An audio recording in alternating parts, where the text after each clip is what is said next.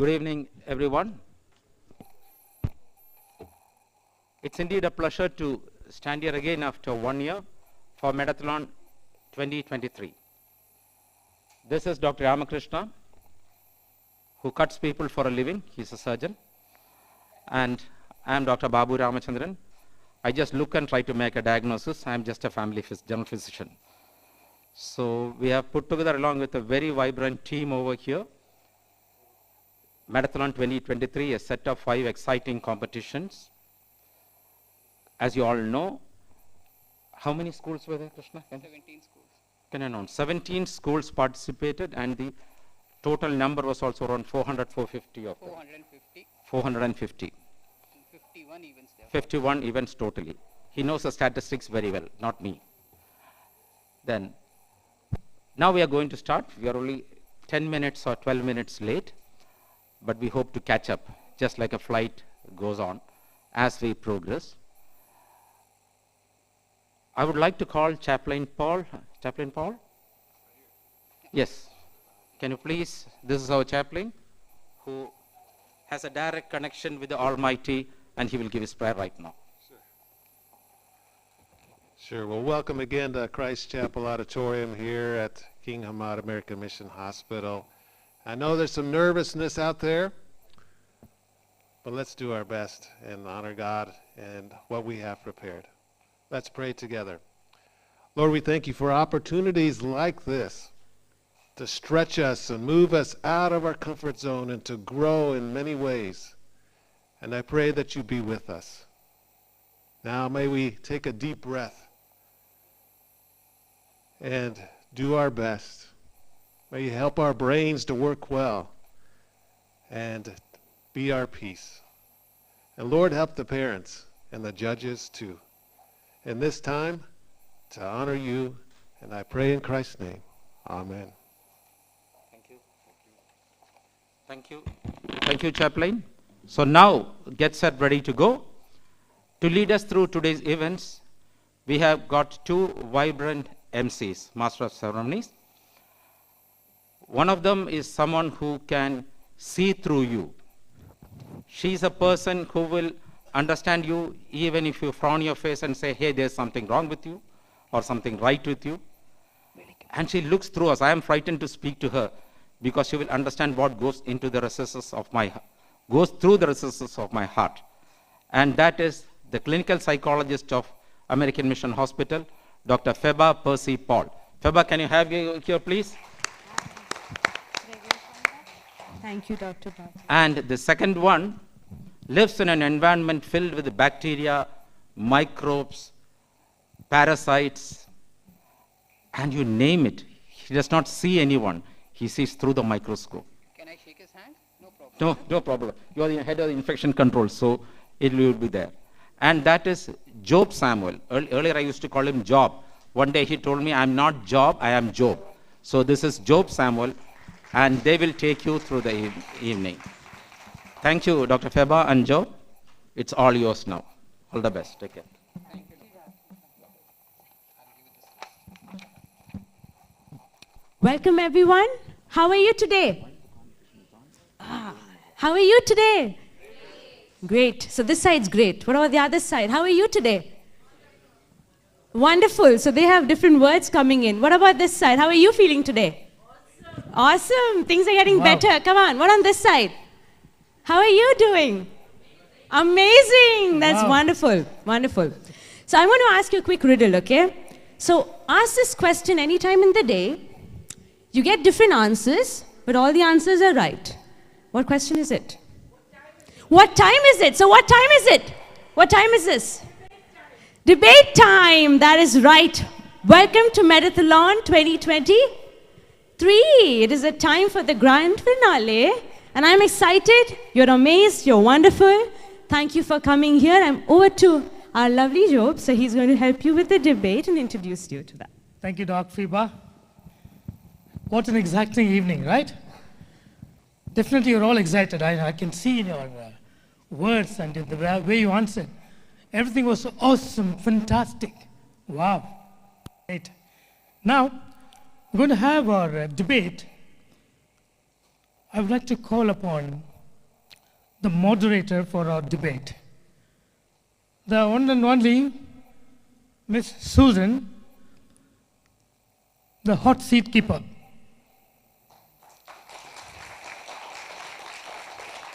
Please take your seat, madam.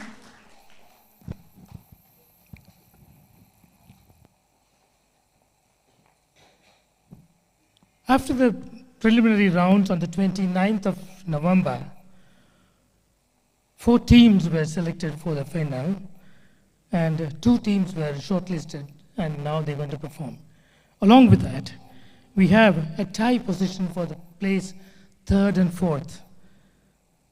We'll be announcing the names a little later. At the same time, I'd like to call upon the contestants for the debate from school Al-Sharqiya. Al-Sharqiya school contestants, you're welcome onto the stage.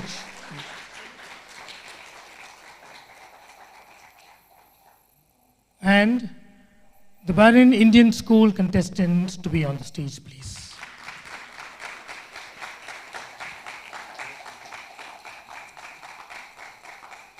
Our moderator, Miss Susan, will take over now.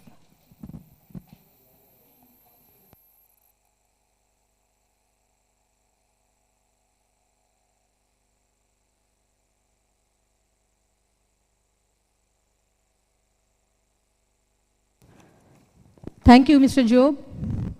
A warm good evening to one and all present over here. Welcome to the finals of AMH Medathlon 2023 debate competition for the teachers. So let me give a brief of the way to this event. 8 teams participated in the preliminary rounds and 2 teams qualified for the finals. I have a great pleasure in welcoming Bahrain Indian School and Al-Sharqiya School. From a draw of lots, the team speaking for the motion is Bahrain Indian School, and the team speaking against the motion is Al-Sharqiya School. We are also honored to have such a knowledgeable and respected group of judges with us this evening. On behalf of the coordinators and the team members, I extend a special welcome to all our judges led by our Chief Judge, Ms. Rekha Uttam.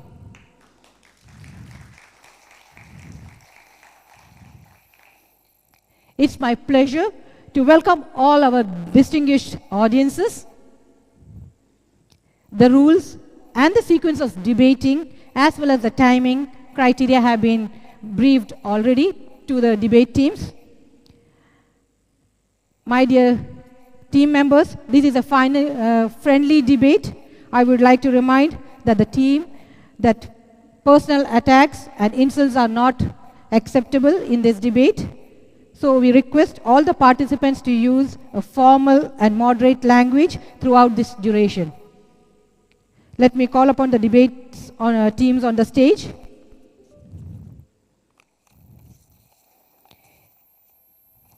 So before we start, I will call the debate team.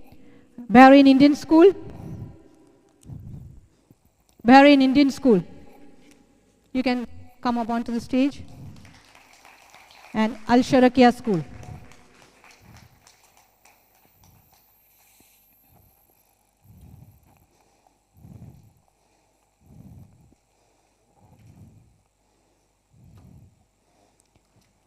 Let me introduce our debate team members.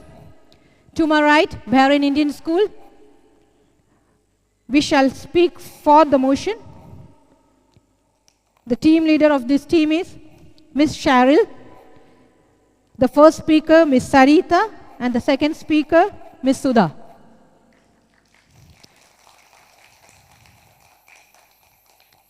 To my left, Al-Sharqiya School. We shall speak against the motion. The team leader, Ms. Samarin. First speaker, Ms. Zara. Ms. Vami.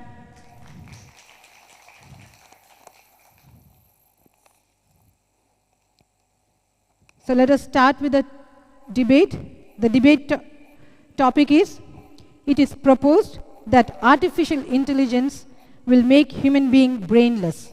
I repeat, it is proposed that artificial intelligence will make human beings brainless. Teams, are you ready? Timer, are you ready? Chief Justice Madam Rekha, can we start? Now I call upon the leader of the proposing team, Ms. Cheryl, for the introduction speech.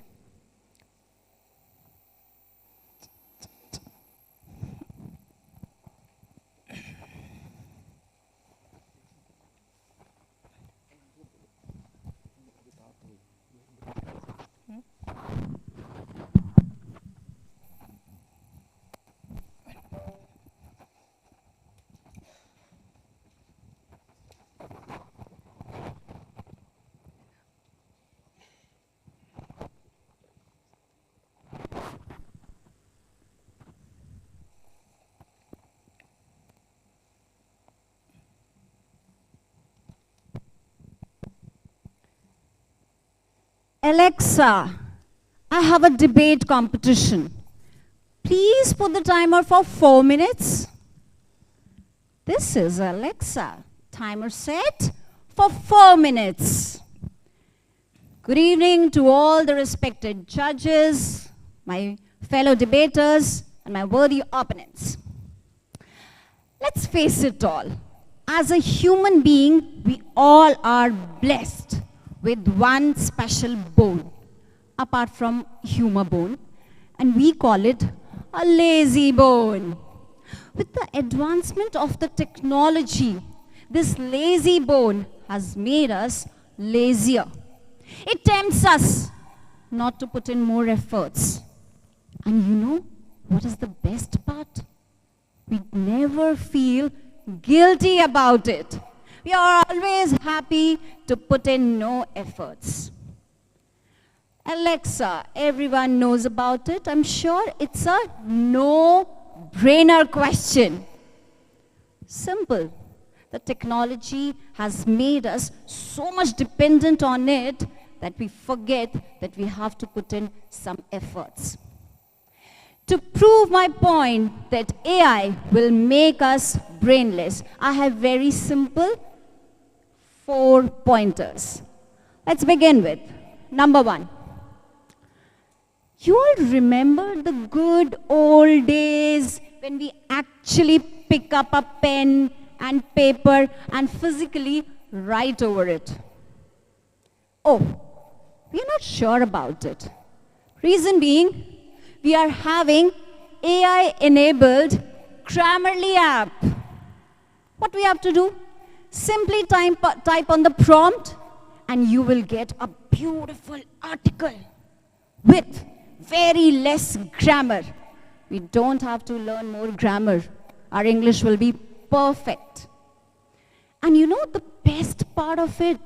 The best part is that it actually looks beautiful, prim and proper, without making any efforts. That will be a future when we are too much dependent on AI-enabled app. Number 2, smart homes. We all live in an era where smart homes is not a luxury. Actually, it's a necessity. We don't have to do anything, even for simple tasks. We are dependent on machines.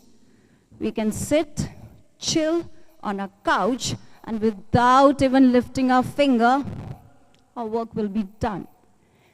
Number 3, Cheryl, you are getting fatter day by day. Do some exercise. Okay, I'll talk to a fitness expert. Why do you have to talk to fitness expert? There are so many apps available. They will tell you what workout you should do. They will tell you which food you have to eat. And the best part, they will guide you when to do the exercise.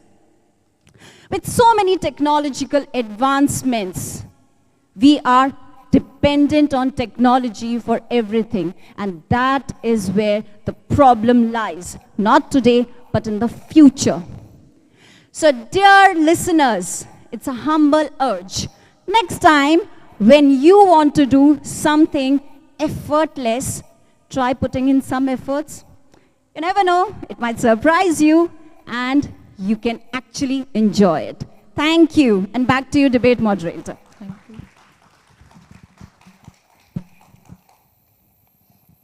Now, I call upon leader of the opposing team, Ms. Samrin, for the introduction speech. Thank you so much, debate moderator. Good afternoon, everybody, and welcome to this fantastic new age debate. AI is going to make humans brainless. And we, as a team, completely disagree because we believe in the human potential, the potential of human mind, the pure potential of our brain, the potential of us to modulate, imitate, and whatnot. We are on the moon, we are everywhere, that's our potential. But before I start with my points, I will try to say what my worthy opponent just mentioned. Alexa. Alexa, again, when we talk about Alexa, Alexa is a helper. She is only assisting us. She mentioned the point, good old days, using a Grammarly app. Again, Grammarly app is only assisting us. It's not making us brainless. It's actually doing what we ask it. We ask the Grammarly app to give us an essay, it gives us. We don't tell the Grammarly app, what shall I do with my life? We don't do that. It's not making us brainless. It's only assisting us. And then she talked about smartphones. Again, smartphones is just an assistant. It's just we are using it for our convenience. And right now in this day and age, we are so dependent on technology and smartphones that they are only assisting. There's no proof, no data that they are making us brainless. Misuse of anything from the olden time, from even Harappa culture, from the Egyptian civilization, misuse of anything is a choice, it was a personal choice. But here we are only using all this technology that we all have in our hands, at our homes, installed in our places, at workplaces, only as assisting us. So my worthy opponent just talked about the diet apps that tell us, oh, you're fatter, you need to, this should be your diet. That's again assistance. So she did not prove the point that they have made us brainless. She actually proved my point that how brainy are we humans. We use these apps and this technology to assist us, to lessen our workload, to lessen our burden. She said dependent, we are dependent on it. And she said that it's a problem. Dependence is not a problem. Our children depend on us, but that doesn't mean as mothers that we are making our children brainless because they depend on us. So she did not prove the point that this technology, the AI, the artificial intelligence, has actually made us brainless. But I will prove to you how it has actually enabled us as humans to become more smarter and to do everything in normal timings, like to get the time down. First of all, in medical field, as we have healthcare workers here, they will second me on that. The imaging and diagnostic abilities of an AI has actually reduced the time, weight, and the cost of medical diagnosis and treatment. But it's always the doctor who takes the final call. After seeing all the diagnostic evaluations of an AI, the doctor has the final say. So the brain stays there. The human brain is at par. It cannot be matched by any machine that's created by the humans. My worthy opponent said the 4 points: smartphones, Grammarly apps, dietary apps, and she talked about dependence. But all of these points only prove the assistance of AI in our life. They don't, not at all, never ever can these points be shown that humans have become brainless just because they use Grammarly app. Are you kidding me? Right? We are using Grammarly apps to help us do better in grammar. We are using diet apps to get slimmer, trimmer, and look young and beautiful. But that doesn't make us brainless. That actually makes us way more brainy, which is amazing because we are the creators of it. We are the creative genius who made it, who are implementing it, who are monitoring it, who are regulating it, who are actually doing everything about it. It's not making us brainless, folks. It's actually making us way too smarter than. And human brain has the potential to go beyond the sky, to explore what is beyond the stars, beyond the universe, and that's where we stand. The second point that I want to bring to the audience is its use in education, how it has implemented data, how AI is regulated everywhere, and the humans have an upper hand always. So here I have a red light popping up. So I leave it to my opponents to prove us wrong. But so far, so good. They have helped us. Thank you. Thanks a lot. Now, I call upon proposing team, Speaker 1, Ms. Sarita. Good evening, one and all present here. You are worried about the future? Yes, I am in front of you. This is your future. I am smarter than everyone present here. I am artificial intelligence. In fact, a lot of people keep asking the doubts, which my worthy opponent to mention, which is artificial intelligence. Is it going to become smarter than people? Or will it take over the world? Any guesses? By when is this going to happen? Say somewhere down by 50 years? Any guesses? Excuse. Possible. Okay. I would say, I say it already has surpassed. This thing has already becoming real in our daily life, which we are witnessing in our daily aspects of our societal life.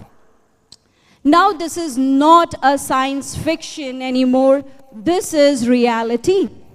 Let me come up with some of the pointers here. The first pointer, AI is pretty much doing everything from coding, keeping business track records.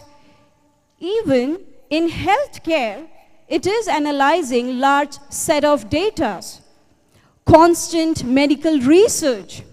All these things are becoming easy because of AI.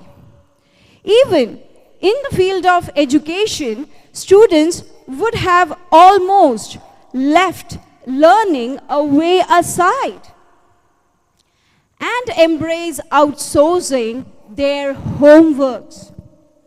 This is what ChatGPT is doing to us. Now, the second pointer, AI affects our critical thinking. Yes, it is declining our creativity, our critical thinking, our innovations, and our intuitions, as ready-made solutions are brought in front of us. Now, the third pointer, people have started to find relationships with artificial intelligence. Say, for example, a recent article showed children are making relationships, friendship relationships with AI bots. Come on, isn't this artificial intelligence making humans brainless, blockheaded, redundant, aloof, inactiveness, non-creative, sluggish, lazy, empty-headed, scattered, brained, and sluggish? So my dear worthy opponent, let me remind you, AI is making us brainless. Thank you.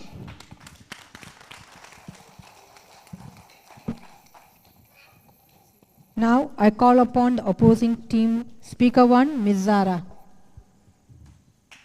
Good evening, everyone. Thank you so much, my worthy opponents, for your wonderful things what you all have told us.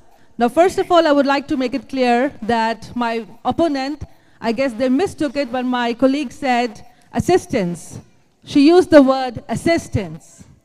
So I think you have misunderstood and you said that daily life is becoming real. So how does it become real? When artificial intelligence only helps us. It helps us in our daily life. That's the creativity what we have within us, what we use. And then what about YouTube live streaming? I guess everyone's watching us. If there was no technology, how would we even come here? How would your families and how would your friends even watch you far away? Otherwise, everyone has to make it a point to sit here and watch you all. So if you say that artificial intelligence and technology is not helping us, then that's absolutely wrong. I think that's one of the best advantage what we as humans have done to stay here and to reach this. It's our achievement. It's our achievement where we have used technology to help us and assist us. How do you talk to your family? How do, example, that you have someone staying far away in a different country. How do you talk to them? Of course, just one call, one video call, and you're talking to them right away.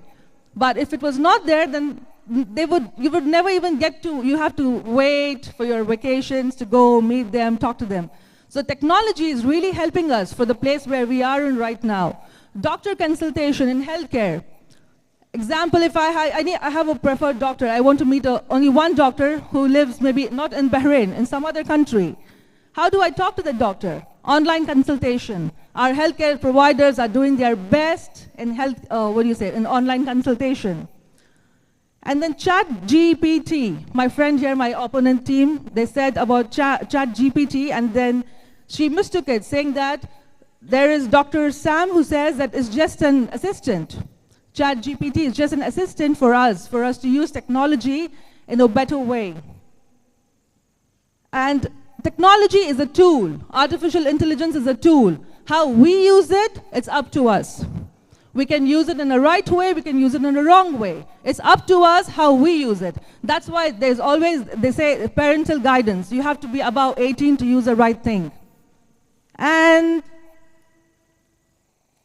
smartwatches. You said smartwatches, you have tools. If you want to get fit, download the app. I feel, personally, it's very helpful. Because if I just sit down there and I don't know what's the time I'm watching television, I don't know. When do I have to get up? When do I sit down? But when I wear a smartwatch, as I am, and then it tells me time to stand up, take a deep breath, walk around for some time. It's helping me. It's an added advantage. And that's the red light, and thank you so much, and all the best. Next is the speaker 2 of proposing team, Ms. Sudha.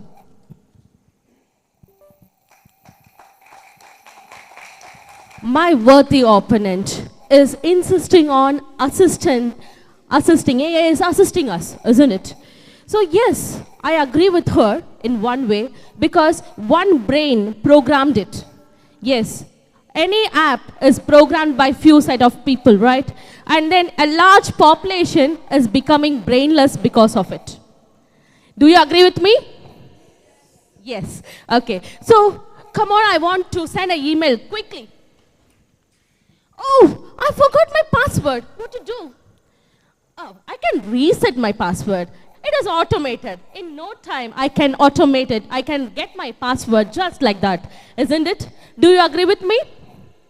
Okay, so when I text my fellow people or like to my loved ones, like when I type few words, I get automated messages popping down, suggestions given by the machines, which where is my emotion involved in it? Where is the liveliness? Where is my brain involved in it? So I will tell definitely our human being brains are going to become brainless. We are totally rely on technology. AI nowadays can translate any language. We never bother to learn the new ones. We always forget this hunger to learn new things nowadays, right? So it predicts what you're Googling in your Google search. Yes, my worthy opponent was telling that we are calling our parents using a video call. Every day we are able to speak to them. Yes, my dear friend, I just want to tell you, see, our internet is predicting what we are searching in the YouTube, and it suggests us what we are supposed to watch. And it is going to predict us as a machine. And we can say that it is keeping our constrained algorithm. It is making us constrained algorithm, my dear friend, and it is feeling us increasingly empty without them. It is increasingly empty without them. The technology tries to automate us. It squeezes our creativity. It squeezes our innovative power. truly human beings are going to get brainless. That's what we can say from this. In near future, we are going to ask what we are going to study, where I'm going to work, sometimes to whom I should get married. Do you agree? One day it is going to happen because AI is over on our head, which means that we are going to just ask for everything what we are supposed to do. So where is our brain involved in it? Where is our emotional intelligence involved there? Now, IQ of AI is greater than average human IQ. So every identity and existence have been collapsed. It is erased. It is erased, my dear friend. It is erased just like this by the AI. With this, I conclude that AI nowadays, it's going to make the humans brainless. It's going to make the humans brainless. Thank you so much.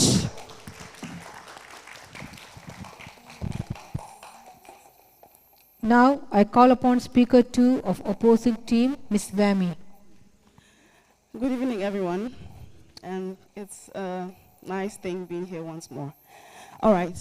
Please, what's your name, Miss? Suda, Miss Suda. There's one question I'll have to ask you, okay? When walking into this hall, did you use AI? Yes. How did you use AI?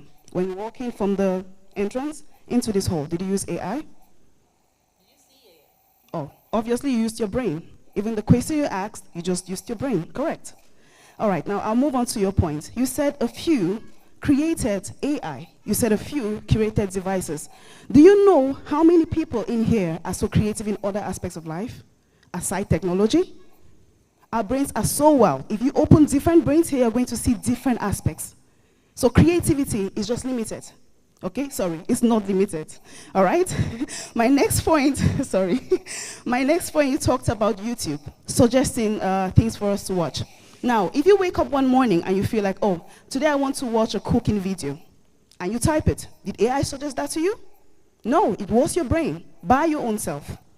All right, my next point, let's say you talked about passwords. Now, when we put in passwords into our laptops, our phones, did AI write that for us?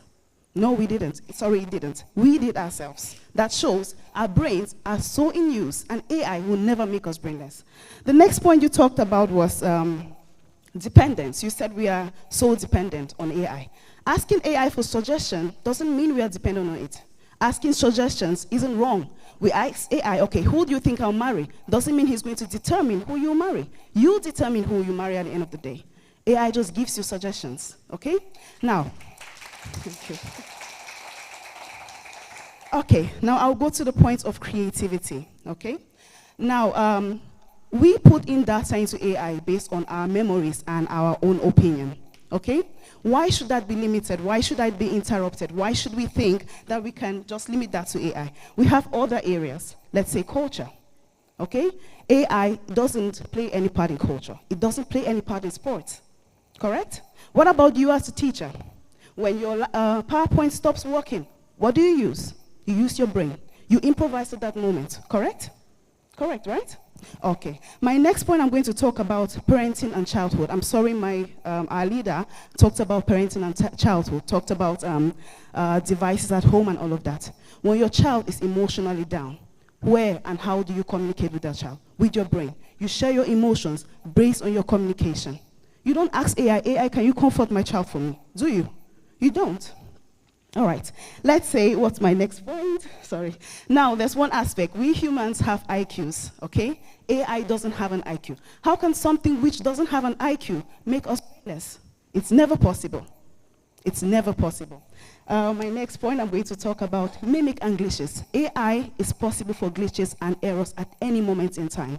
But we humans, we are not possible. We are not eligible to that. When we have errors and we have mistakes, we solve the problems immediately. But AI doesn't have the potential to do that. I'm going to conclude by saying AI can never make us brainless. Thank you.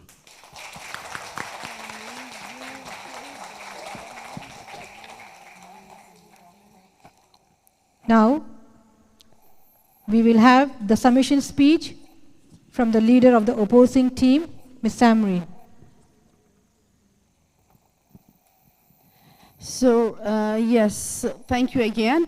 Some of the things that still stick out to me are, till now, the three speakers from my opponent teams have spoken. They still haven't proved to the audience that AI will make us brainless. They have proved it very well, though, that AI is assisting us. That gives a superior and an upper hand to us humans. That's exactly what we are here for. We are saying that humans will always have an upper hand. One of the worthy opponents, she mentioned this, I think speaker one, she said the relationship bots. Some are making relationship with the bots. But amazingly enough, she forgot that on an Instagram, any person or any social media platform, it has been seen 43.4%, according to the Harvard University, are people who are not sure that whether they are having a relationship with an actual person, male or female, or a bot, because bots have fake accounts on social media. And this is validated by a research. According to peer research, many people in America and in Europe, 68% of people who came to know that their fitness trackers, that they are wearable fitness trackers like your smartwatch, is actually AI, using AI to manipulate some of the things that you might buy from the market. So they actually stopped wearing it because the human mind has a speeder call. The human mind chooses to be above the AI. So till now, they have not been able to prove it at all that AI is going to make us brainless. Yes, it does enable us. It is a catalyst which helps us to do things more smartly in a lower frame of time. It's like using a washing machine, using an AI. We are actually the masters of it. It's not mastering us. She also mentioned the point Google. Google is, and she's saying that AI is taking the world. The future of the world is AI. But the future of the world is still governed by us because we are using AI as a tool only to determine where the future takes us. It's us who are programming, who are in the process of regulating AI. According to a research done by Dr. Philip Scholz and his team, they have actually proved it that they are actually making regulatory laws to make sure that AI doesn't backfire, that AI remains completely under the control of humans, not in the term of making them brainless, just to assist, assistance is my word for today, which they have actually echoed as well. They kept echoing assistance. And they also kept a point about we are worried about future, and they are portraying AI acting like AI is a monster in the future. But AI is not, because it's us who determine our future, who are wary about AI. You can all go online. There's a website you can check, NIH, the National Institute of Health, and NCBI. They have made a research saying that how we can tackle the things that AI is actually telling us to do, how we can take an upper hand. That's humans creating safety nets for them, humans creating assistance, but they have not proved that it's brainless. AI is not going to make us brainless. We as humans stand at par. Our intelligence quotient, can you believe that Albert Einstein is the only person in the world who has almost tapped onto the 80% of brain potential? According to a research by Brain Diagnostics, they say that the average human, about 79%, which is a huge percentage, have only used 3% of their brain. Only 3%. Imagine the potential in our brain. So I rest my case here. We are all for humans. We believe in their power. We believe in the superiority of human brain. Thank you so much. And we're next to my opponent. Thank you so much. Next submission by the leader of the proposing team, Michelle. My worthy opponent used a beautiful word, assistance. A for assistance. B, C, D. Let's go to alphabet D. And the word is dependence. The thing is that there is a hairline difference between taking assistance and being dependent. It was really funny that an app is there which will remind us humans who are having the brain for what? To drink water. They will remind us that now, human being, you have to drink water. That is what the dependence is. That is what our worry is. We are not against the technological advancements. We are very much in favor of being technologically advanced. But we are against the fact that we should not be dependent for each and everything. Even for simple things, we are totally dependent on AI. That is the matter. And let's not talk about present. We are talking about a future generation. For everything, they just want Alexa, they just want Siri. And the fun fact is, my worthy opponent said that AI doesn't have any IQ. But the answer to this is Bing is having IQ of 114, more than a normal human being, which is having 90. That's our point. That's our worry. It is definitely making us blockheaded whole day. We don't want to go for exercise. We don't want to do something productive. But yes, scrolling through Instagram reels, Facebooking, that is the best job we do. And that's why there is again an app. What? To monitor screen time. That our children, our parents, our spouses are totally on mobile phones throughout. That is where the dependency is. We have stopped thinking. Human beings are blessed with a beautiful, beautiful organ.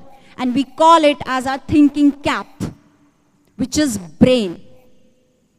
But the assistance is no more assistance. It has totally become dependence.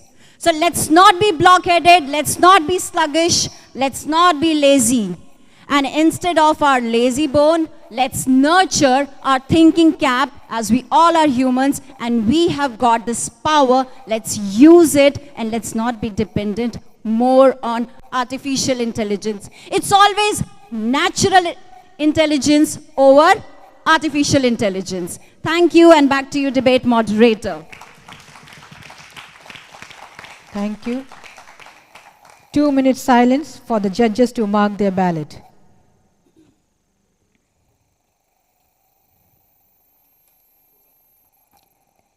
Thank you, dear teachers, Bahrain Indian School and Al-Sharakia School. Ms. Cheryl, Ms. Sudha, Ms. Sarita, Ms. Samreen, Ms. Zara, and Ms. Vami.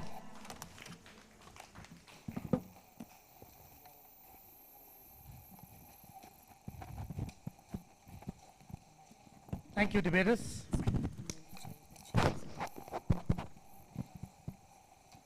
Thank you, debaters, and the moderator. That was an awesome debate, right? Teachers were rocking. We were thinking that this competition is only for students, but the Medathlon took this to a different level to make this competition for the teachers also. Now, we just saw the teachers heating up the seats over there, right? Not only the seats, but all over the room itself. Wonderful. As we wait for the judges to cast their votes, we'll get ready for the next event.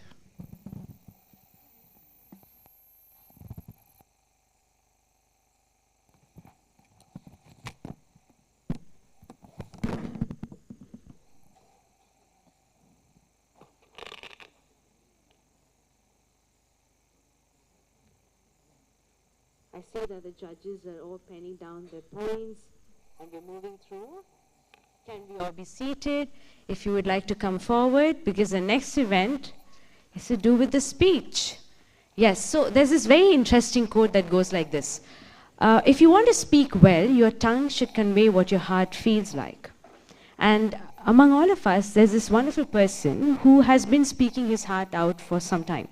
And I have had a chance to meet and be with him to understand that he's a great orator himself. And he's a chief judge for the speech competition. And that is Mr. Joel. So he would be briefing us with all the rules and how we're going to go forward with the speech. I would announce the names of all the participants that have completed from the preliminaries and reached the final. And when I read it through, each speaker, one by one, comes on the stage. So I'm not going to announce the school. There won't be any announcement for the school. So the judges, before we begin the speech competition, I'm going to invite Mr. Joel. Can we give him a round of applause, please?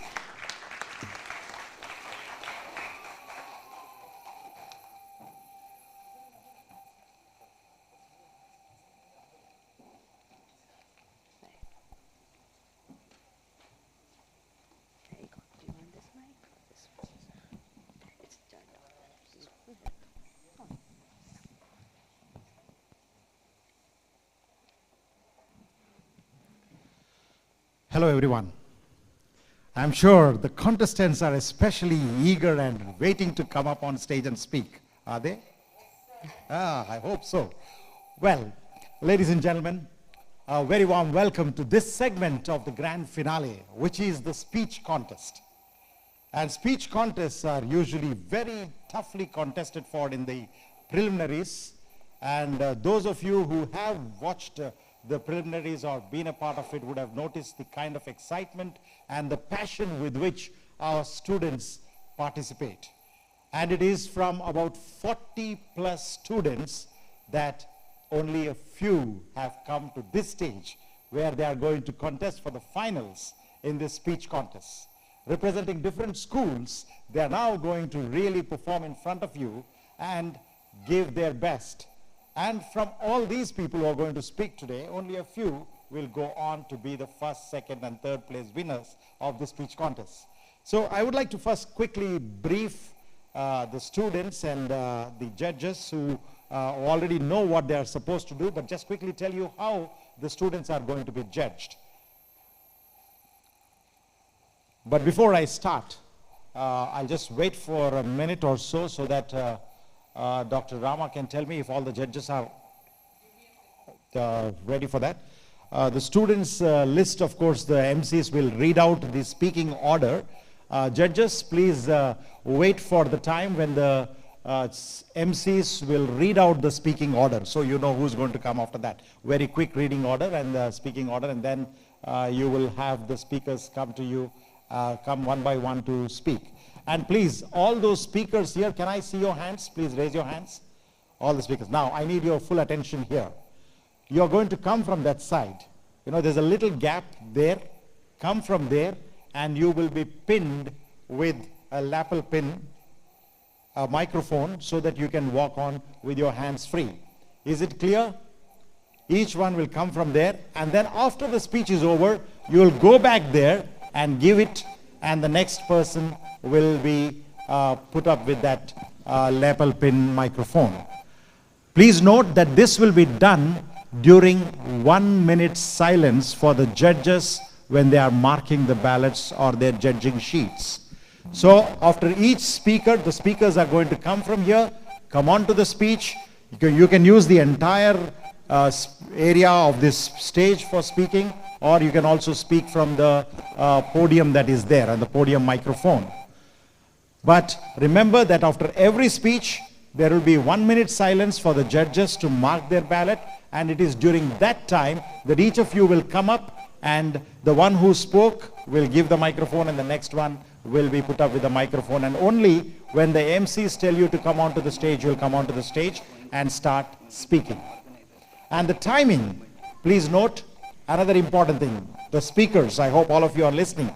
The timing will start from your first verbal or non-verbal gesture that you start here. And from that time, you know that 5 minutes is the time given to you. And there's a timing device here, all of you. Judges, please, the speakers, please note that there is a little timing device, and you will see the red light, green light, and the amber light coming up here. 5 minutes is the time. At the end of 3 minutes, there will be a green light, which indicates that you have finished 3 minutes. And then at the end of 4 minutes, there's an amber light that you will see. And at the end of 5 minutes, there's a red light, which means you must wrap up. There's only 30 seconds grace period, and we will know.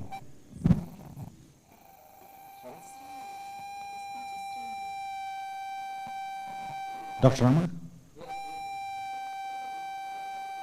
No, speech timing, speech timing.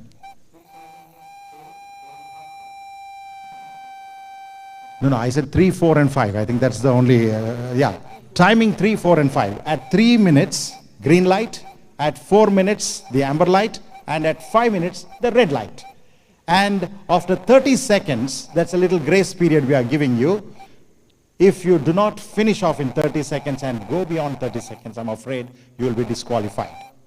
Anybody speaking less than 3 minutes or more than 5 minutes and 30 seconds are disqualified. Please note that, all the speakers. And the judges, very important, you are not supposed to look at the timing at all.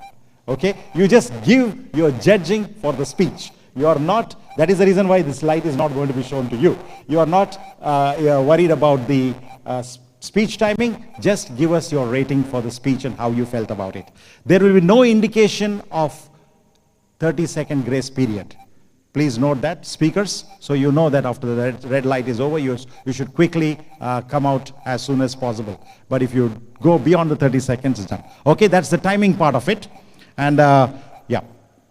In case, yeah, this is a very important thing. Dr. Babu, can you please get up? And everybody, can you see in Dr. Babu's hands, there are 3 cards. The red card will be, the green card will be shown at the end of 3 minutes in case there is a device failure. You know, there is a timer sitting there. So if there is a problem with the device, yeah, timing device, I showed them.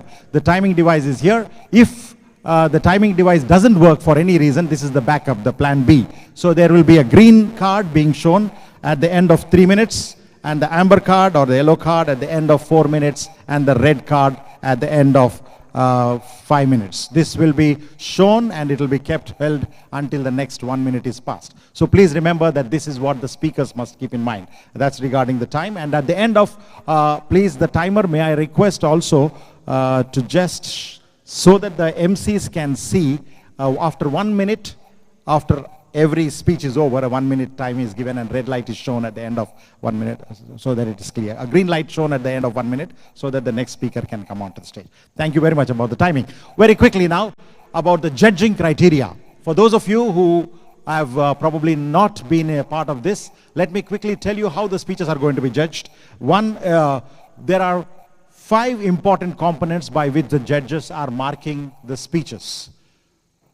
And the most important part, first I'll read out the 5 parts, is the content of the speech, delivery, the way they are standing or talking or using the stage when it comes to the body language or the facial expressions. That's the delivery part of it. So content, delivery, and language. You know, our speeches are made so that we try to become effective speakers and better at communication, and that is the reason why language is important. So language, and then the value. Ultimately, what is it that you are giving us, the audience, as a take-home message? What is the value of what you have spoken? So that is the 4th, and the final part is the overall impression. So please note that these are the 5 components: content, which is 30% weightage, delivery, 20%, language, 20%, value, 20%, and overall impression, 10%. You will be marked. Yeah. Content is 30. No, 30. 30. Yeah. And when it comes to content, of course, we are looking at the speech development, the organization of the speech, the support material or the quotes or the statistics you give, and the effectiveness. When it comes to delivery, as I said, appearance, body language, voice modulation, and things like that. And language, correctness, and grammar. Of course, I know here you won't be using Grammarly. That was actually featured a lot in the debate. But pronunciation and some of these things will come on that. And value is, of course, the logic, the original thought, and what you are giving us. So I hope this is clear, the judging criteria, or what the judges are using as a scale to judge you. Yeah. Yeah. The contestants are, the MC will be reading out the name. Please note down. I'm sure all the judges must have also received a list of names that is given, and also the speaking order. 1, 2, 3, 4. Is it given there in the order?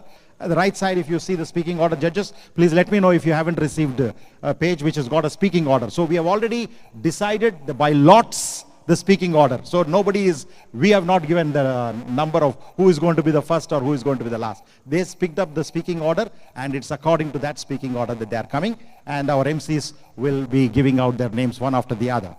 Please, judges, you're not looking at anything but the speeches of the students on this date, even if you've heard these people any other time, against the other people. That's all. And irrespective of which schools they belong, you're going to be judging them. All right, ladies and gentlemen, I think that's all I have. I'm sure I haven't missed out anything.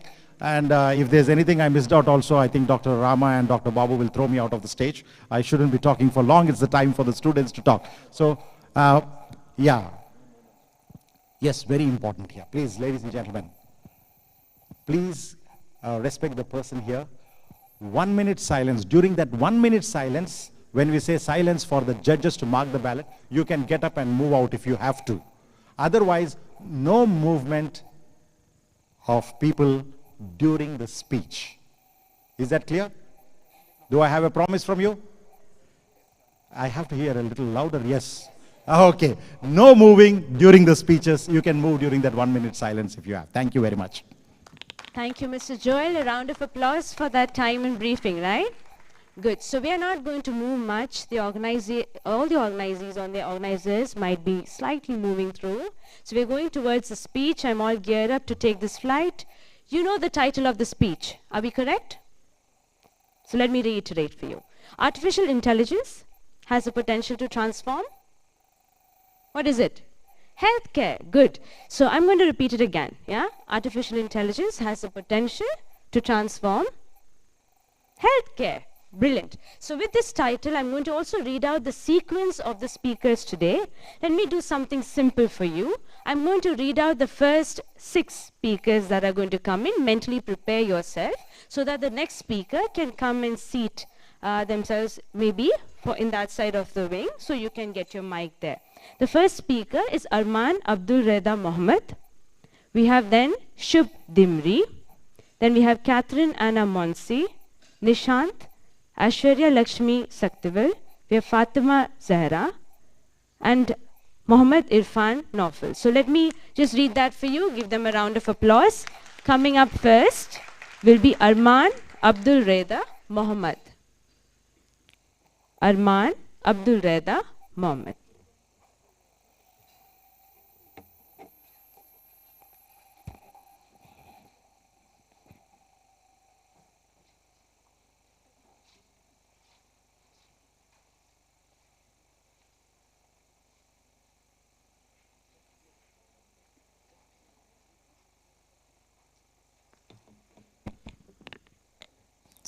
The next speaker after Arman would be Shubh Dimri. So be prepared, Shubh.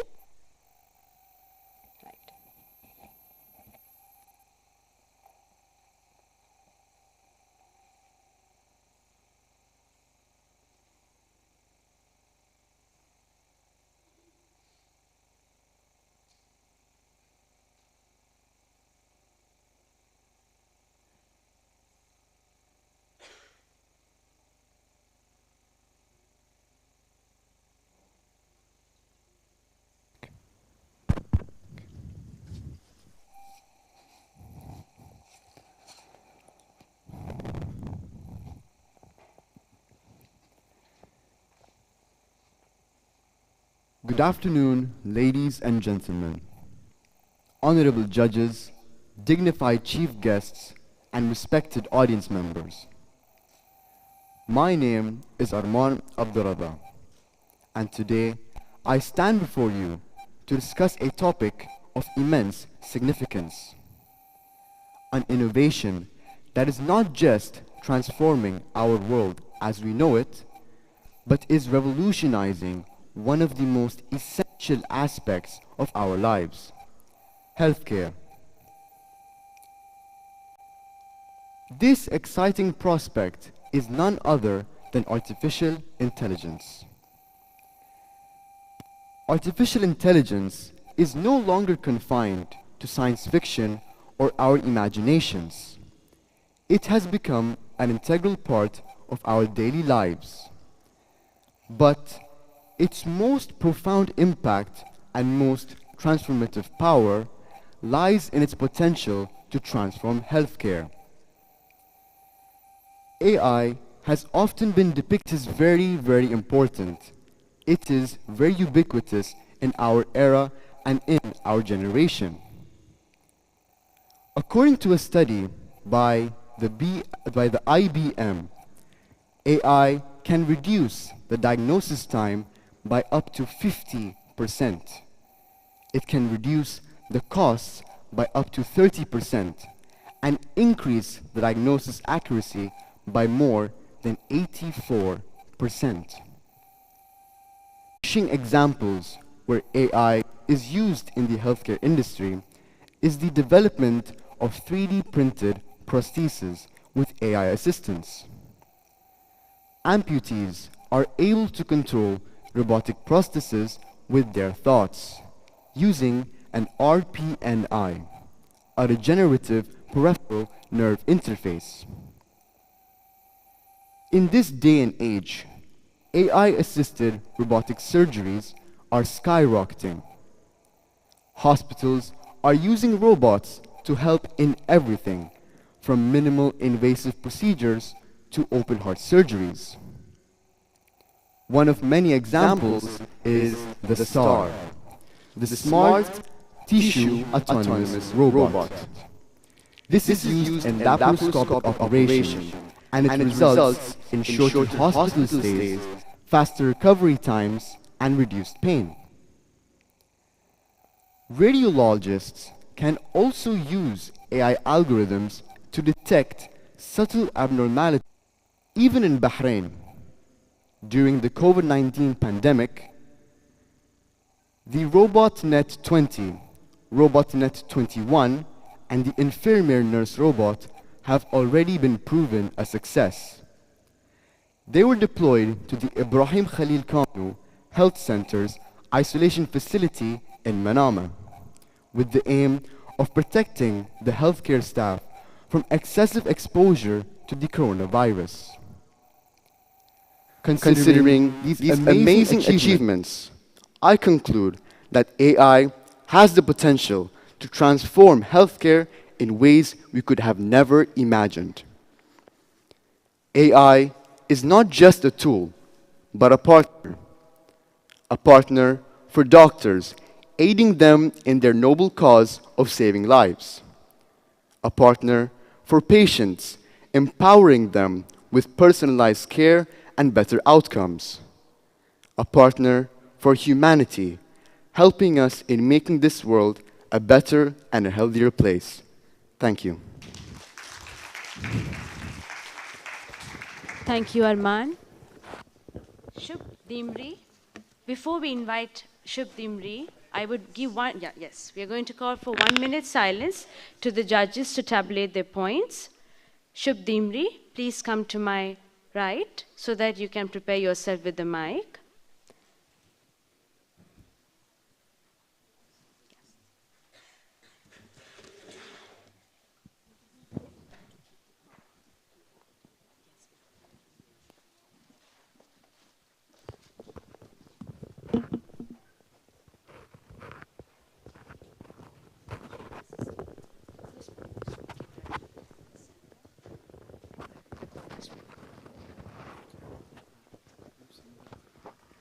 Yeah. So, will I be able to wear it on my head? Is it possible? Yeah. Thank you.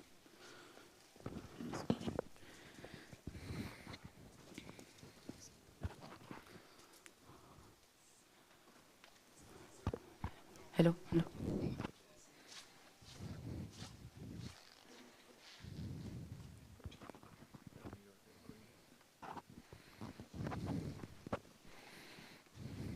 Chief Judge, Mr. Joel, are we ready yet? Yes. Hello.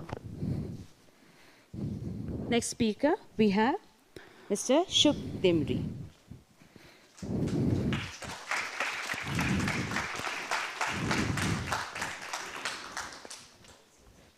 It's the year 2123. We are 100 years in the future. AI is at its peak. How would the world look like a century in the future? Will there be diagnosis for diseases such as cancer? Will there be AI-assisted robotic surgeries? But before we delve into this topic, let us first talk about the future. First, talk about the present, the year 2023.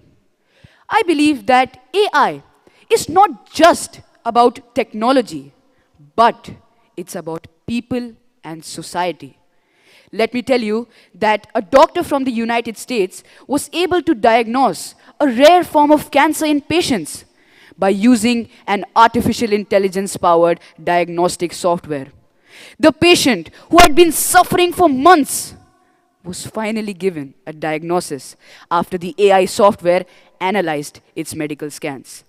A very warm greetings to the honorable dignitaries, respected judges, teachers, fellow competitors, and dear listeners. I am Shubh Dimri, representing the Bahrain Indian School. Friends, 1 out of every 36 children suffer from autism. That sums up to the total of 75 million people. Can you imagine? 75 million people unable to communicate properly with each other, with their parents, with their students at school. Well, the solution to this problem, AI. Researchers at Stanford University have developed an AI system which helps children with autism learn and interact with each other. How cool is that? Now, AI is not only helping with autism, but also many other factors, such as helping people who are deaf and blind.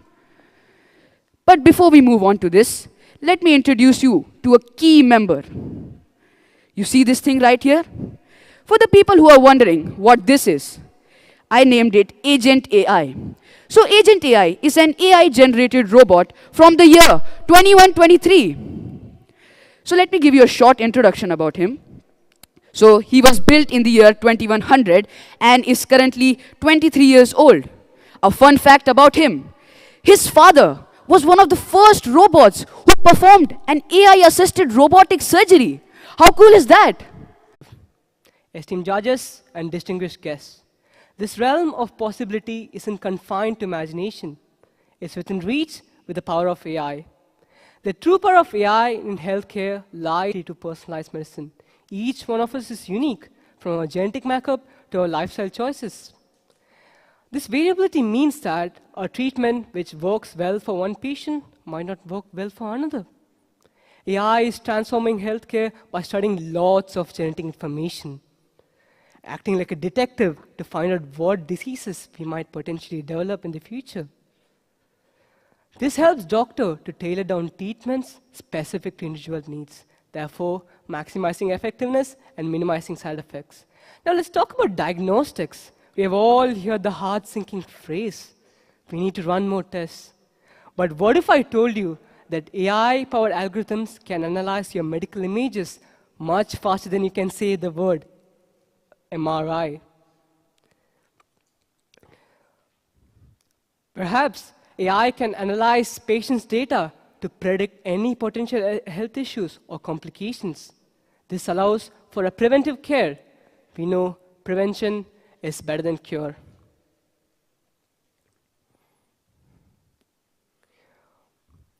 Now, we all know that AI has the ability to analyze large data sets, and this helps in drug discovery process. AI changes drug development to make it more effective and more efficient. According to estimates, it takes about 12 years and close to $3 billion for one single experimental drug to advance from concept to the market.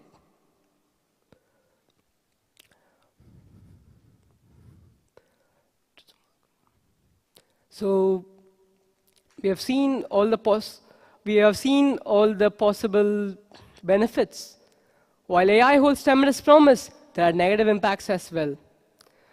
The collection and analysis of large amounts of personal data by AI could raise serious privacy concerns.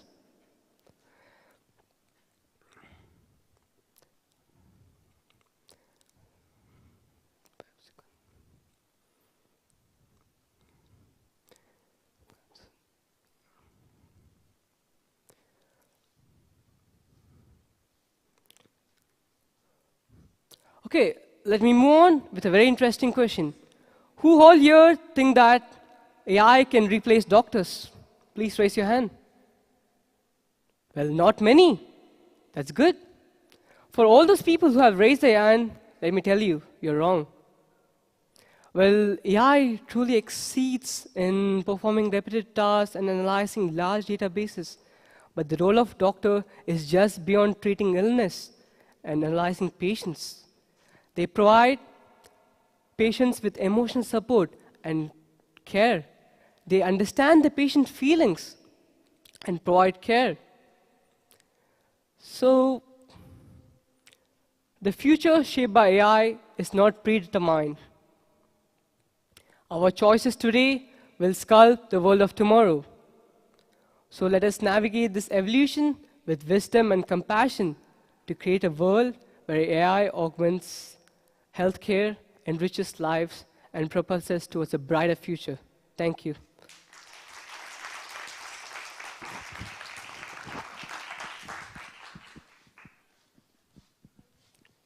Thank you, Nishant. You can give your mic over there, please.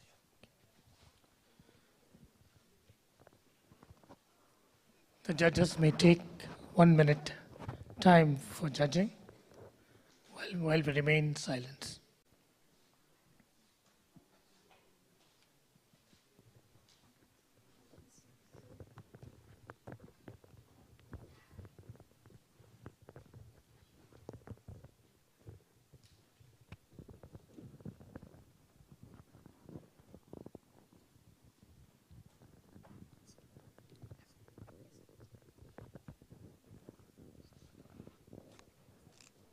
Can I have my glasses, please? Yeah.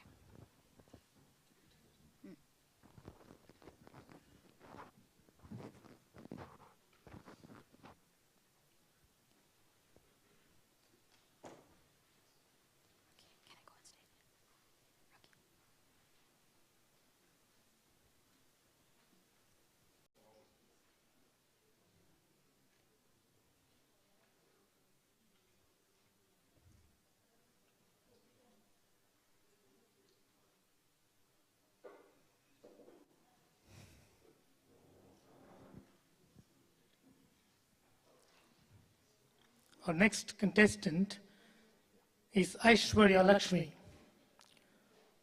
Judges, are we ready? Aishwarya Lakshmi.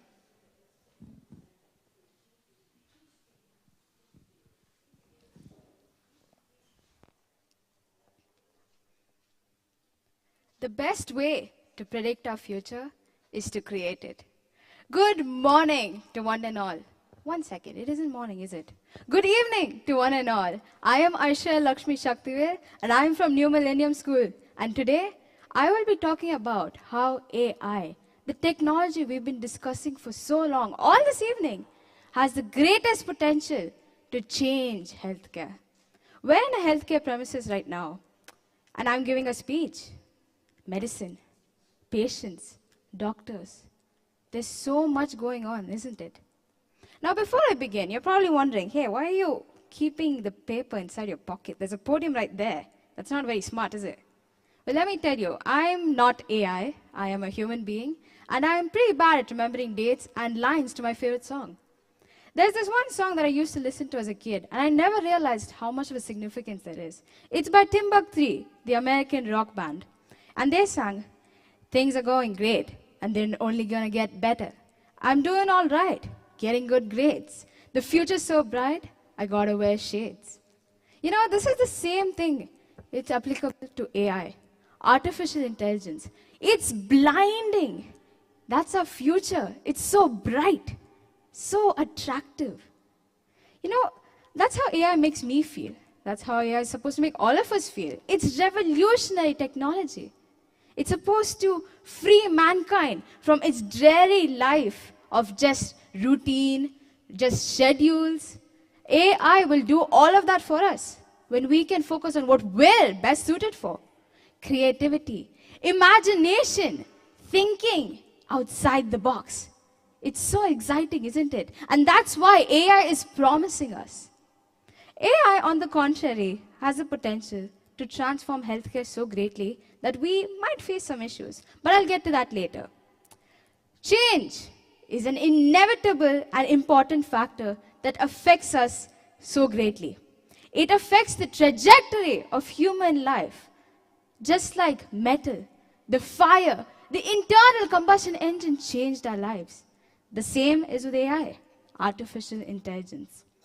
In the year 1956, history was made for computer science students, including myself, by the way.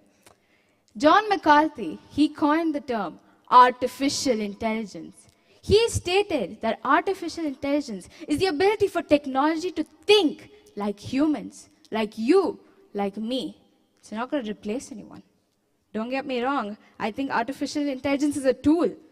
It's something that anyone can use. Someone like our mothers, like a knife, you know? It can be used in the kitchen. It can be used as a surgical knife too. It's a tool. It depends on the hands. Now let me get to the more important part. Where is it being used currently? And since we're in a medical premises and I'm going to talk about the future in the medical industry, let me tell you, AI is currently being used in diagnostic processes, medical imaging, including CT scans and MRI, patient pre-approvals, and even in clinical trials to stop data slips. There's so many. I can keep going on and on. Informed clinical decisions making through insights from past data is the essence of evidence-based medicine. Hospitals today are juggling with more demands than ever. They have so much work to do. Patients need to be checked up regularly. Management wants and wishes to help more people. And people who are working here wish to do more without getting hurt themselves. That's so much.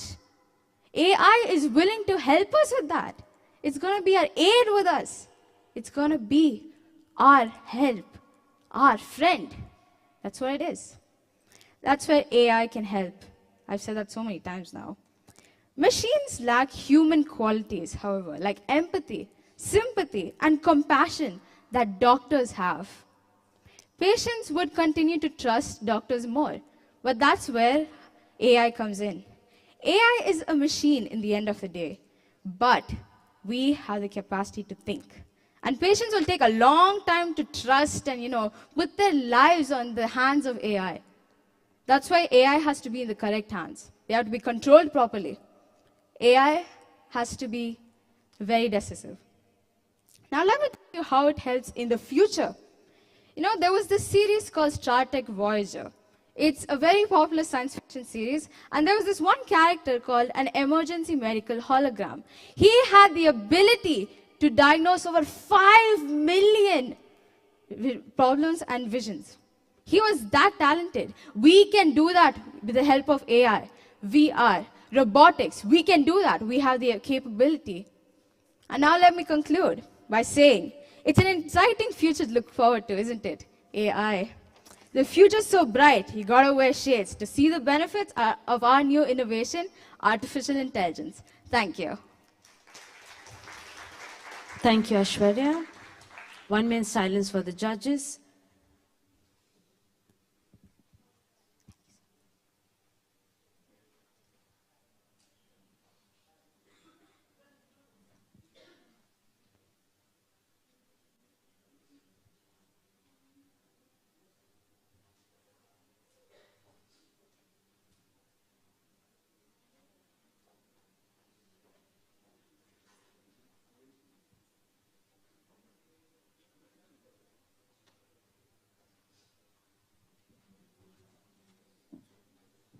Fatima Zahra.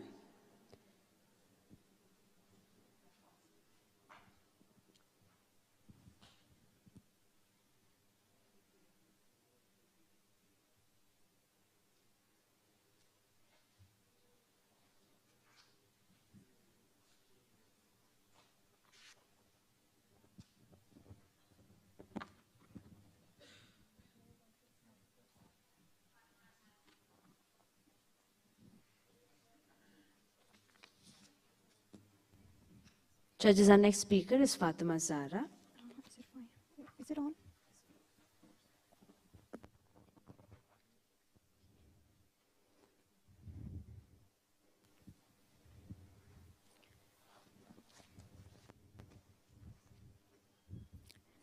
One, two, three. Ladies and gentlemen, think of the most precious thing in your life, your health. Now imagine a future where health is not just a concern in time of illness, but it's a constant companion, safeguarded by an invisible force that anticipates, adapts, and empowers. This force isn't a fantasy. It's the potential of artificial intelligence revolutionizing healthcare.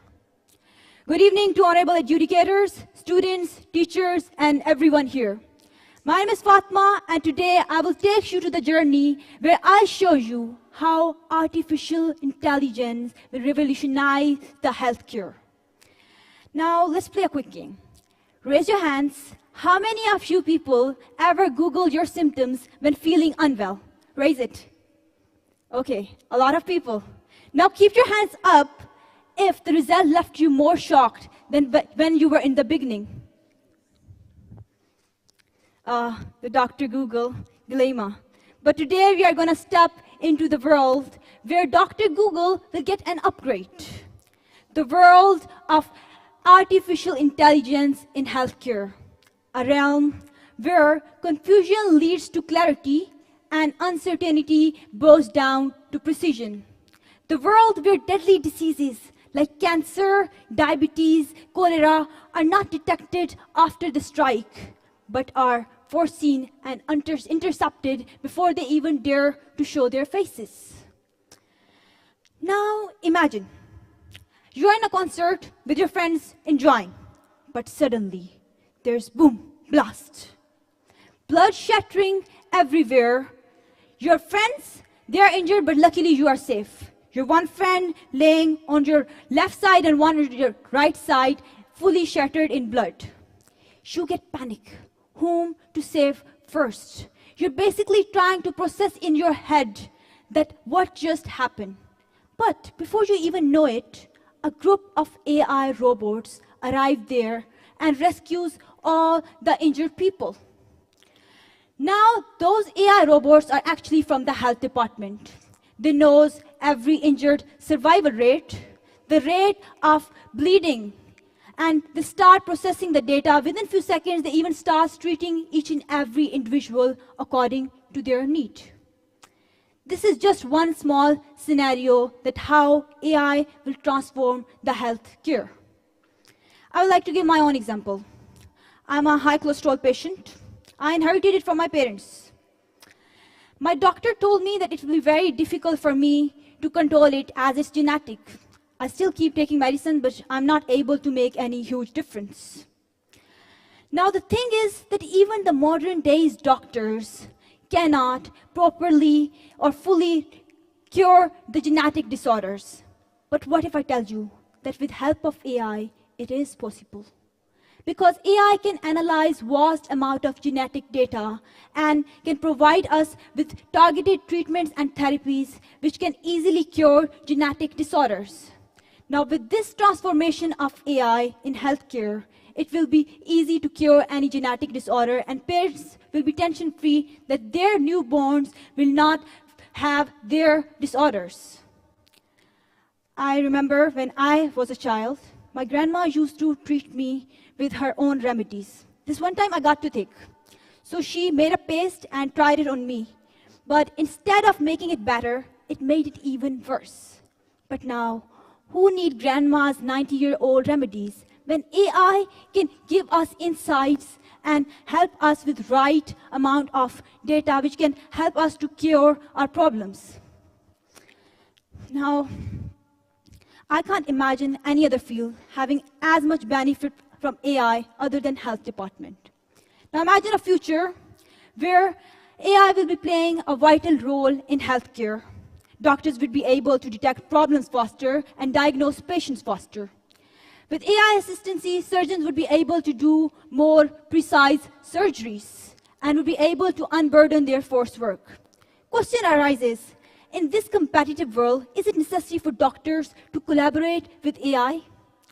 Well, a professor from Harvard University stated that AI will not replace the doctors, but doctors using AI will soon replace those who don't. Now, without a doubt, AI will be transforming healthcare from top to bottom. And future of AI will be defined by the collaboration between humans and AI working together for the better patient outcomes. Thank you, honorable adjudicators and audience, for your time, and AMH management for providing us such a platform to come up and speak, and all the best to the speakers coming next. Thank you. Thank you, Fatima. A minute silence for the judges.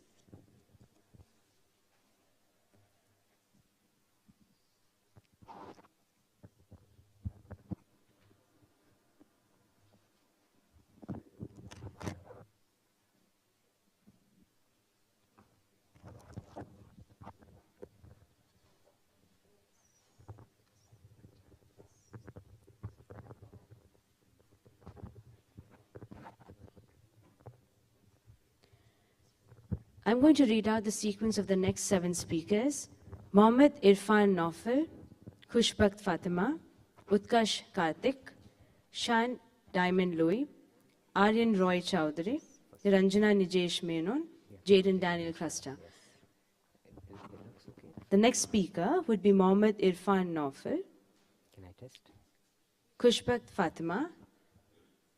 You come after that. Be on my right, please.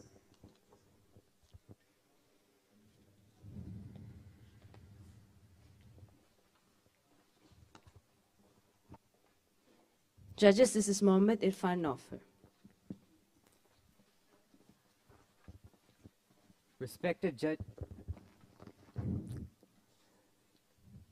Respected judges, fellow audience, and my dear humanoids within the crowd who think they're smarter than ChatGPT, a warm evening to one and all. Artificial intelligence, or as I like to call it, our digital Sherlock Holmes, has been a game changer across various sectors. Whether it's giving us the next binge-worthy series on Netflix, or giving us traffic updates faster than we can spill our coffee, AI has been subtly and not so subtly changing our lives. But its effects in healthcare, now that's something not just revolutionary, but also quite life-saving. Hence, I, Muhammad Irfan, will be talking about a subject that's hotter than all the Bellabats here at King Hamad American Mission.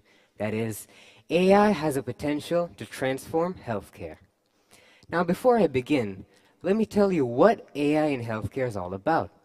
In short, it's about augmenting the capabilities of doctors and enabling them to deliver better outcomes. It's about harnessing data, technology, and human intelligence in order to provide us the best healthcare possible. So, what could AI transform in healthcare? To begin with, let's consider diagnostics. Machine learning algorithms can now analyze thousands of medical images in a matter of minutes, a task which would take a human expert much longer. This means illnesses like cancer can be detected at much earlier stages, thereby improving the chances of successful treatment. Next up, it will help in personalized medicine. AI can analyze the genetic makeup of a specific patient in order to determine the most effective treatment possible. Furthermore, AI will help in drug discovery because AI can analyze vast amounts of data in order to identify potential new drugs and even test their efficacy and safety. This can significantly speed up the time-consuming and expensive drug development process. Finally, have you ever wanted a personal nurse but couldn't afford one? With AI, you can have a virtual nurse who's available 24/7, and she won't even judge you for eating an extra piece of cake in the middle of the night. And what all I've just told you right now is just the tip of the iceberg on what AI can really do in healthcare. AI can transform so much more, whether it's epidemic outbreak prediction, cost reduction, or healthcare administration, and I can ramble on about this for the rest of the night. Because today, we're seeing these changes where neither AI nor doctor operate alone, but rather they work together in perfect sync and harmony in order to provide us citizens with the best healthcare we can get. Hence, AI in healthcare is not about replacing our beloved doctors into outdated models, like some old Nokia phones. Rather, it's about turning them into Marvel's Doctor Strange with a supercomputer. It's about enhancing their capabilities and allowing them to diagnose, treat, and heal better and faster. Because let me tell you something. AI will never replace our beloved doctors because they just don't have that human touch which so many patients look forward to. But as always, we need a few guidelines, few regulations, and a firm hand on the wheel to steer clear of ethical and privacy pitfalls. In conclusion, if healthcare were a car, then AI is the turbo boost we've all been waiting for. It's our ticket to a future of efficient, effective, and personalized medicine. So next time you visit your doctor, don't be afraid if there's an AI-powered assistant in the room. I just hope it doesn't have a sense of humor as good as the lovely doctors present here tonight. And on that note, thank you all for being such a wonderful audience. And this time, thanks to the photographers for taking lovely pictures of me. Thank you and have a lovely weekend ahead.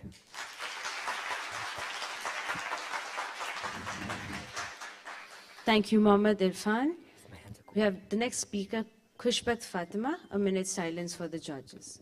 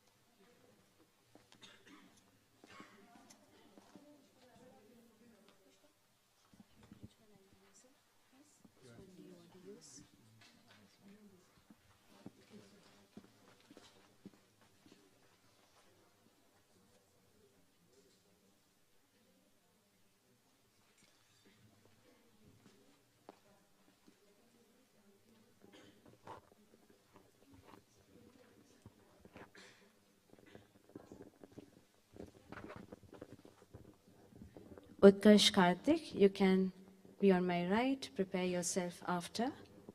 Khushbat Fatima.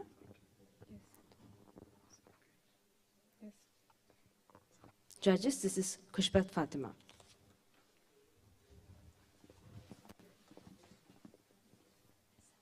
My friend Sarah was the biggest health conscious person. She used to carry a water bottle everywhere so she wouldn't get dehydrated. On daily basis, she used to have intense workout sessions so she became less likely to have a heart attack. Not only this, she also used to wish for a way in which we can detect diseases in our body even before the symptoms arrive. Crazy Sarah. We also used to laugh at her. But little did we know that there would be entry of AI into healthcare, whose analytical capabilities are making this futuristic concept a reality. Good evening to the honorable judges, my audience, and my fellow competitors. Well, if we just look at the year 2023, the amount of progress AI has made into health sector alone is commendable. Who could have thought that diseases like Parkinson, for which there was no specific detecting test, could be easily detected using AI? And all it requires us to do is put our phone in our back pocket and then just walk. The sensors in our phone will automatically register the up and down motion of our gait. And this recorded pattern of someone's walking behavior can tell whether someone has or does not have Parkinson. Well, I see AI coming into healthcare as less work for doctors and less suffer for patients. With AI on one hand helping doctors with their work, and with another offering a beacon of hope where there was once only despair. I'm talking about my friend Ali, who faced adversity from a very young age when a nerve in his brain busted, leaving his hand paralyzed. For years, he sat in his home hopelessly because our conventional healthcare systems couldn't help fix his hand. But now, he's undergoing treatment with AI-powered hand exoskeleton. The same Ali is now full of hope because these AI algorithms will help his undamaged part of the brain to take control over the affected part, and hence will help him to regain the strength and power he once had. Soon he will be able to throw and catch things just like you and I can do. And now, moving on. Well, talking about AI's potential benefits. This is the point where we can say, yes, AI has the power to revolutionize healthcare. AI has the potential to change the conventional ways in which healthcare was treated previously. Well, I would like to give you now another example. We see when AI in present time is already contributing to more faster and accurate diagnostics. For example, in CRT and in many other ways in the hospitals.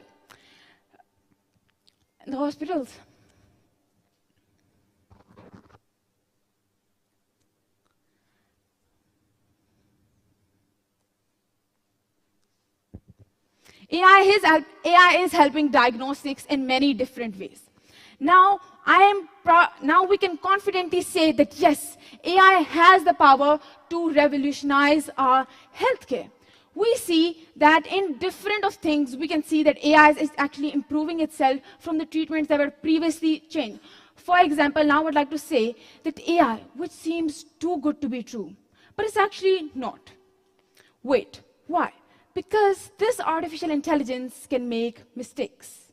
Yes, you heard me right. Artificial intelligence can make mistakes.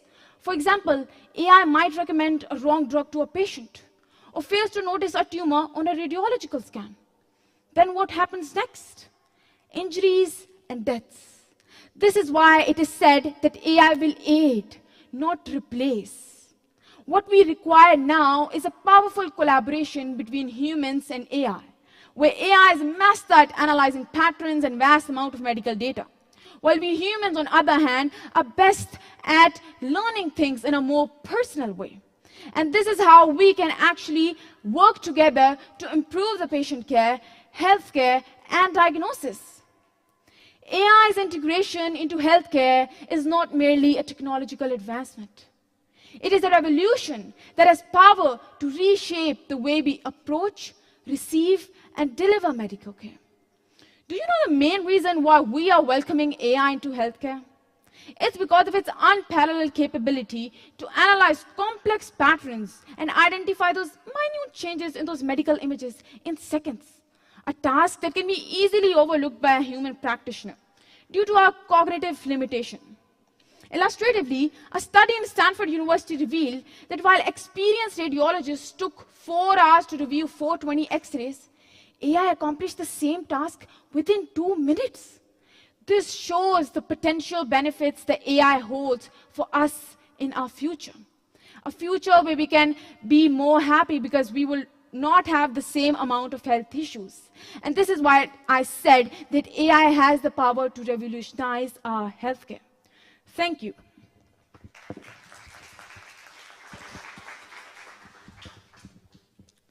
Thank you, Kushbat. 1 minute silence for the judges.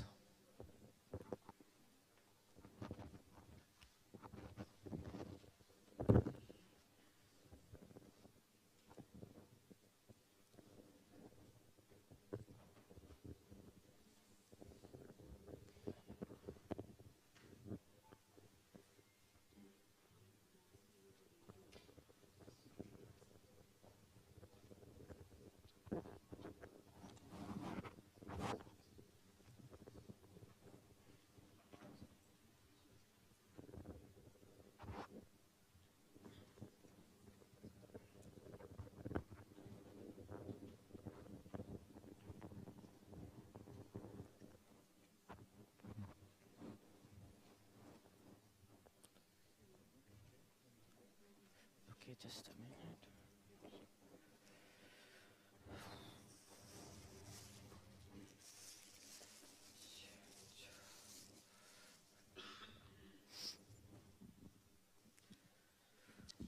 Our next contestant, Utkarsh Karthik.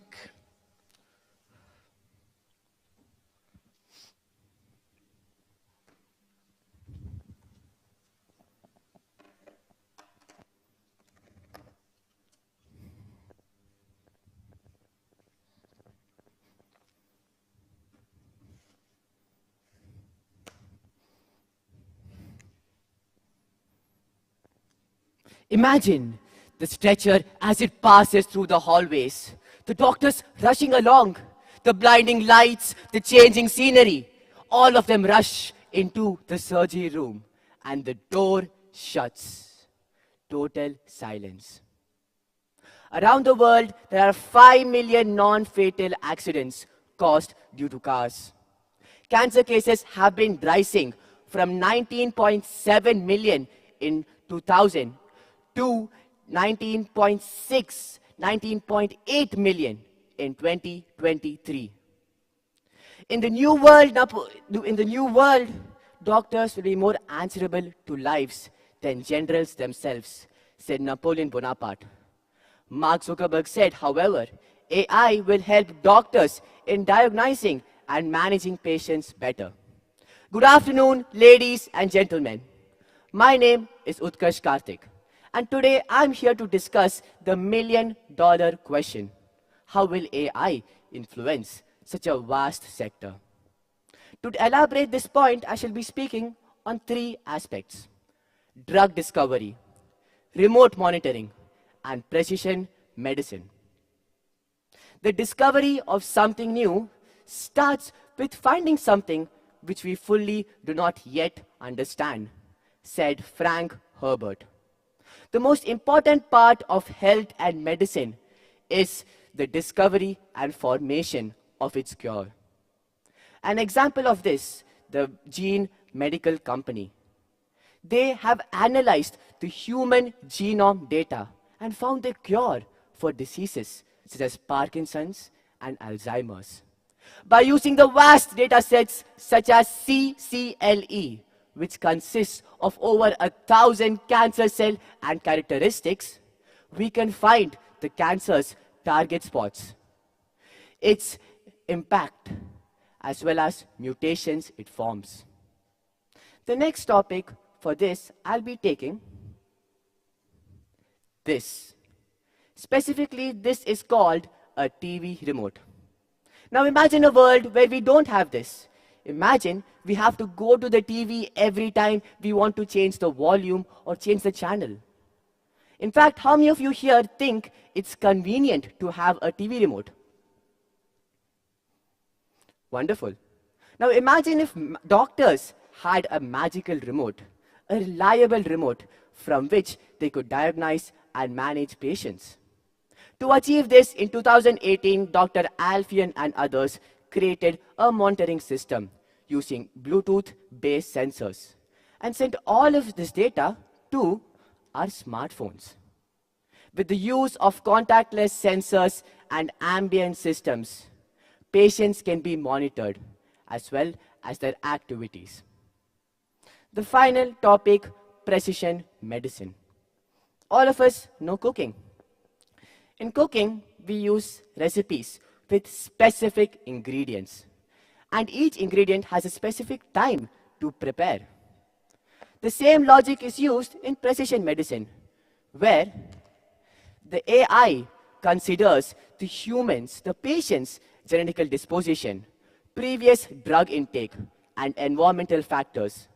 It combines all of them and makes a personalized treatment plan for the patients. As a student myself, I understand that the world is changing and the diseases are growing.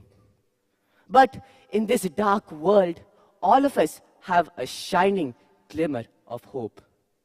These people are who we call the doctors.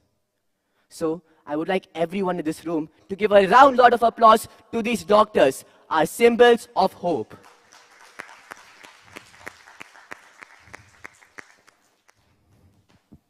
With the collaboration of AI and with the collaboration of doctors, together, let's make the future better than it was yesterday.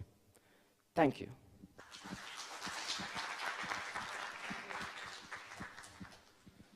Thank you, Utkarsh. We'll remain in silence for a minute.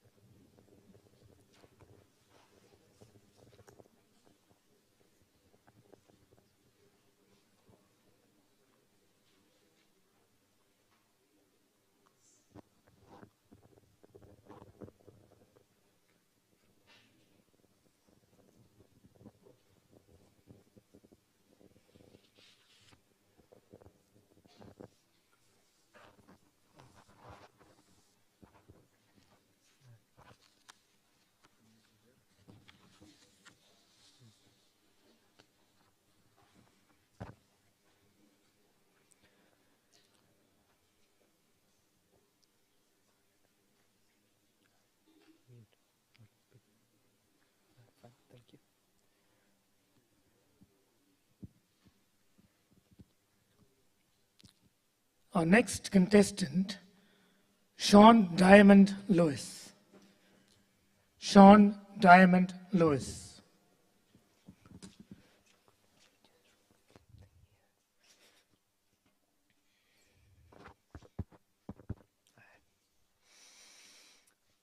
Respected judges, parents, and my dear friends, a very good morning. Today I oh God. Now, could anyone please tell me what caused my coughing? Was it a mild fever or was it COVID-19? No human being could exactly identify the cause. However, a well-developed AI machine with just a simple scan could pinpoint the exact cause. And that is the main role of AI in healthcare, to take the effectiveness of healthcare services beyond the human limit.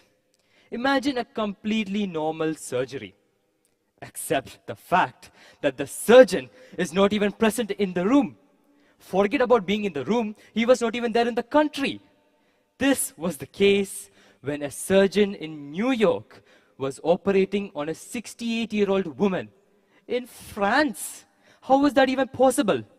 Well, the surgeon used AI robots.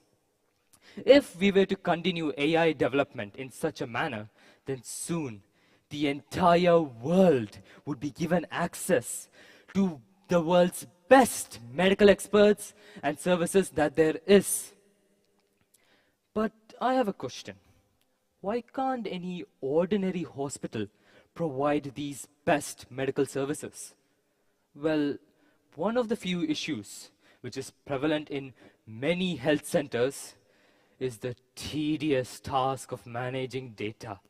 It is quite the hassle to manage the ever-increasing number of healthcare files, along with the patient data, and the report, and the appointments, and the billings, and just the thought of it is stressful. Now, this stress can be easily handed over to a secure and effective AI database management system. This AI DBMS would enable the doctors and nurses to efficiently navigate through medical data, and at the same time, it can also take care of all the administrative procedures involved in running a hospital. The beauty of this is that it would redirect the entire workforce, enabling doctors and other medical staffs to focus on what matters most, saving lives. Healthcare is further supported by AI due to the fact that it would enhance every medical procedure that there is. During pandemics particularly, many patients receive delayed medical services. And sometimes these delays are unfortunately a bit too long.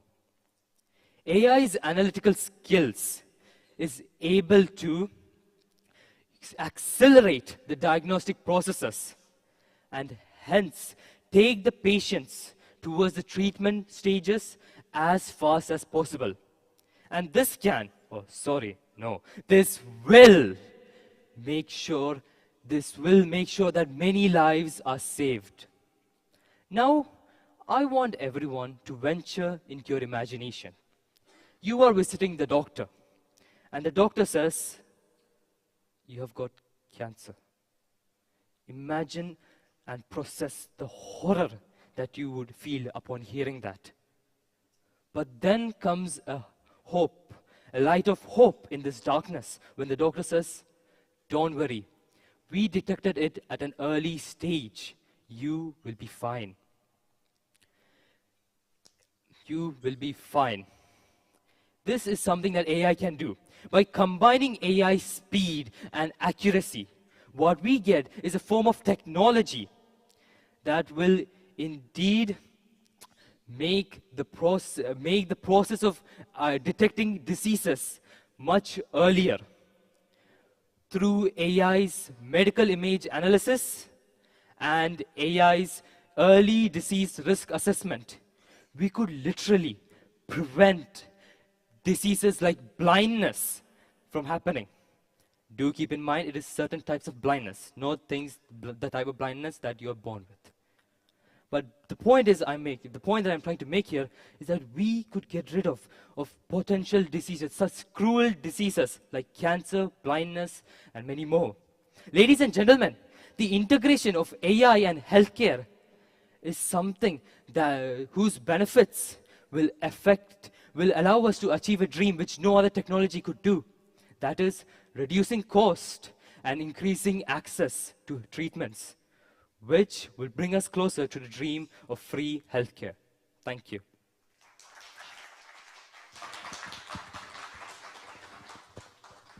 Thank you, Sean.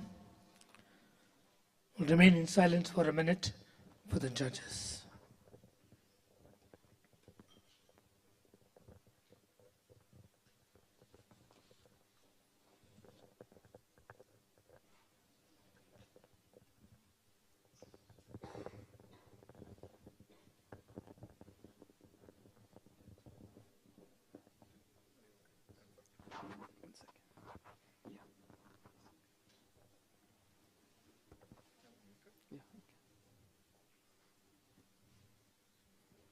Do I go? Excuse me. When do I go? Okay, yeah.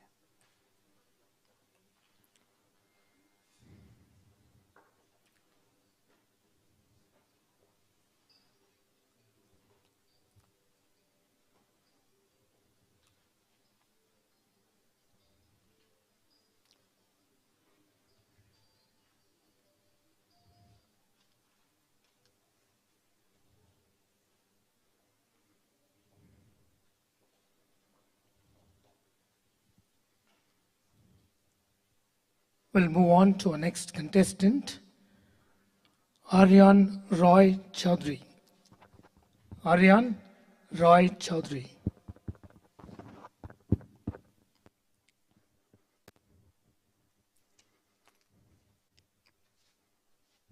AI, artificial intelligence. You know what does the definition say? It is a simulation of human intelligence processed by machines, such as the computer systems. Listen here, everyone. The key word here is human intelligence. Good evening to the respected adjudicators and the esteemed audience. I, Aryan Roy Chaudhary, from the New Millennium School, is present here today to discuss the topic that has captivated the minds of everyone here. And the topic is, artificial intelligence has the potential to transform healthcare. Now imagine a situation where you would wake up and there would be a robot right next to you. It would check your blood pressure and your sugar levels early in the morning. You know what it would do? It would give you a boost of dopamine and adrenaline to stay energized throughout the day. And let's say you have a dentist appointment. Guess what it would do? It would remind you that you have to go today. Also what? Now you're in the dentist's appointment, and rather than the dentist, you see another robot, a smaller, miniature, just half your size, ready to remove that painful wisdom tooth you had in the back of your buccal cavity. But this all seems impossible, doesn't it? But what if I tell you it's not? What if I tell you that a day will come, maybe not today, maybe not tomorrow, maybe not when I graduate from school, but a day will surely come, and whatever I said right now will exist. And the only thing responsible for the existence of such things is AI. Now, the question comes into our mind, what does the future of AI hold for us? Well, I am no AI art generator. I cannot paint you an image of what the future has for us. But seeing our current progress and development, I can assure you that yes, the future is bright in the hands of AI. But why AI? Why not so many other humans? This is because AI allows us humans to express ourselves.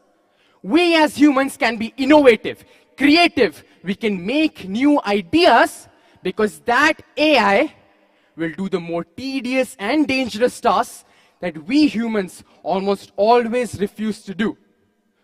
For example, in the healthcare sector, you know what the AI is capable of?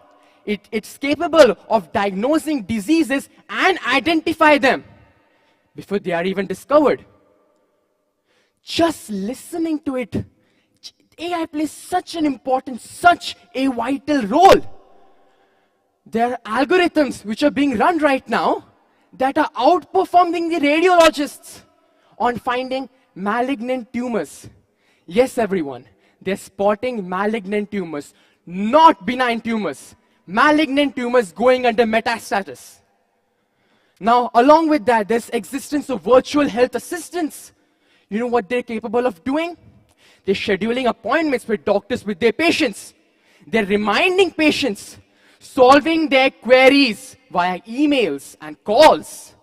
And the most important of it all that AI is capable of doing is eradicating human errors. Nowadays, even surgeons also use AI. They have used robotics in their operation theaters. And turns out there is positive, superior patient outcomes and increasing in efficiency when surgeons are using robotics. Now, you've seen such great outcome from this. And after all of this, the workload of doctors get a tad bit easier. Doctors are working very hard. And it's our job that we do something to help them. And yes, it would be amazing if the existence of AI comes in, doctors' workload gets easier, and on top of that, there is better, positive outcomes for the patients. Now, we are in the year 2023. All of this, which I said right now, exists in 2023. But I'm not from the future. I do not know what's going to happen tomorrow. I don't know what the AI has for us. Neither all of you do. None of us have it. Not you, not me. We're not here to witness it. But what I can assure you is believe in it. Believe in the success of AI. And believe in the engineers who can revolutionize the world. Thank you. Thank you, Orion. We'll remain in silence for a minute for the judges to cast their votes.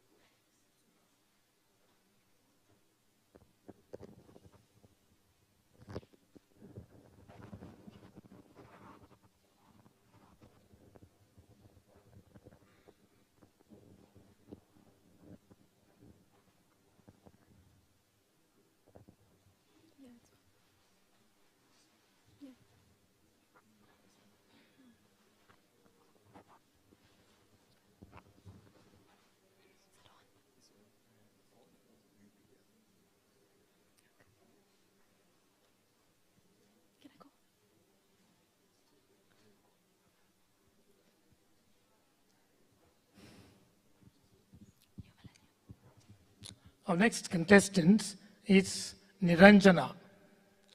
Niranjana?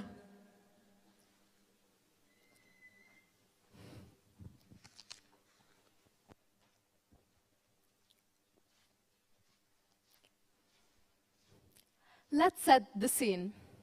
A young boy is being rushed to the hospital. He was taken in with an illness in the morning, and his condition declined rather quickly. His parents rush behind him, doctors rushing to take him to the emergency room. His mother, her eyes filled with worry and tension, she looks at the doctor and she asks him, "Doctor, will my boy be okay?" But to this, there is no answer that follows. Over the next several hours, the doctors try their absolute best to come up with solutions to help save this poor boy's life. But ultimately, they're unable to come up with anything. No anomalies, not a single bone is out of place. As the boy's health continues declining, a dark shadow seems to pass over his family. Hope is slowly ebbing away. As a final resort, the doctors decide to seek out the new AI system that has just been implemented in their hospital. This AI has the capability to comb over massive amounts of medical data and past test results to come up with conclusions and establish patterns that befuddle even the greatest of physicians. The AI finally seems to reach a conclusion, diagnosing the boy with an extremely rare disease that could have easily slipped through the cracks. With this, the doctors now have the knowledge to articulate a plan to save this boy's life. Perhaps his mother will get to spend more moments with her dear son. Good morning, respected audience and dear adjudicators. Today I, Niranjana Menon, will be giving a speech on the topic, the role of AI in healthcare. He who has health has hope, and he who has hope has everything. But hope is a rather fleeting feeling, and we need more innovations, newer innovations, to attach our hope to. And in case of healthcare, this gateway to hope might just be AI. Imagine, AI can help patients determine personalized treatments that assess genetic information and past health records to formulate plans that work for them. AI can comb over vast amounts of biological and chemical data and structures that can greatly accelerate the drug discovery process, enabling to save so many millions of lives. AI can also help revolutionize the administrative process, helping to automate processes like registering appointments or data entry, and allowing healthcare facilities to focus on the things that actually matter, the health and welfare of their patients. AI can be useful in so many ways within the healthcare system. But remember the story that I narrated for you at the very beginning? What if I told you I didn't really finish that story? Now, the doctors have the knowledge to devise a treatment for this boy, right? But over the weeks that follow, the boy's health keeps declining. The doctors are at a complete loss. We listen to exactly what the AI told us, right? We follow the exact procedures. What is going on here? Why are we not able to get this young boy back to his original health?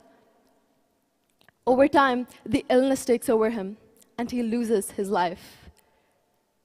His mother no longer has her little boy with her. The doctors are silent, and the hallways of the hospital are filled with the heavy feeling, the heavy emptiness that we have just lost a young life. These are many of the challenges that AI in healthcare can also pose. Because AI cannot always be reliable or completely accurate, as in the case of this young boy. Of course, there are also ethical concerns, privacy, safety, security, and the privacy of the information of patients. When we talk about AI in healthcare, it's important to not look at it in a black and white manner, and to have a holistic conversation on both the advantages as well as challenges that AI can pose within healthcare. I would like to conclude the speech by thanking everyone present here for joining me in on this conversation where innovation and healthcare meet so that we can have a healthier world, both you and me. Thank you.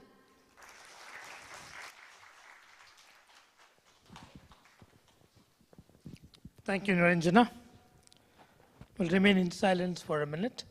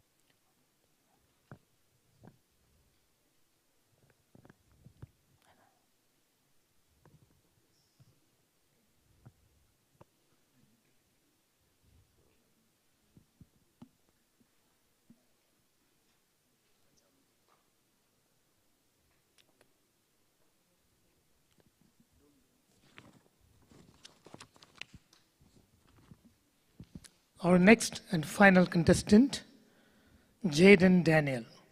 Jaden Daniel.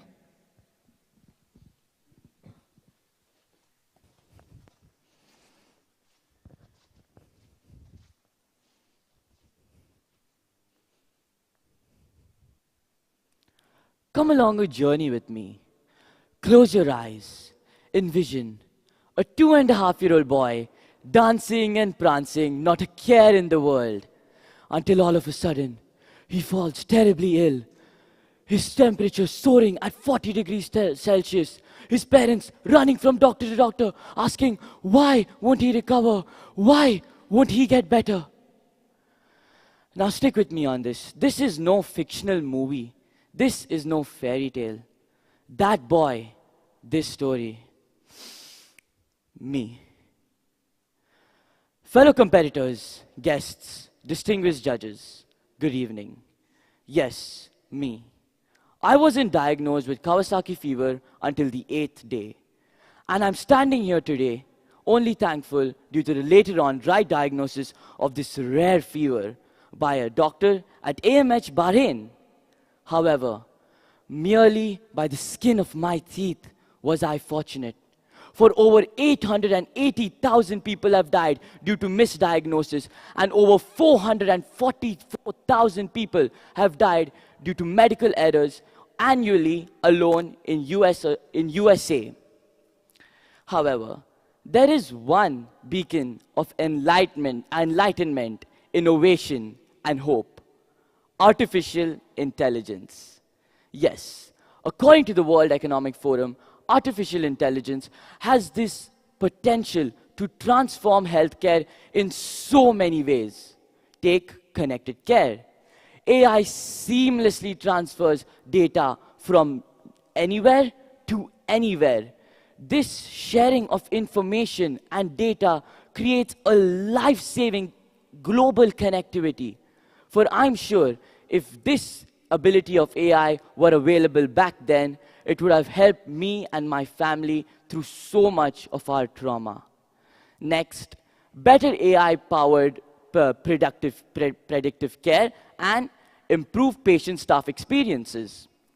Enhanced data with the help of AI can calculate both the probability and the risks of a patient developing disease in the future.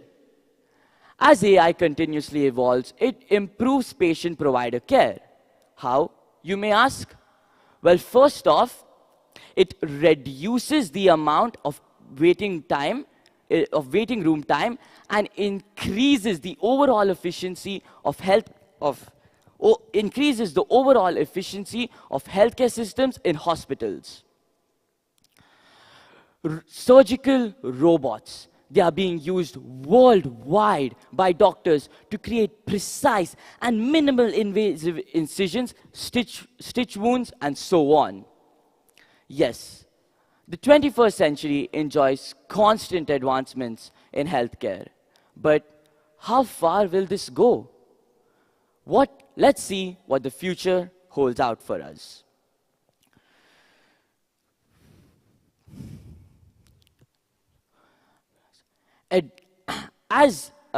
As research into AI continues, we take a far greater stride than ever seen before.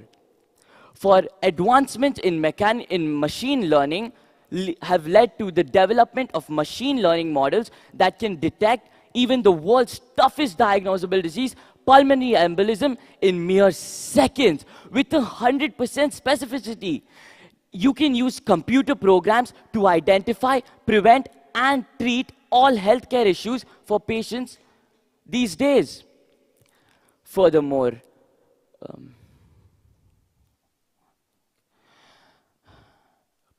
AI has the potential to treat viruses throughout the world, preventing all future outbreaks. AI has, and maybe one day, just one day, it can cure cancer. Look to your left, look to your right.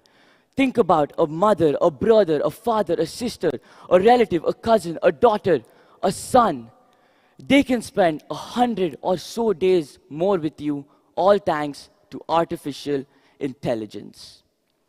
artificial intelligence has this weird pair of glasses. Doctors and nurses need to be the optimists of AI, ensuring it sees things with clarity and fairness. Because even in this evolving world of evolving melody of life, I believe doctors will be the bloodline of healthcare, and AI, its beating heart. Thank you.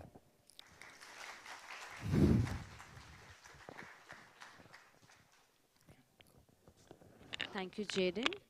A minute's silence for the judges.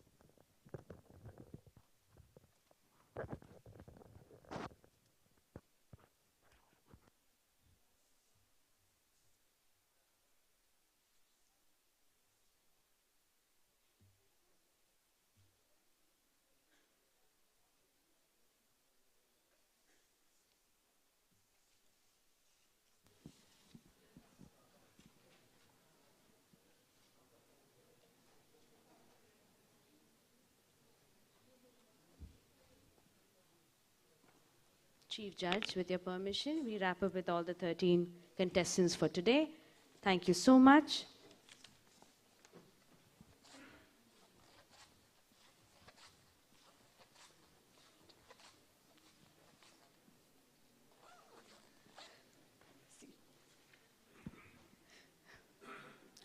Thank you, speakers. Congratulations. Applause.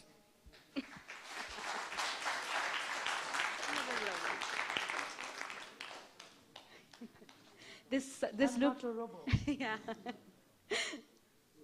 I'm Jobo. My name is Job.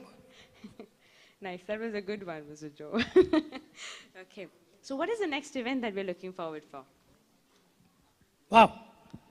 Our next event going to be the most exciting and most expected, the quiz contest. I have a riddle for you. Now that you're from the world of lab, right? Yes, I do. So I just thought I could riddle you. Yeah, Don't ask me what questions. happens if you cross, okay? Listen, what happens if you cross an AI with a tree? AI with a tree?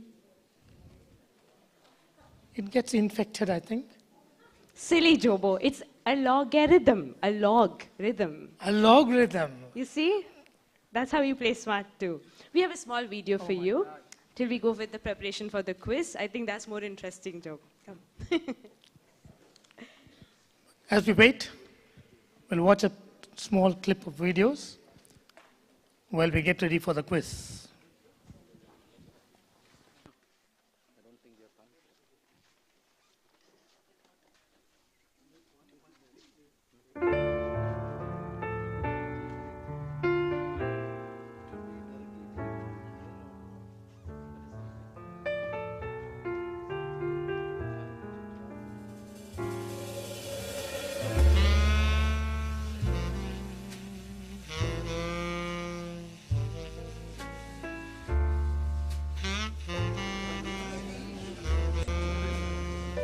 In my life, Mr. Joel said it is recognized by IGOAI.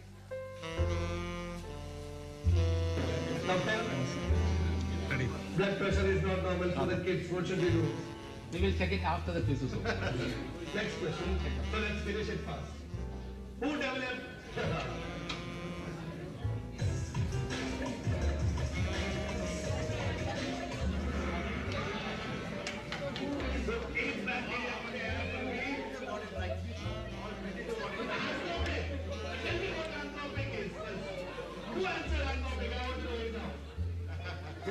So you're looking at those things, no? So that's the end of the quiz round. We'll announce the top 6 in another 5 minutes. Let's say the top 5 now. The 6th one, the 6th bacteria. I don't know why I'm using this bacteria example everywhere. Anyways, let's move to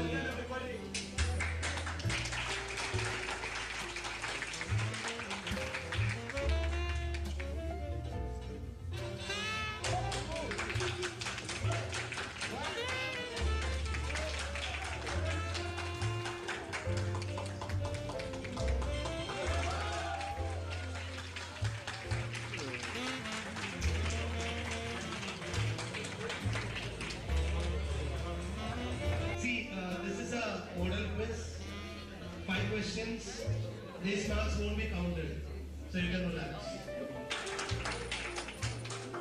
NIS, BIS, okay, things are going in the same way. On our collective destiny. The theme before us today, a future for humans shaped by artificial intelligence, calls on us to explore the complex interaction between humans and the computational capabilities of AI to chart.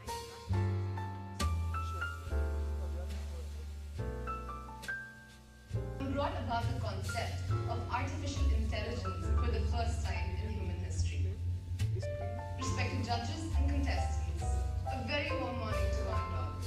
I am Hanan Yasser, operator from the Asian School Bahrain, and I am more than honored to present. And machine intelligence, humanity will assure triumph. Thank you.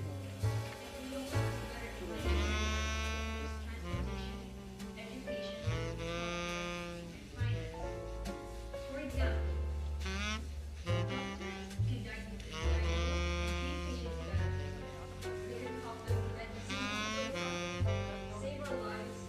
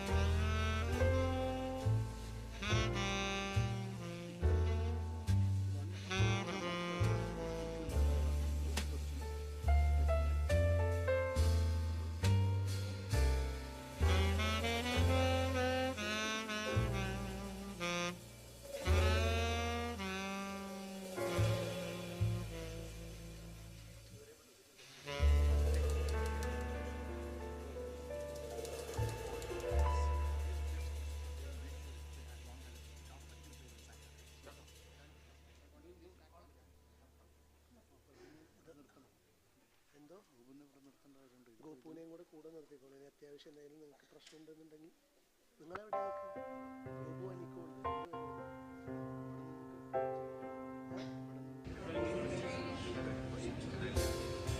Meanwhile, like Mr. Joel said, it is recognized by IGOAI. Doctor, blood pressure is not normal for the kids. What should we do? We will check it after the quiz is over. Next, so let's finish it fast. Who developed? الموضوع أكبر من كذي.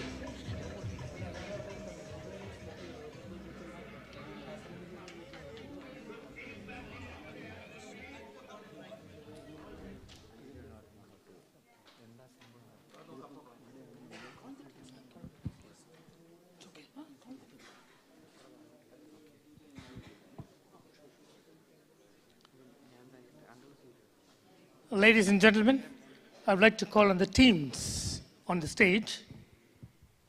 We have 6 teams.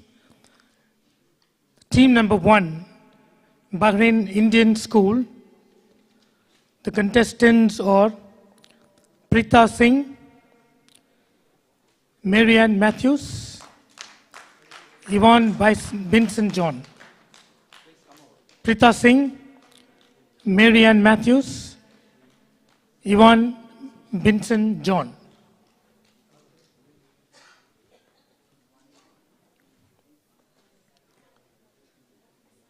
Team number 2, Indian School Bahrain, Ahmed Abdur Rahim, Rajesh Kumar, and Navani Smiju.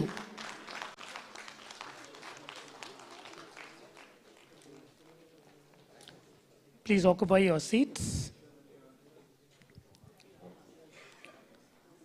Team number 3, Hawa International School. Farah Abdul Hamid, Hiba Count, Sara Sabah.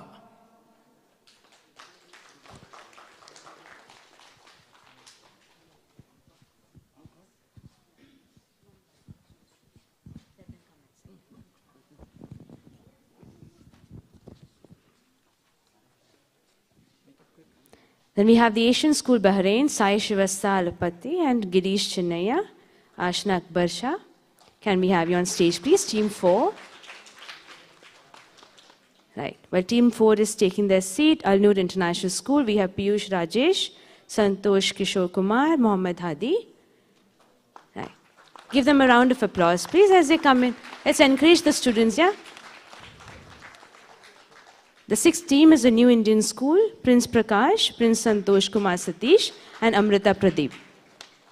The 6 teams for you, ladies and gentlemen, a round of applause louder.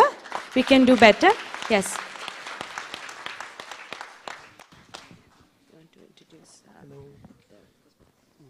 Thank you, Feba and Joe. Don't worry, I'm not the quiz master, but still I would like a round of applause. Thank you. Today's quiz is being handled by 2 experts in the field. Aneesh Nirmalan, who has been conducting quiz for Medathlon and in several other places with a state-of-the-art quiz.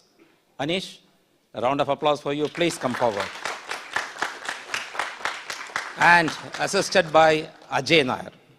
Ajay is again an expert complimenting Aneesh. Thank you. He has been working right from yesterday morning for his office job, and then directly I pulled him over here and asked him to stop his office work.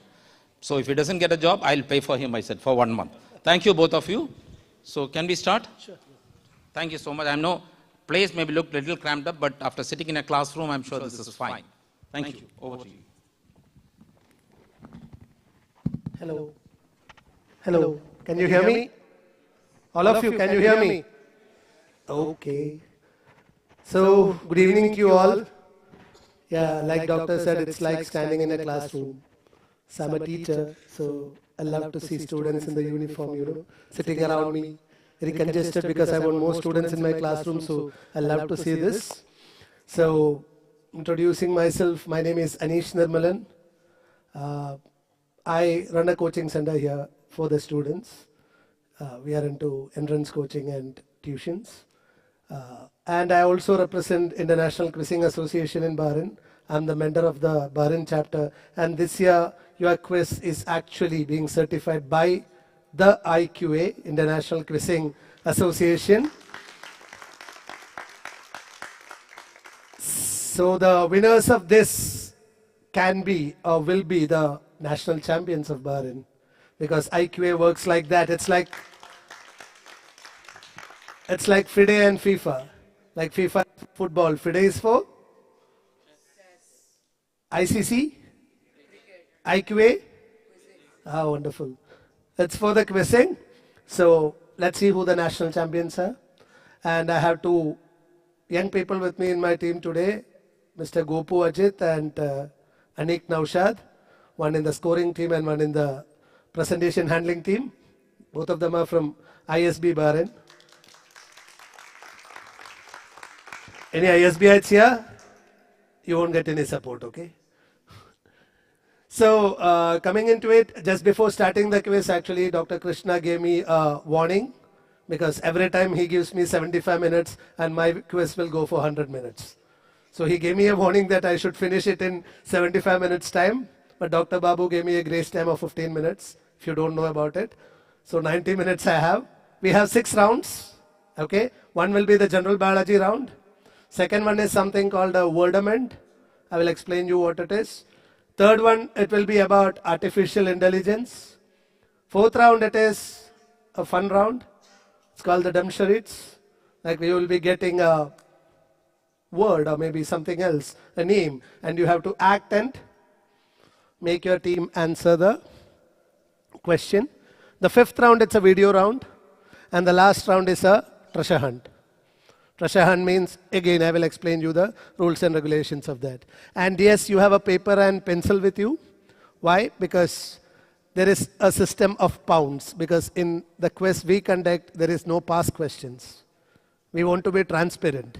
We want all of them to get equal opportunities. So the pound system is like, maybe, like I say, what's the order here? Actually, sorry, it's a little bit congested. I'm confused. It's team 1. Team 1, Bahrain Indian School, right? I can see the mirror image. Indian School Bahrain is team 2. Hawar International School is team 3. Asian School is team 4. Al-Noor is team 5 and New Indian is team 6. Wonderful. So if the first team, see, BIS, Bahrain Indian School, the first question will be directly for them. For example, if it has 10 points, don't tell the answer when I ask the question. No quizmaster will say this. But yeah, you will get a chance to say the answer, but other teams have a chance to write the answer. Don't tell the answer, write it down in the paper, okay? I'll come and check if you say pounds. Or if you just raise your hands also, it's fine. I'll come and check. If it's correct, when you say pounds, there is a risk. If it's correct, you will be getting 20 points. But if it's wrong, minus 10. So it's like the stock market. You will get the profit, but if you lose it, then it will be a loss. Okay? So take the risk in wiser ways. Fine? Like I always say in the beginning of my quiz, quizzing is actually, it's an art. It helps you in so many things. The basic thing, yes, to improve your general awareness and logical reasoning, of course. Right? The basic purpose of quizzing. But there are other factors also. If you do quizzing regularly or if you attend quizzes in higher frequencies, the benefits are like it will help you to, make your decision making better.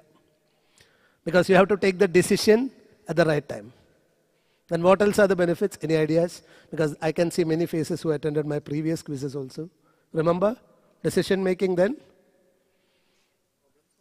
Problem solving, wonderful. Improving your memory, logical reasoning, thinking, problem solving skills, and yes, people are going through a lot of stress. So stress management is also very important. So it will help you in, in the stress management, managing the stressful situations in your life. So I don't want to take more time. Topic of the day is AI and healthcare. So it was a tough topic to make questions. So I was going through a lot of papers. In between, I saw a quote. So I was telling Dr. Babu about that.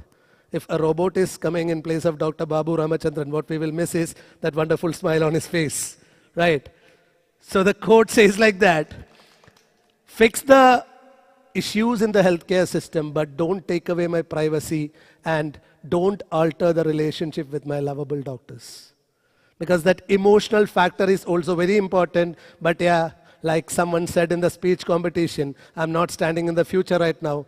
I can't say about the future of AI, but if it comes without emotions, I don't know. I'm the Facebook generation and Instagram generation are sitting in front of me. So I can't say about it, but from my side, yes, that smile is very important for me because it's better than any other medicine. It may cure many of my illnesses if I see such a wonderful smile on a doctor's face. Thank you, all the doctors. Let's start the quiz. AMH Medathlon 2024 quiz competition. A big thanks to the AMH team for giving this fourth opportunity for me and Mr. Ajay Nair. We are going into round 1, which is the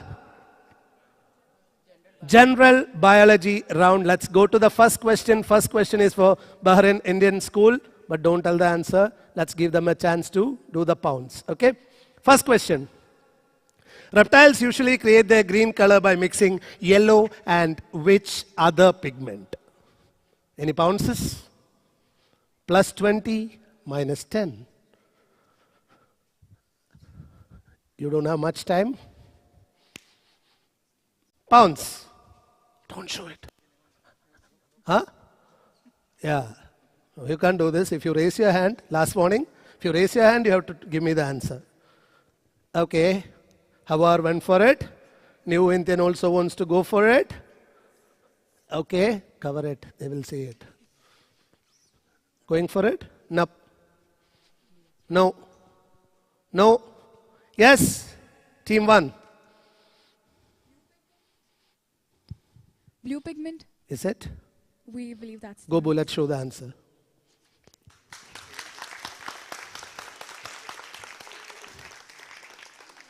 Taking the right decision at the right time, decision making. It's very important. The answer is blue. So we have team 5 with no points. Team 6 with 20 points. Team 3 with 20 points. And team 1 with 10 points. So it's a good start.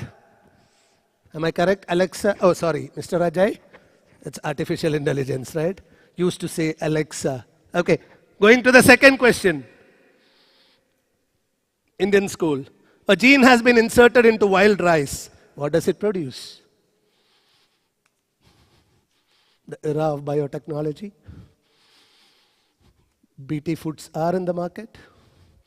A gene has been inserted into wild rice. What does it produce?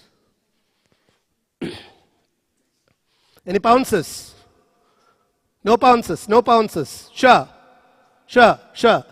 Plus 20. Be greedy, yeah. Plus 20. Forget about minus 10. Oh. Okay, team 2. You can say whatever you want. You won't lose anything. You can say Salman Khan. No, you want to say Salman Khan? No, okay, continue.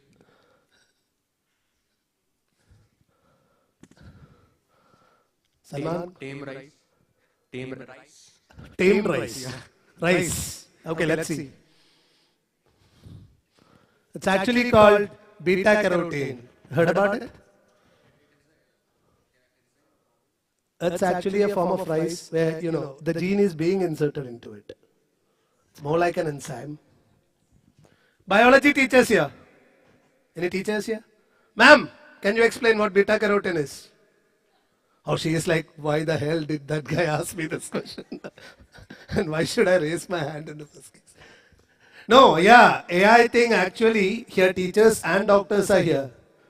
People who went through the COVID era, technical side is very important, right? Now we will be able to see doctors who are techies actually, when AI is coming into picture.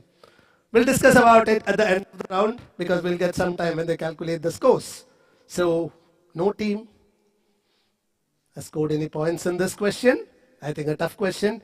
Third one. What type of species would most likely to be found in the area labeled D in the figure? You can see A, B, C, and D.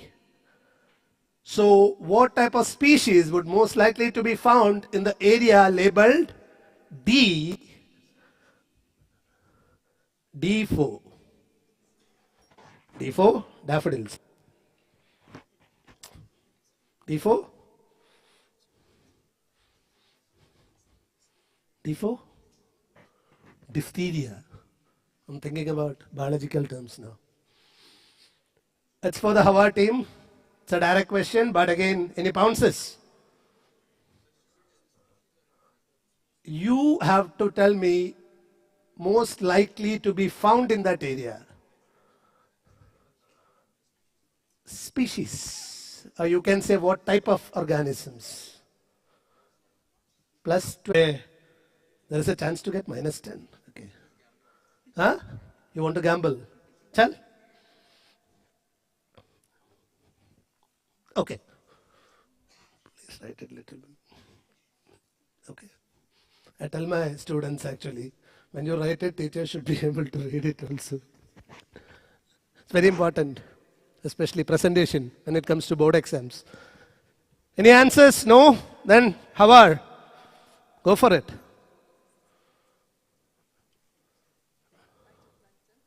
Phytoplanktons, oh my God, brilliant students. I don't know what phytoplanktons, yeah, heard about it. Shall we see the answer? D for what? Decomposers that fed on the dead organisms. It will be found in that area. Good gamble, but sorry, team 2 minus 10. Don't worry, you have a chance to score 100 points also in my quiz. So anytime your luck, your destiny can change. Question number 4, Asian school. Which British scientist is best known for his work with James Watson, which led to the identification of the structure of DNA in 1953? All researched really well. Okay. Fine. Fine. Aha, so many pounces. They prepared really well, doctor. I think this is a direct question and see how many answers are coming. You also want to go for a pounce? Okay, fine. Not minute. Dr. Krishna will kill me. He gave me a clear-cut time. They're asking for a minute. No. 30 seconds. 30 seconds.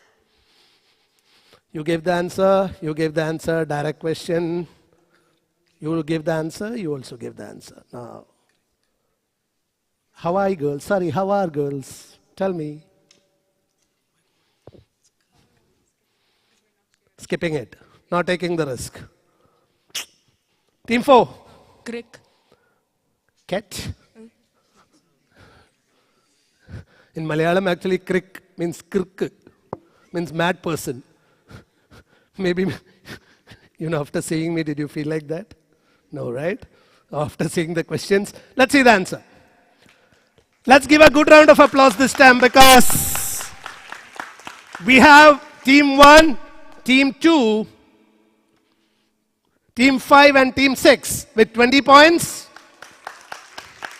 1, 2, 5, 6 and Team 4 with 10 points. It's a direct question. It is Francis Crick, and 2 people answered Crick. It's fine. The second name is fine. If you say Francis, I won't give you, because it can be Saint Francis of Assisi also. We can't say, right? But since you said Crick, it's fine. Let's move to question number 5, Al-Noor International School. How many months is the average gestation period for elephants? Hati mere sati. Read it, no, somewhere?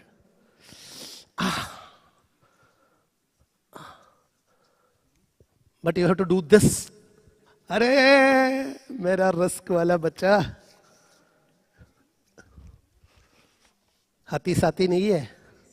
Hati. Pounds. 0.5 bhi likh lena. Write it in seconds, minutes. Now I have to calculate.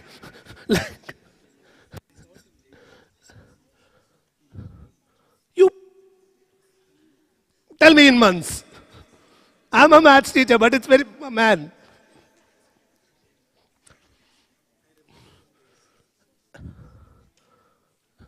Okay, I'm putting in bracket in months. Now, when you say days, yeah. I have to cross-check it then. I know I have a mobile. As I'm not a humanoid, I can't do this and do that. No, I have to check. Sorry, actually we say in months generally, but again it's fine.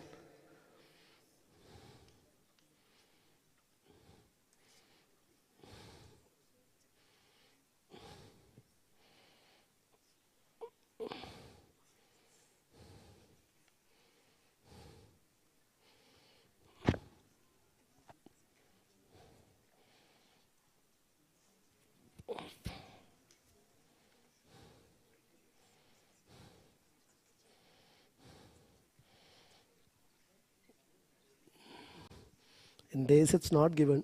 I'll make a mention here that they're generally talking about the African elephants. Okay? African elephants.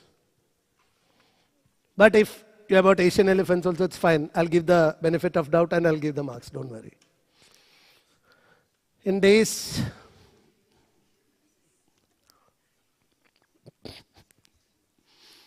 any pounces? Only they pounced, I believe, right? You also pounced. It's a direct question for 36 months. 36 months, 3 years. Okay, so what was your answer? So tell me, how many months? 610 days. It should be close to 20.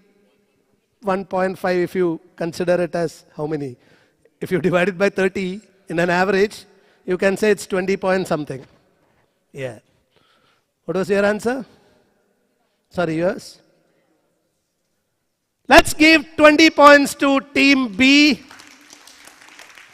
Because the average gestation period for an African elephant is exactly 22 months, but for Asian, it varies from 18 to 22. Your answer is wrong, you didn't. But I will give these guys a benefit of doubt and give them 20 points, because for Asian elephants, it is 18 months to 22 months, and 610 days will come in, because this guy will claim that an elephant in Tamil Nadu actually gave birth to an elephant in 610 days, and I won't be able to say anything. So 20 points to Asian school, 20 points to ISB. So it's actually approximately 2 years. Okay. So moving to the last question of this round. A Swiss cheese plant is technically known as what? Or tell me the technical name of Swiss cheese plant. Say cheese? No? Googled well, no? Before coming? Cool.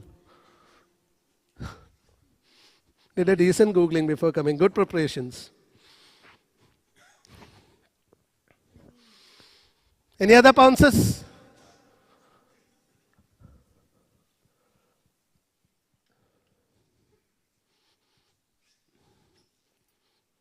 Team 6, New Indian School.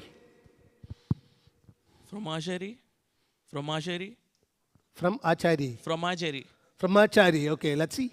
No. It is Monstera, and Team 2 is again getting 20 points for that. The answer is Monstera. Good answer. And audience, are you ready for a question? You can calculate the scores now. For audience question is there. No, what is the largest muscle in the human body? Shh. Audience.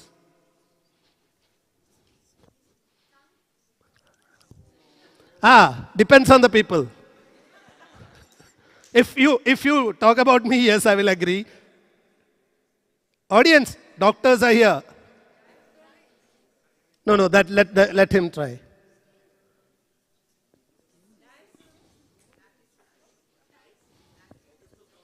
I think many answered it here. Shh. Who said that? Let's give a big round of applause for her. It's gluteus maximus. But the guy with the specs sitting there, in my case, you are correct.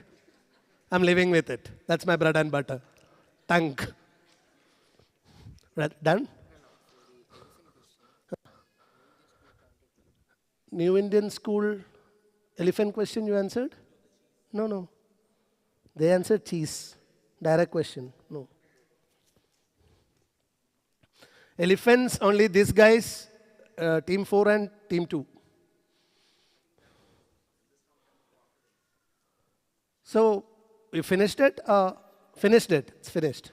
So let's give now we will go it after the third round. Every round it won't be there, but since it is the first round, let's see how much it is. We have team 2 with 50 points. ISB. We have team 6, New Indian, with 40 points. Team 1 and team 4, Bahrain Indian School and Asian School, with 30 points. And Hawar and Al Noor with 20 points each. Good scoring. Not bad. Everyone started their or opened their scorecard, right? That's good. Let's move to the second round. Second round is called a word amend round. I think many are familiar with it if you attended my previous quizzes. It's simple, like, say, if I want you to find a word, say, like heartbeat. Okay. It's a 9-letter word. So I will say it's a 9-letter word.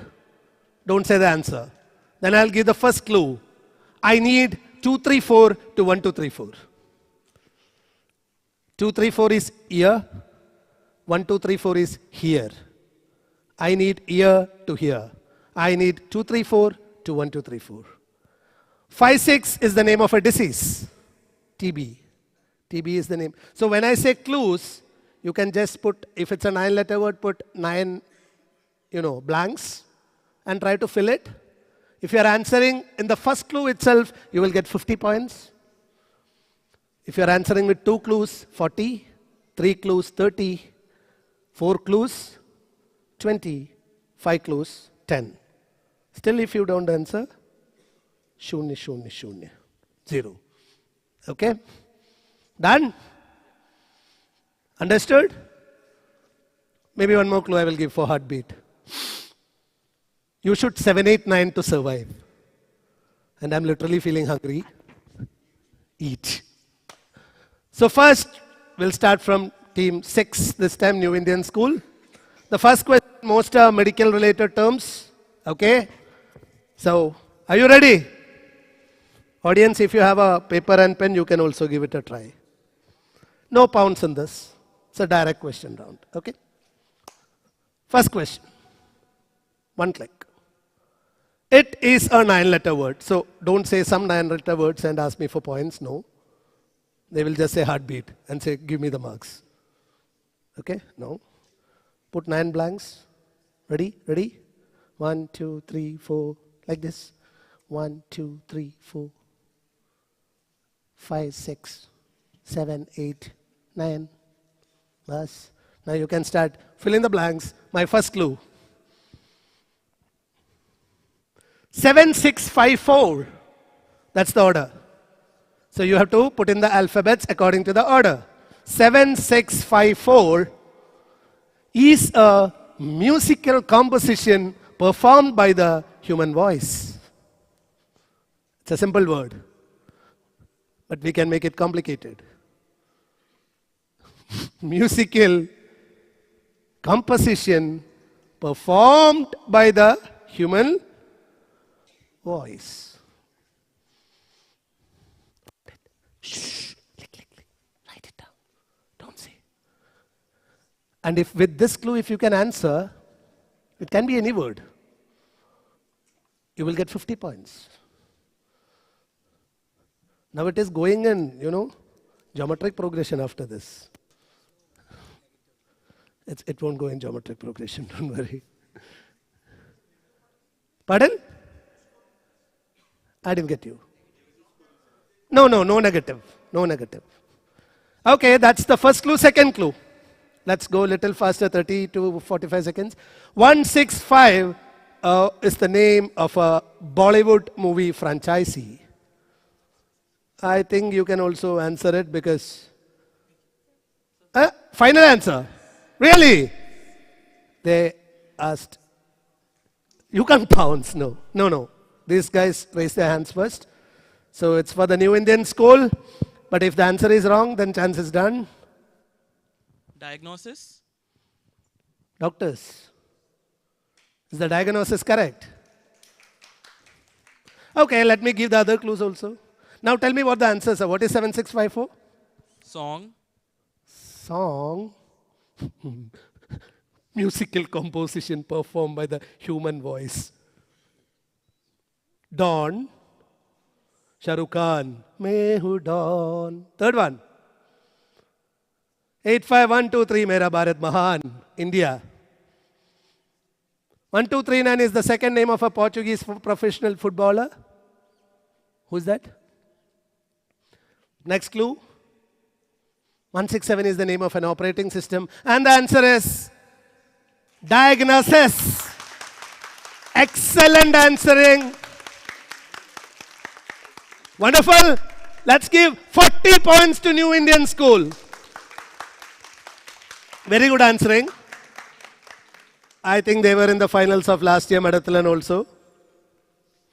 Okay, experienced guys sitting there. Moving to Al Noor International School, your question. No pounces on this. Identify the 12-letter word. 1, 2. Others can also try. It helps you to improve your vocabulary, your thinking skills.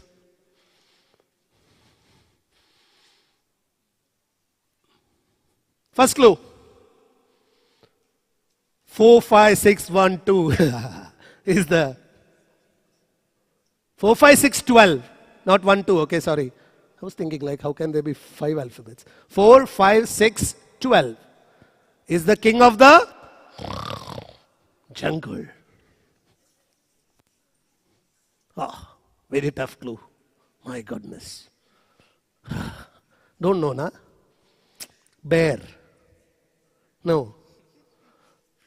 I think it's wolf. Second clue. 6, 7, 8, 9, 10, 11, 12 is a formal speech, especially one given on a ceremonial occasion. Dr. Babu will know this for sure. Because at least in 24 hours he does it three times in a day. Because he has to go to so many places and do this. That's the second clue. 6, 7, 8, 9, 10, 11, 12 is a formal speech, especially one given on a ceremonial occasion. Third clue. 2, 6, 7, 8, 4 is a lesson that can be derived from a story or experience. You know, you should go for group 1 and group 2 short storytelling competition. The kids will come and finally say, 2, 6, 7, 8, 4 of the story is, and they will give you a wonderful smile and you won't be able to judge them. That's the third clue. Guys, 30 points only now. I'll give you 20 seconds.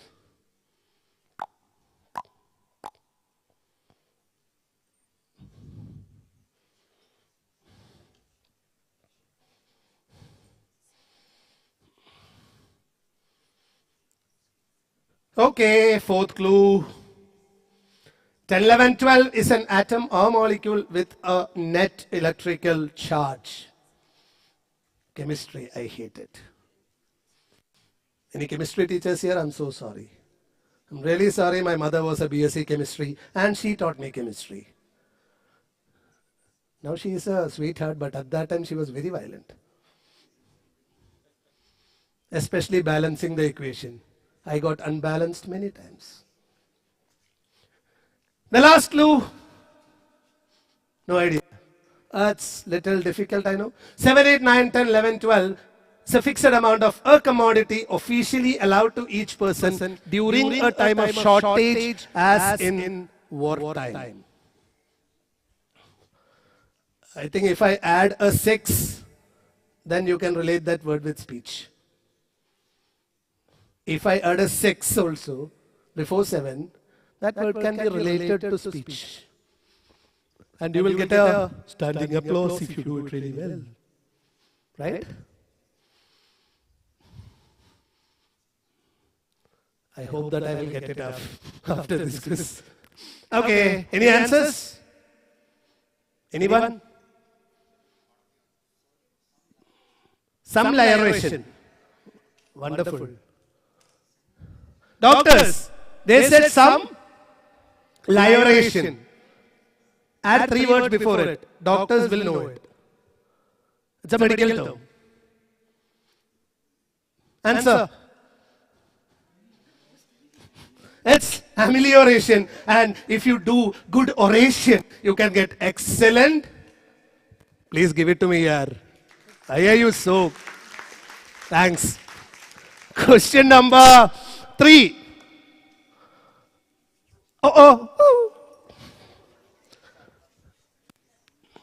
Okay, let's move to the next question. Let's try 4. Next one. Okay. It happens. Technical error. Sorry. Yep. So it's for you, Asian school. Identify a 9-letter word. First clue. 1346 is a thick mass of coagulated liquid, especially blood or of material stuck together. So violent, no?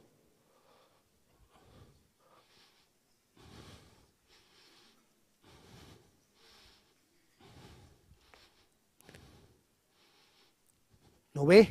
Okay, second clue. 5, 6, 7, 8, 9 means playing a guitar or similar instrument by sweeping the thumb or a plectrum up or down across the...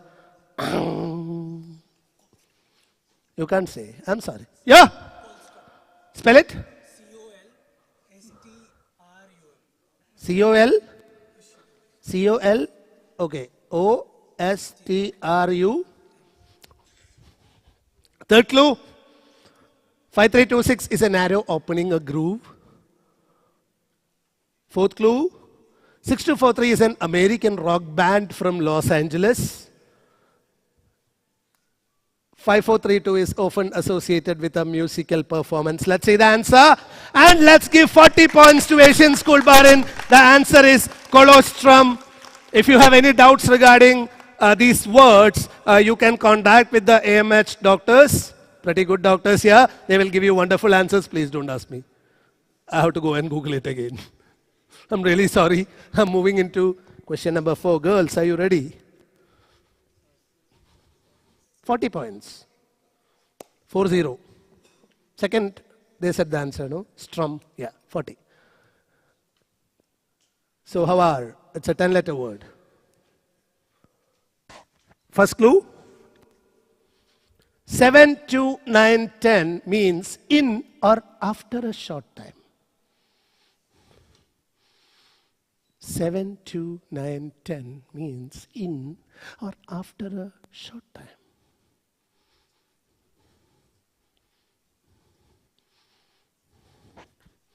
You can take your time, don't worry. But I will give you the second clue in 10 seconds. So mean, right? Second. 1, 2, 3 means fraud. 420. Indian Penal Code IPC 420. Fraud. Tell me another word for fraud. Not Freud. Fraud. F-R-A-U-D. Which means... But after hearing some theories, many people called Freud, oh my God, the psychologist lady is standing there. No, let me not say anything about it. I love my Freud. Right, doctor? There was a phrase called Freudian slip. Third clue. 2, 3, 8, 9, 10 is the name of a vegetable.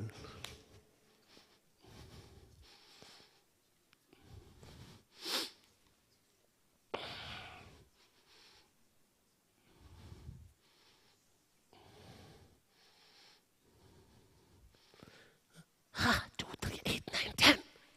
Try. Only that vegetable is there with that, no? And it's very important. Question number 4. Clue 4. 7, 8, 9, 10 is a Swiss town, a municipality, and the capital of the canton of Valais. Oh. 7, 8, 9, 10.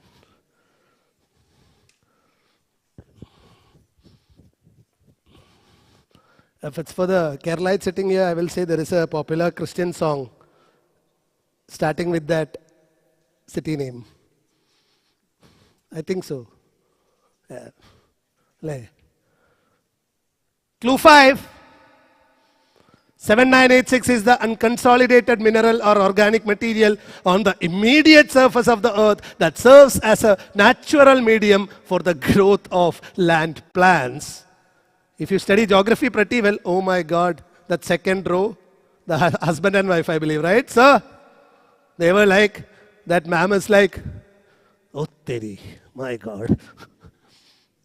Now, this is how the 3 Idiots movie, Amir Khan gave a definition, if you watch the movie. Yes, exactly. When you see the word, you will be like, is that the word? Yeah, what's the answer? Yes, come on. Read. Convulsion. Let's give them 10 points. It's convulsion. And that last poor word was soil. Sion Manavalan song. So, 10 points to team 4. Havar. ISB, team 5, your question. 10-letter word again.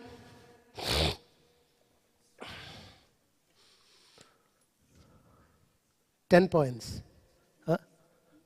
Team 3? Team 3, 10 points. Sorry. Oh, sorry, I was coming this way, so I just said team 4. I'm sorry. It's team 3. 6, 5. If I made a mistake previously, I'm sorry. No, right? Okay. Clue. First clue. 1287 means one or both sides of a sheet of paper in a book, magazine, newspaper, or other collection of bound sheets. I am a psycho.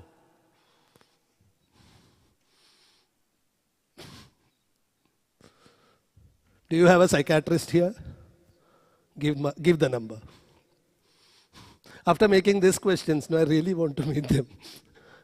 One or both sides of a sheet of paper in a book, magazine, newspaper, or other collection of bound sheets. Nope. Can I go for the second one? Chal, second one. 3, 4, 5 is a form of music. Form of music.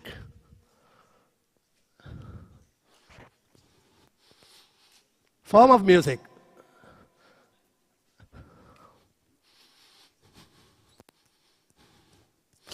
Okay, I got the word. I forgot the word actually. Third clue. It's a medical word. 8457 means a wide opening. A wide opening.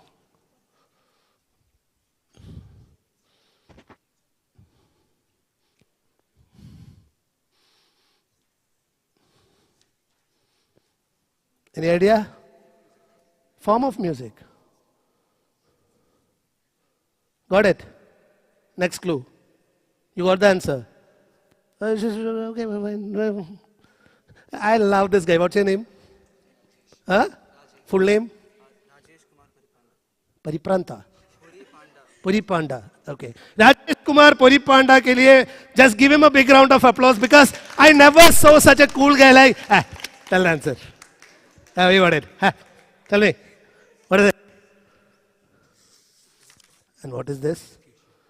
1, 2, 3, 4.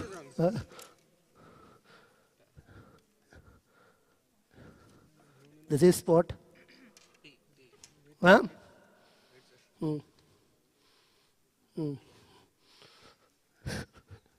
Could I wait for one more? You don't have to say, you already gave me the answer. But I will ask, there's a small spelling mistake in that. What should I do? But it's wrong. Okay, final count. Fourth clue. 3487 is a really intense anchor. You could have waited for that. And last clue is 5723 is the name of a fruit. And the answer is paraplegia. These guys gave me the answer PARAPTE, BE. Then they put B instead of P.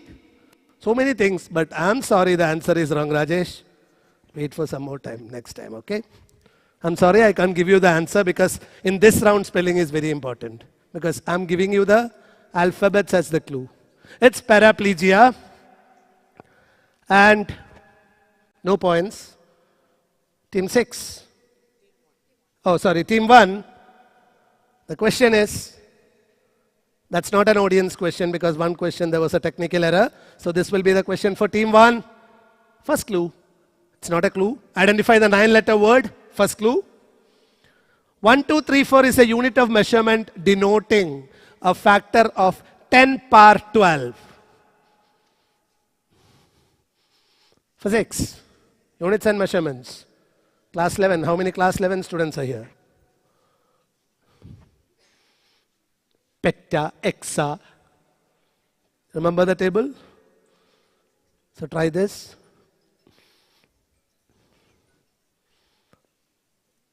Second question, second clue. 149 is a trigonometric function.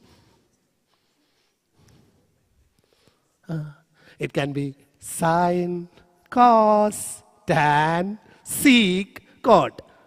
One exception is there. It's not cosec. Happy? All 5 are still there. Actually, what I meant is the short forms, because cos is cosine, sec is secant, but again, I'm not counting that.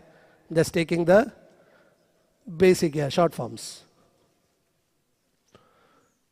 Third clue, 3489 is the condensed moisture of the atmosphere falling visibly in separate drops. You might be thinking what it is, na? Nice, no? Condensed moisture of the atmosphere falling visibly in separate drops. Recently we had it in Bahrain.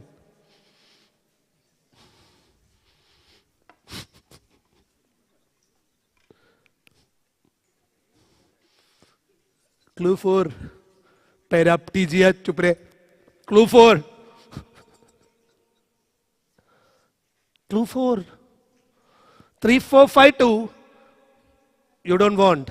Okay, clue 4 they didn't take. Okay, you have a chance to get 30 points now.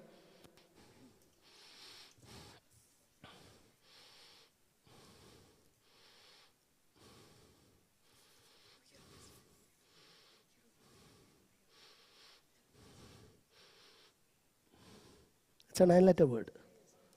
No. Fix it. What should I do? It's like our team Rajesh. You will become a hero today.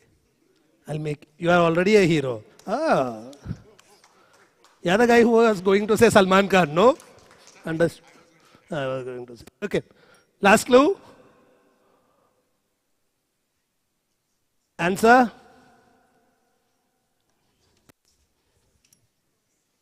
It's terrazozin, but they answered terraranin. I don't know what it is. So again, team 1 is getting no points there.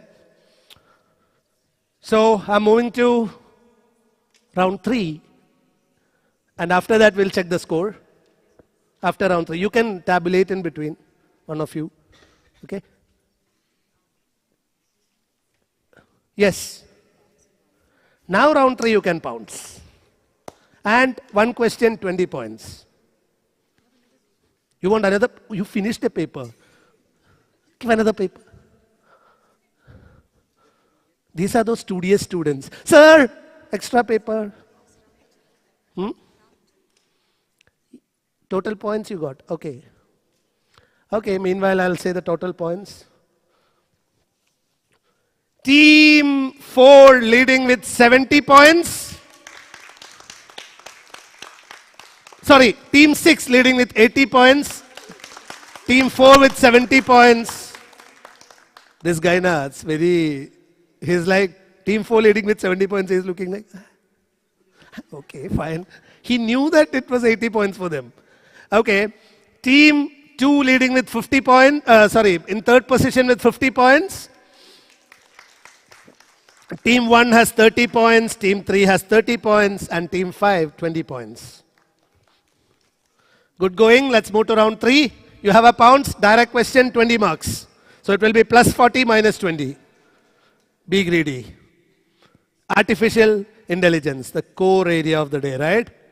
Let's move to the question 1. What was the Turing test inspired by? Turing test, you heard about it. I hope you heard about it because you read a lot about artificial intelligence in the last few days. So Turing test. They got a paper. Pounds. It's your question. Wait. Wait. That's for team 1. Now it will come the other way. Any pounces? 1, 2, minus 20, plus 40. 40 points. 20 plus 40 is 60. Minus 20. No. I need just 2 words. Okay, pounds. I don't need any explanation. I just need the answer. Oh. Guys, you Let's give a good round of applause for this team again because they did a wonderful research before coming. No, seriously, that was not a sarcasm. I'm very serious about it. No, I'm sarcastic, I know, but this time I'm very serious. Did a wonderful research. So, team 1, what's your answer? Imitation game. Check the answer. Imitation game is another name for Turing test. It was inspired from a parlor game. What was my question? Not the other name for Turing test. My question was, what was it? Inspired from. It was inspired from a parlor game and they gave the name. Another name for Turing test was imitation game. That's why I said good research. But I'm so sorry, -22, team 2. But good guess, good answer. Team 1, 0 points because it was the direct question for them. Moving to question number 2. John Searle, an American philosopher, proposed an argument related to the Turing test. What was this argument called?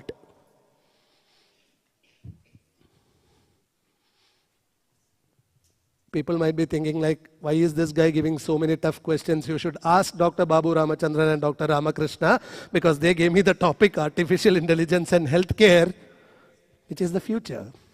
And I was standing in the future and the past to make the questions.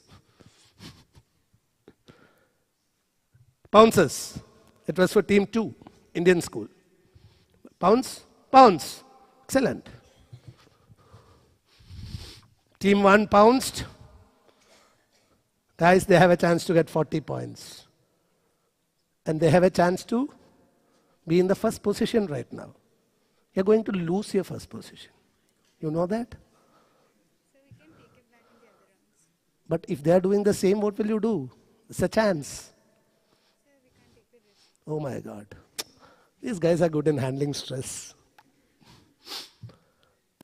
No other answers. Okay, team 2. Chinese room.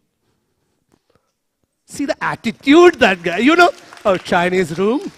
Let's give 20 points to team 2 and 40 points to team 1. It is the Chinese room. However, your question. When was AI, artificial intelligence film released? Heard about the film? Yes. Don't say anything. Shh. Shanti. Silence. Any pounces? See, this was the third question.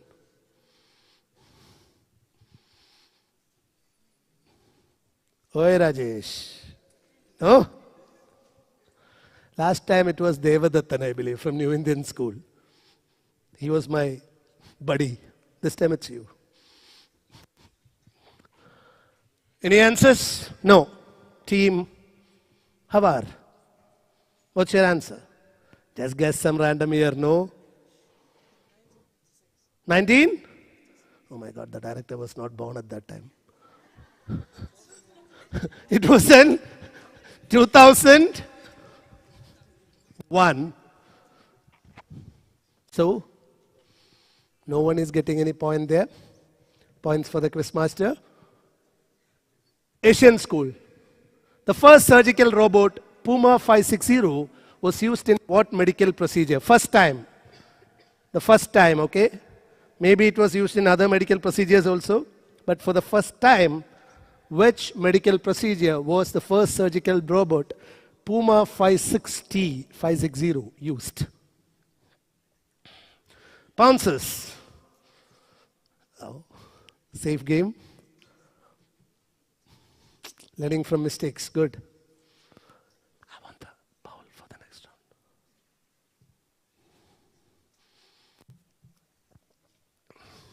No bounces. Well, let's move to ASB then. Pounce. Oh, wait.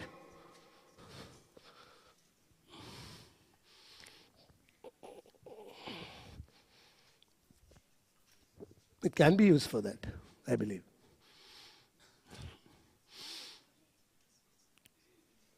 Okay, ASB. Cardiac surgery. Doctors, is it correct? Dr. Babu is telling no. Let's see. It's actually a brain, it was used for a brain biopsy procedure, but I think later it was used for neurosurgery also. I said for the first time. I'm not sure about this, but later it was used for neurosurgery if my articles were correct. But first time it was clearly for brain biopsy procedure. Someone said the answer. You are getting minus 20 points. Team 6. That's okay. More questions. Shall we move to Al-Noor International School? Question 5. How many types of recognitions are there in AI? If you know what are they, you can say what are they. It's not mandatory. But I want the number. How many types of recognition are there in artificial intelligence? If you know what are they, you can say it. Otherwise also it's fine. I'm making it lighter for you.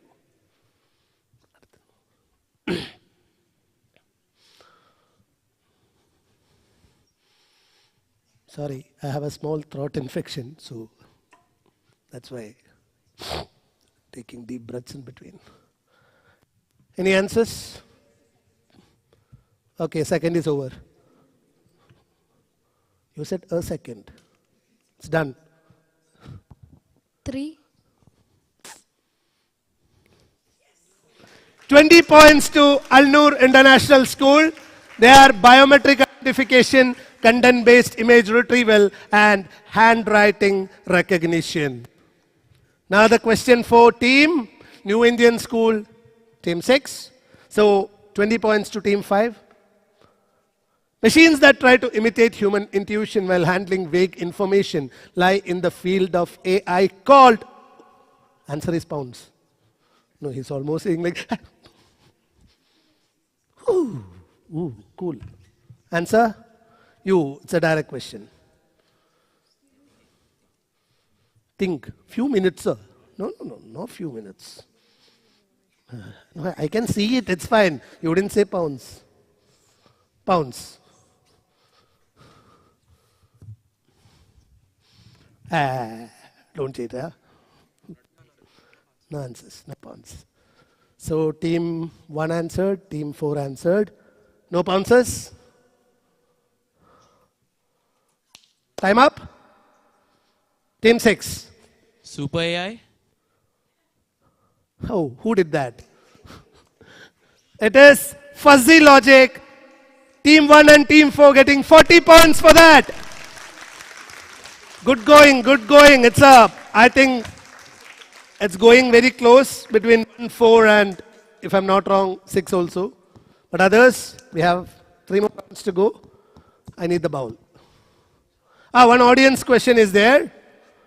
Audience, peas, P-E-A-S. Not that one, not the vegetable. It's an abbreviation. 4. You want to answer? Ooh. I love you, man. Performance, environment, actuators, sensors. What's your name? Ivan. I think I saw you somewhere. For some symposium you came to Indian school? Yeah, that's my very familiar face. I was the judge there.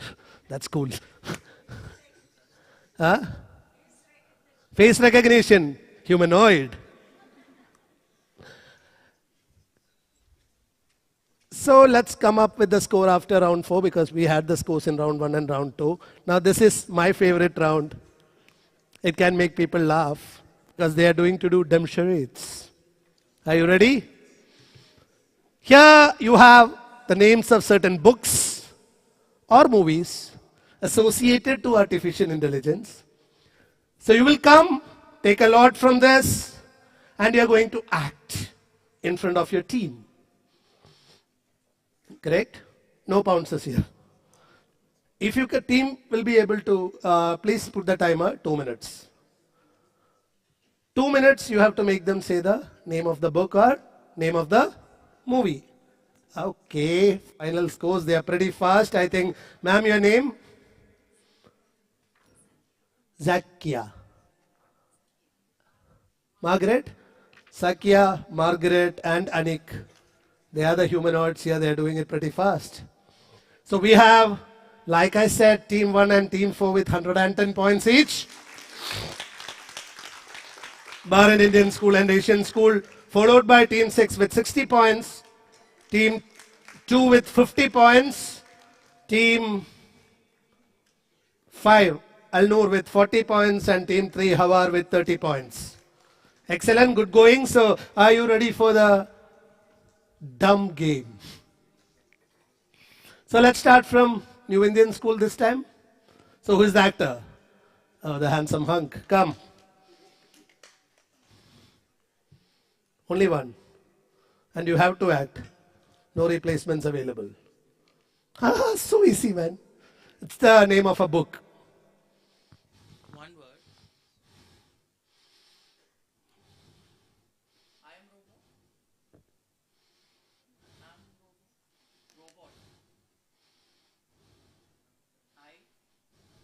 Robot. I, Robot, a book written by Isaac Asimov.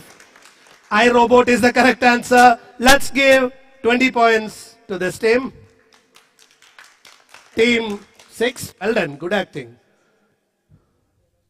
No points in this, sorry. They are doing it to them, no? So, yes, Al-Noor, who is the actor in this? Oh, he is like, oh my God, these people know my skills. I am coming now.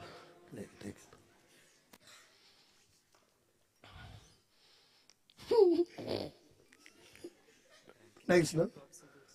Props, no. You can open your mouth also. You can show your beautiful set of teeth. No.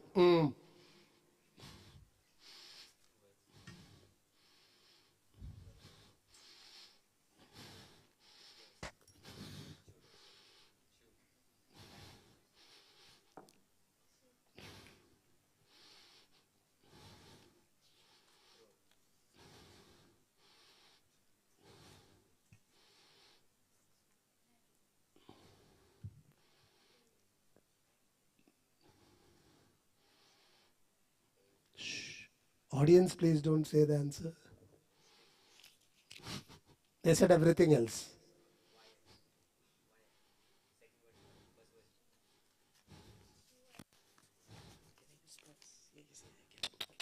You can't stop. Sorry.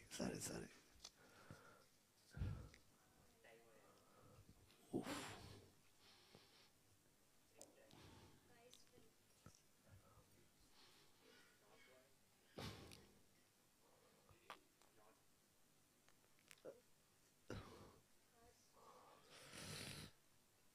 He's an excellent actor. Please give him a good round of applause for it. He's really good.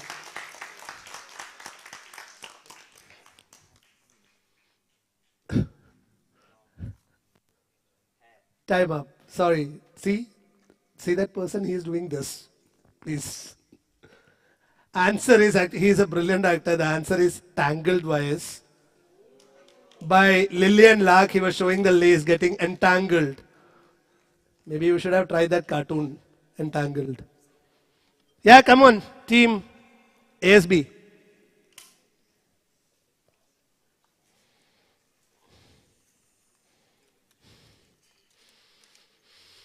Kapatango. Appada hammadi.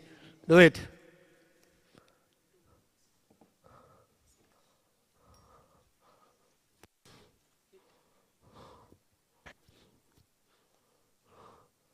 Oof.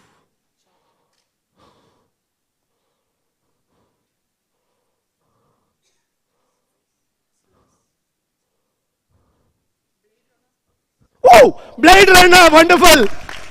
Man, just show. You were doing this with Blade. Blade Runner, wonderful. 20 points for Team Asian School, Team 4. Yeah, it's time to see the girls in action. Come.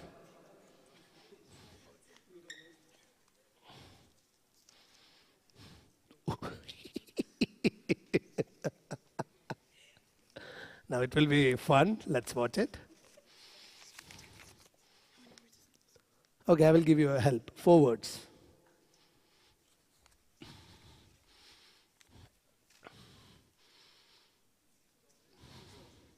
Shh, can't talk. Please check whether she's talking.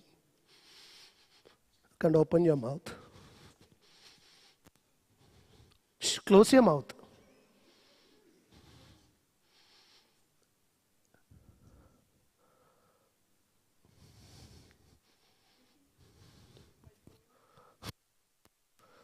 Yeah, it can be mind-blowing at times. Sorry.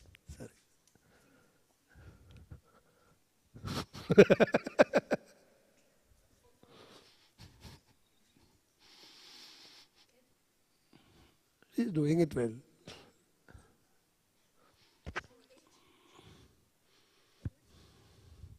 I also want to see them act. No, you can do. She's doing acting, yeah.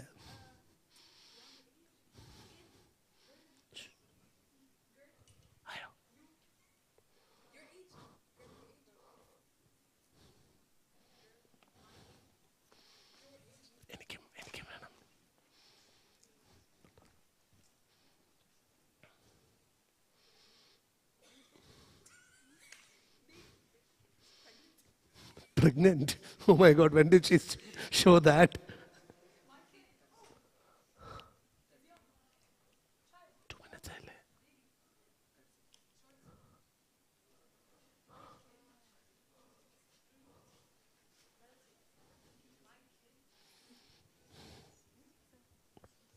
Thank you.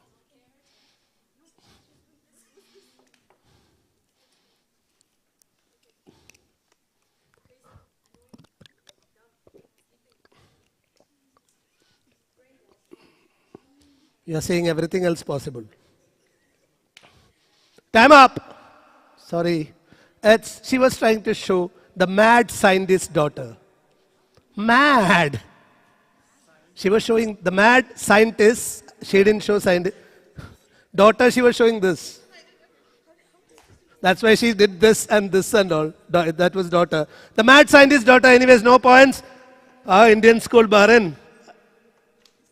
Salman and Shahrukh are sitting there and sending kajol. Chal aaja.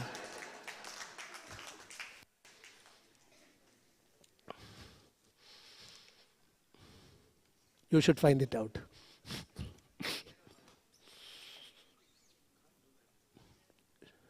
No, don't open your mouth, yeah.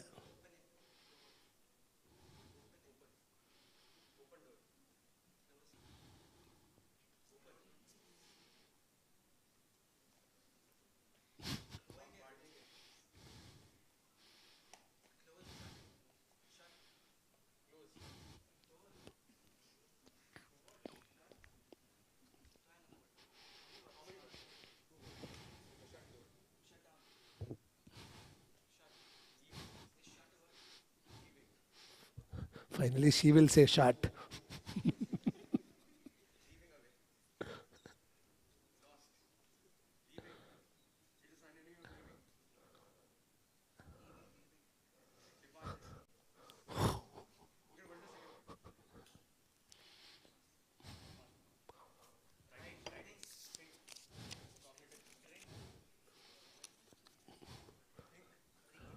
I think that guy is from Mars. Cognitive, departed.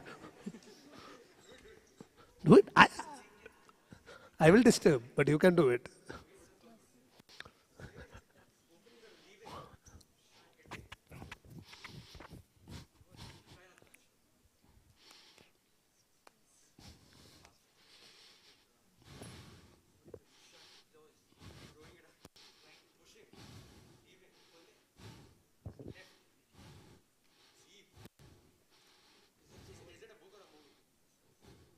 It's a book. Time up.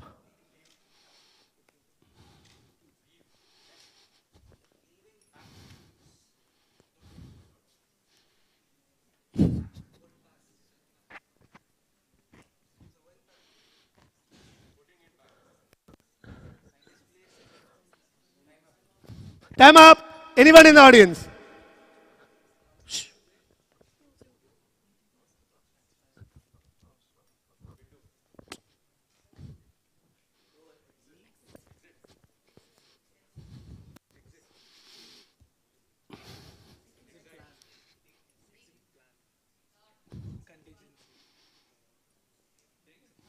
Exit strategy. Strategizing a plan, no? Exit strategy.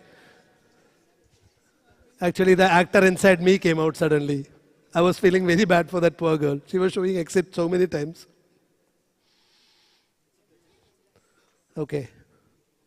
Believer. Open it.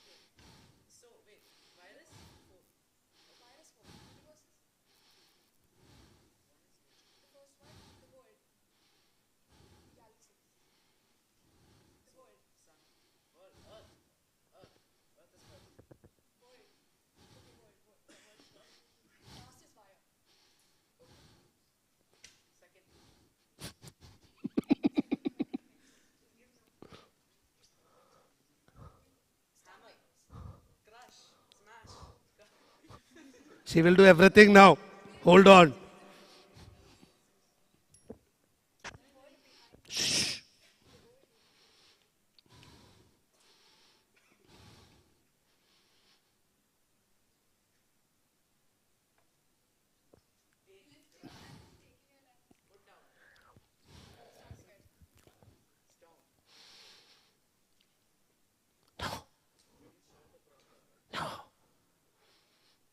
I didn't give that chance to them also.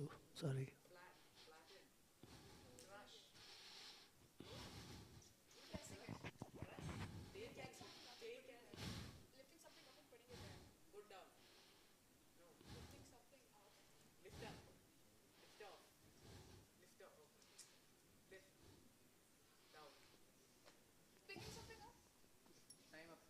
Time up.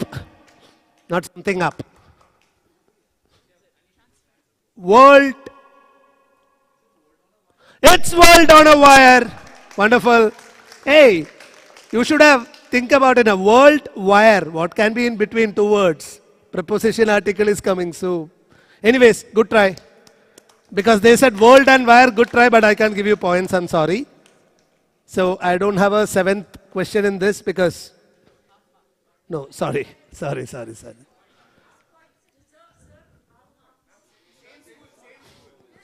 So I won't give. No, it's actually the name of a book. So we need the name of a book, so I can't give you any points, I'm sorry. Okay? Like I said, because that people paraplegia, it was very close, I didn't give any points to them for the same reason. They said paraplegia. So,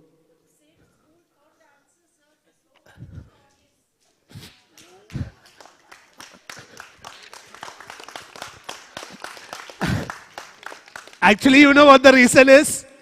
Now, these people have 130 points and they have 110 points. If they are getting that 20, then it will be a tie and the teacher will be happy again. Let's try it in the fifth round, okay? So, team 4 with 130 points, team 1 with 110 points, team 6 with 80 points, team 2 with 50 points, team 5 with 40 points, and team 3 with 30 points. Let's move on to the round 5.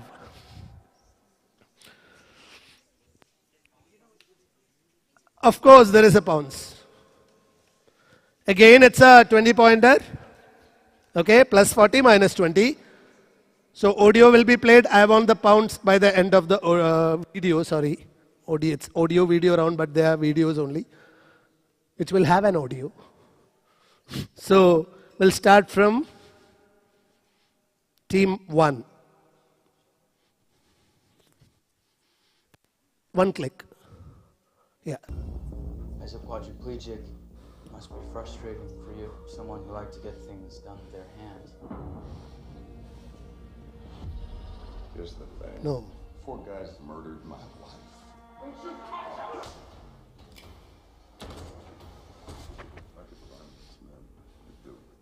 I told you I could offer you something that would enable you to walk again? I call it STEM, a computer chip that has the potential to change everything.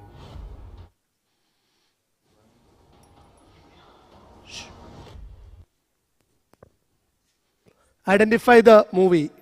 If you click, the answer will come, so wait. Identify the movie. Any pounces? 40 points. 40 points on the table. Come on, take it, pick it up. Hey, Salman, Lele. No.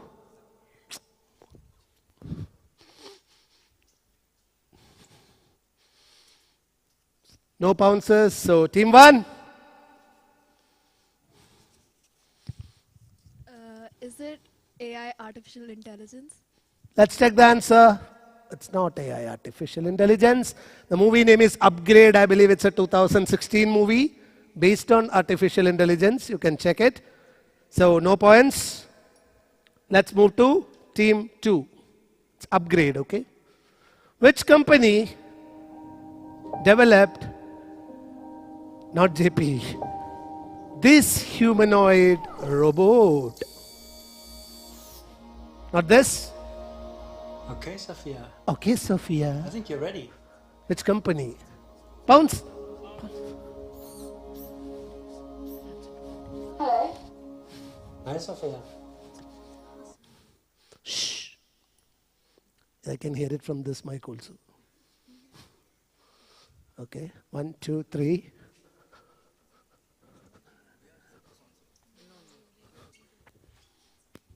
I checked.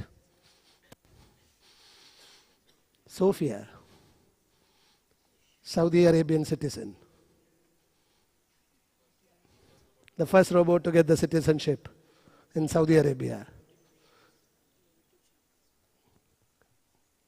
Sophia. No answers? Chalo, it's your direct question. Hands and robotics. Answer is Hanson Robotics. And their side getting 40 points. Team 6, Team 5 and Team 4. 40 points each. And Team 2 getting 20 points. Good answer. Hanson Robotics. If I ask the humanoid name, it will be too easy, right? The country name also, it will be too easy. So went for the company, but still good answering. 20 points here. It's a direct question. 40 for all these 3.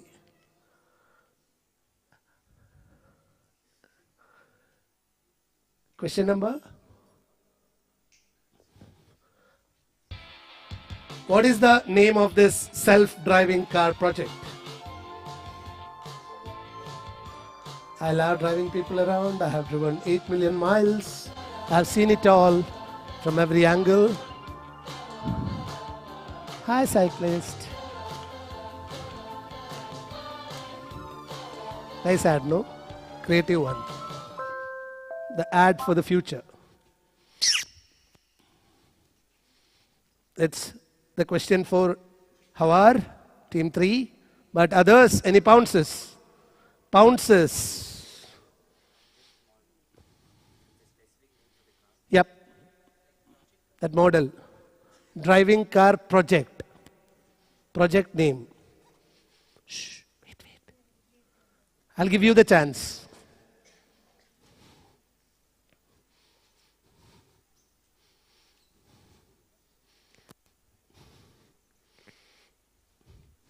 No pounces. So, team 3, what's your answer?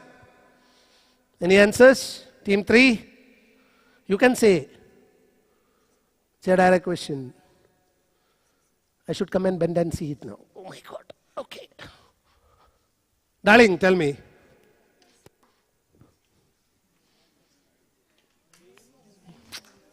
It's Waymo. That's not Google car. Oh yeah, Google car.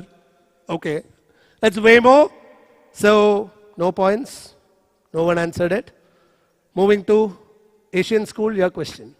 How? You're so lucky, yeah. Don't worry about machines. All of you, get your points first. We should understand one thing. Don't show it. that man I think I should. can Good never exercise for make me. another man.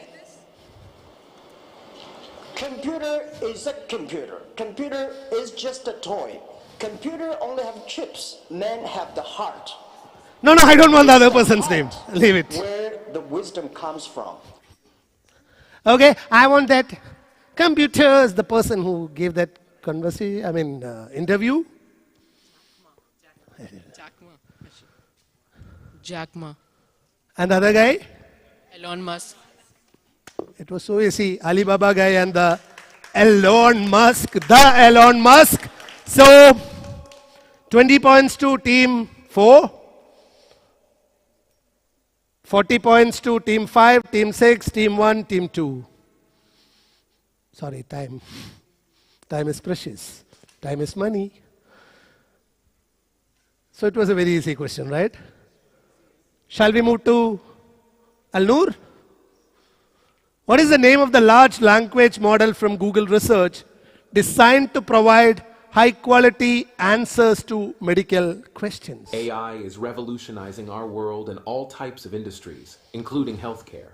This field, which impacts everyone, is quite complicated and filled with data and challenges. So that's why AI will play a very important role in it. AI can support doctors and other medical professionals in improving their decisions and patient care, even saving more lives. Now, Google has been creating and using AI solutions in many areas for a long time. They've also put a lot of money into healthcare AI to enhance health results and make it more accessible for all. Pounds. Good. Any other pounces? It's a direct question, no? Wait. No pounds. Pouncing. Aye. Again the cool Rajesh.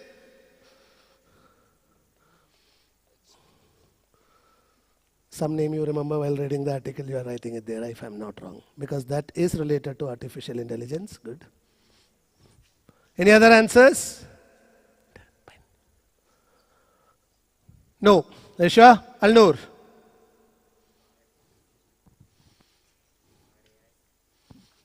Bard AI. It's MedPalm. Bard AI is also an AI, but the answer is MedPalm. Team 2 is getting minus 20 points. Team 4 is getting 40 points. It's MedPalm. Good going. Don't worry. You have a super lotto round. The bumper round is coming up. All of you please wait. Still you have a chance to win. Last question. Ameka is a robotic humanoid created by Engineer Arts.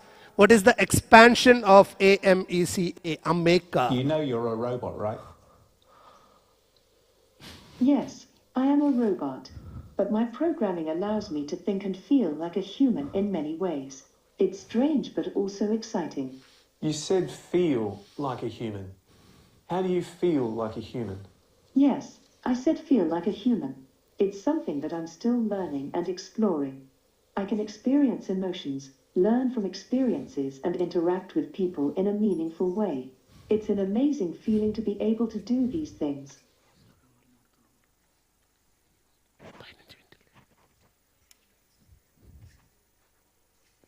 Yeah, what is Ameka? I think no pounces. No, I believe. Direct answer? Can I go for the direct answer? Yep. No answer, please. Any answers? No. Automotive Manufacturers Equipment Compliance Agency Incorporated. So weird, no? Yeah, but I'm sorry.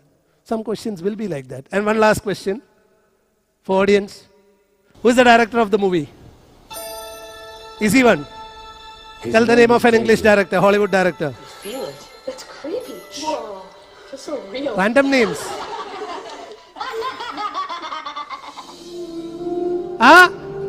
Steven Spielberg is the correct answer. Wonderful.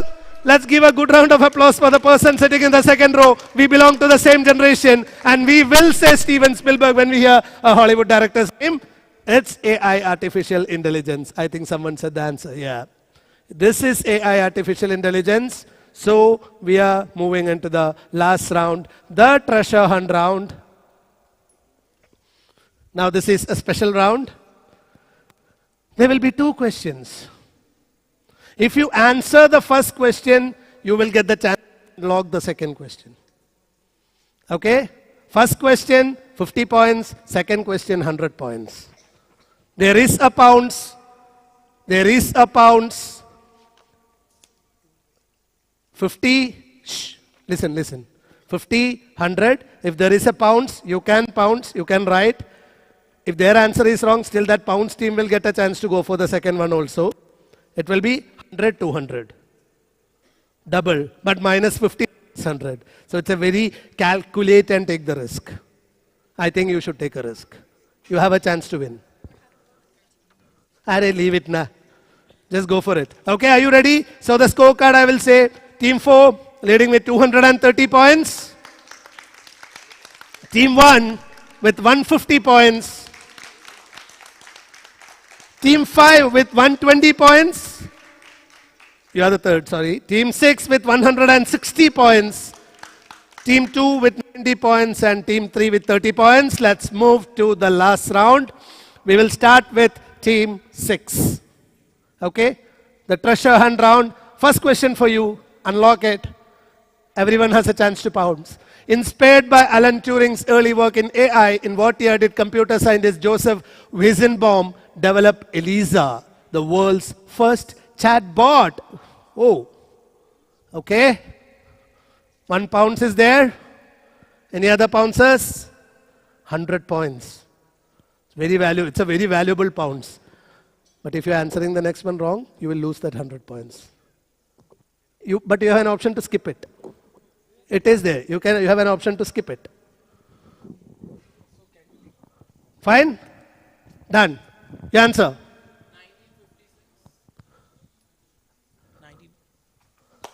These guys are getting 100 points. No points, no negatives. Moving to, okay, you have a chance to unlock it. Going for it or not? No, I won't show the question. You want to go for it or not? Take the decision. No, you don't. You will lose 100 points if you don't answer it. But otherwise you will get 200 points. Fast. Take it. Woo! Let's give a good round of applause for that. The second question. Developed in the early 1970s at Stanford University, mycin was one of the most significant early uses of AI in medicine. What did the program do? No other people have a chance to answer this. You will lose the points if you don't answer, or if you say the wrong answer. Say the right answer, get 200 points.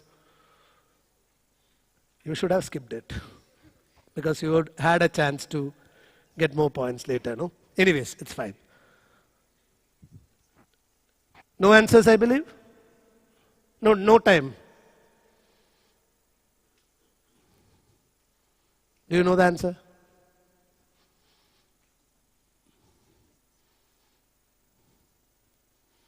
Time up. Anyone? Answer. Diagnosed bacterial infection and recommended treatment. So, 0 points. They got 100, they lost the 100. I remember Fyodor Dostoevsky, the gambler. Huh? You won't lose anything. These guys will be getting 0 points. They got 100, they lost 100. There is a Dostoevsky story, gambler. I'll tell it at the end of the round. Second question. Yes, Al-Noor, your question. Who claimed that AI will have a bigger impact on humanity than the electricity, the internet, and the fire? Pounds? Pounds? No pounces. Pounds? Pounds? No pounds. No pounds. Pounds? You will lose minus 50 if it's wrong. No. Okay. No. Really. Only these guys pounced. Time up. Go for it. Just say a name. Stephen Hawking. Huh? Stephen Hawking.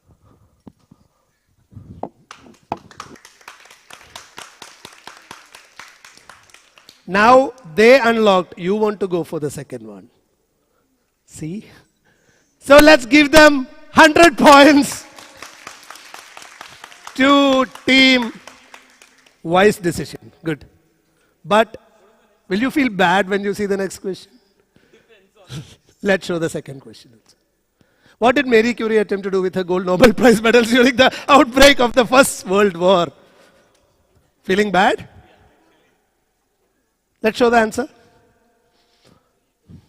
Donate them to the war effort. Let's give a good round of applause to Marie Curie for that. Donate them to war effort.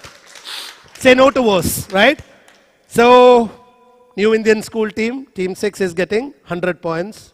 Good. Are you ready, Asian? Chalo, first question.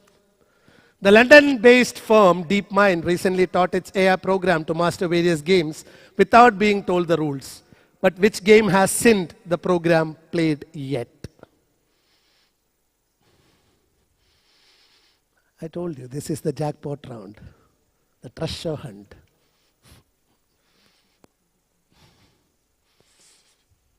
Any pounces?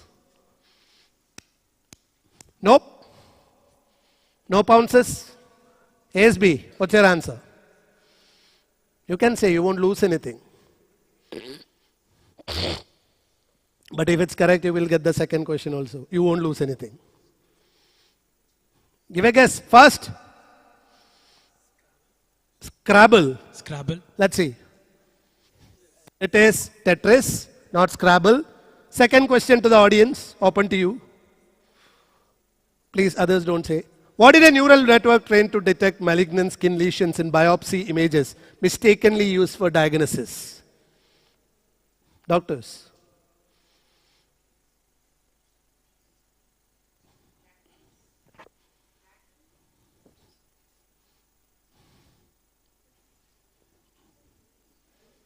That's the skin lesions, that thing. I think the ulcer, yeah.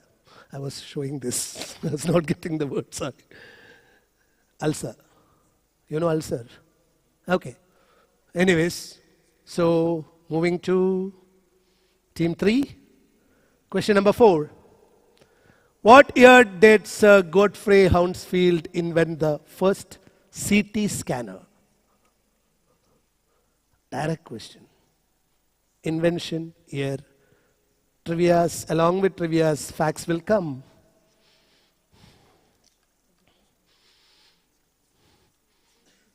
Dr. Krishna, I have 8 minutes more.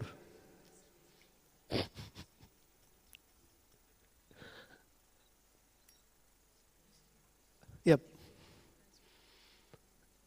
You won't lose anything because it's a direct question for you. You can say whatever you want, but just wait. It should be an year. It should not be the name of some person. Any pounces?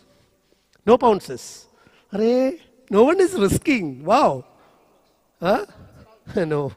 Pounds. Now that's a risk. Which one? Yeah, what's your answer? Say some random year. 1976, let's see.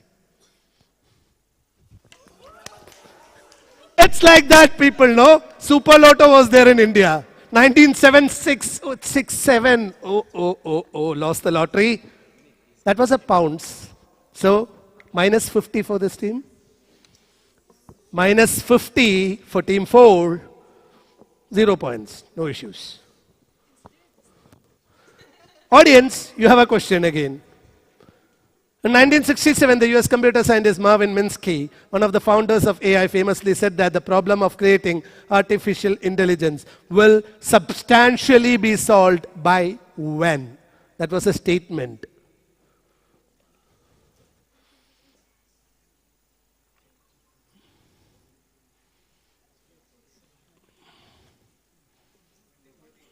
2030? Huh? 1000? 2000? 2000.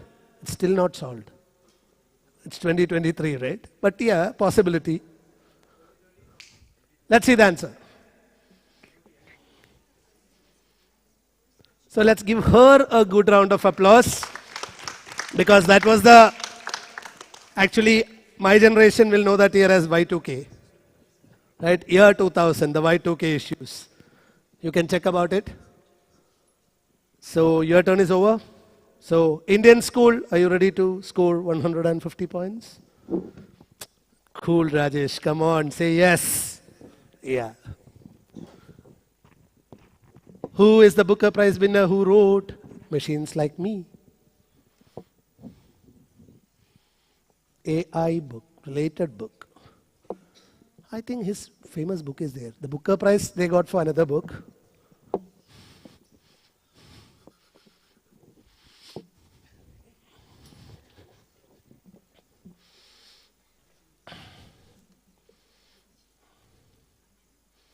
Say William Shakespeare. Arey kuch to bol. Any pounces? No pounces. No, not much time. Tell, pounce is over. Now it's time to say. Got the time to think, right? Chetan Bhagat.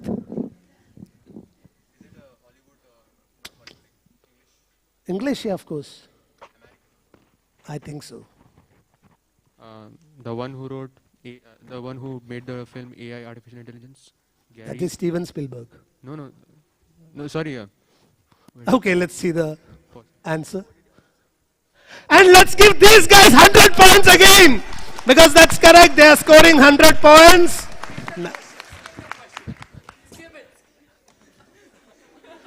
It's an easy question. See, you are going to get 200 points. Dr. Krishna will give me extra 5 minutes, but I will try to convince you. 200. Clear margin. Okay. So audience, you have one more question, because these guys, you know, they don't have the courage. This generation. Sir, if we were in their position, we will take it, no? See? That person, no? Is laughing at you for not taking the risk. Okay. Expand RPA.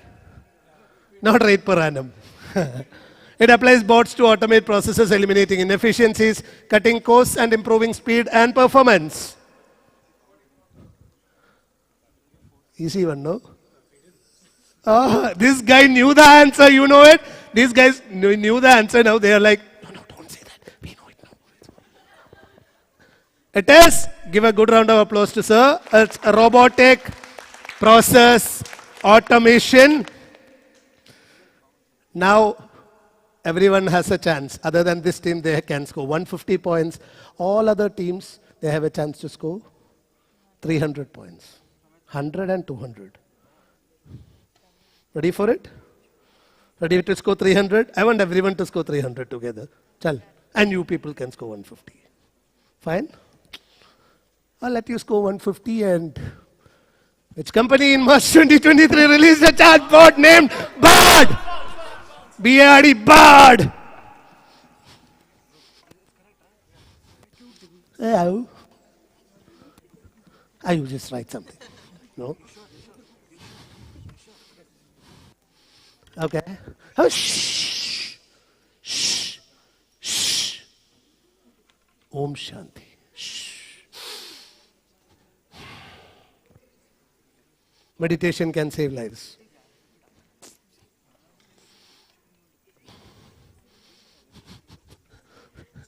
That guy is telling me, where was this question before? But wait for the next question. Chalo? Google. Why didn't you answer? It's Google. So? 100 points? 100 points? 100 points? 100 points? 50 points. So, team 3 has no points. Team 6, 5, 4, 2. 100 points. And team 1, 50 points.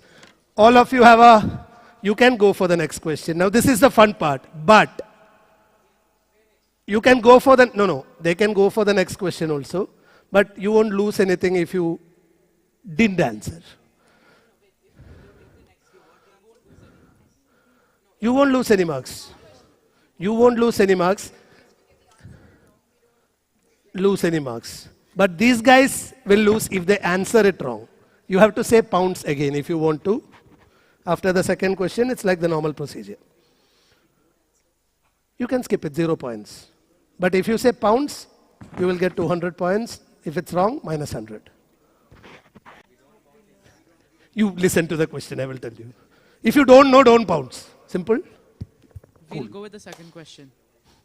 We'll go with the second No, we will go with the second question because you people answered it correctly, so it's all open.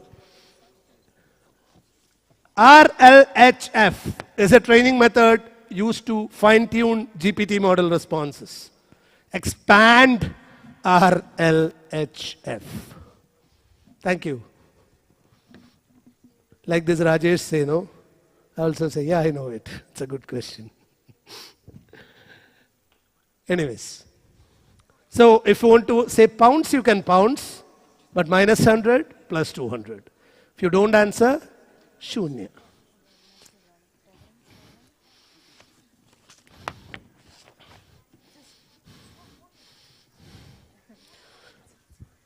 Finished on time.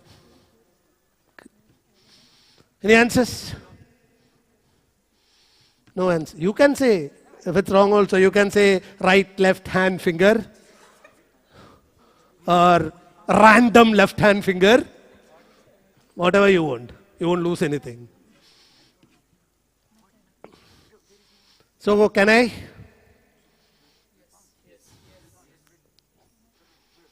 You are pouncing. Oh, tere, man, I liked it. I loved it. What is it? What is this? That guy can't read it. He wrote it. I think I need a humanoid here to read these things, please. What is it? Dr. Babu, did you hear that? This guy said that he is going to be a doctor because doctors' handwritings are not readable. That's what he said now. Okay? Yeah.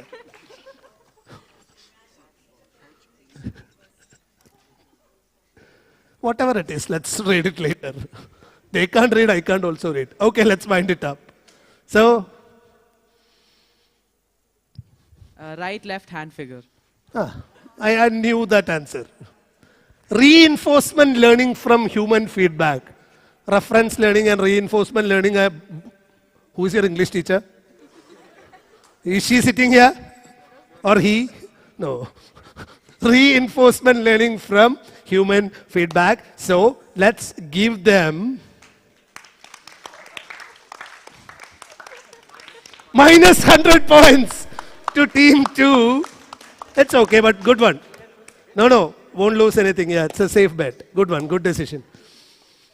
So, that's the end of AMH Medathlon quiz 2024.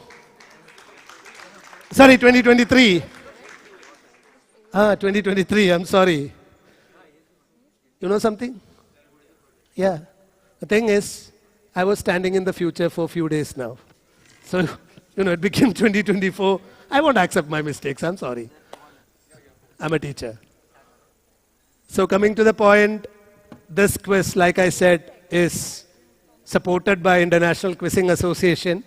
So the winner of this, they will be the national champions as per the IGOAI rules. But we can't give a national champion certificate right now because IGOAI will be officially launched. It's already launched for your FYI in 2020. I'm the mentor of IGOAI Bahrain chapter, and we'll be doing the IGOAI programs also from the coming years. We'll be doing a lot of quiz shows and international quizzing shows also in the coming years. So I need all of your support. All the school teachers are here. The AMH team is here. So I hope you'll be giving us all the support. And thank you so much, the entire AMH team, especially two of my favorites here, Dr. Babu Ramchandran and Dr. Krishna, because Dr. Krishna will only call me in Octobers. Because November there is something called Medathlon. The other 10 months, he is in that pregnancy period time. where he won't come out. But at that time, I'll receive a call and I'll be like, oh my God, it's October. Anyways, thank you so much. That was, just a friendly joke that was shared between us. Thank you all. Thank you so much. And thanks to all the students. It was a wonderful show. Thank you so much. And sarcasm, that's there in my blood. I'm really sorry for that. Okay. So here is a... Okay, start from the last. Okay, so I'm handling it over to Dr. Babu Ramchandran. Thank you, Aneesh and Ajay, for that wonderful round of quizzing. Let's give them a round of applause. No, there's also a noun. At position 6 with 30 points is Team 3, the Hawar International School. A round of applause for them. At position 5 is the Indian School of Bahrain with 90 points.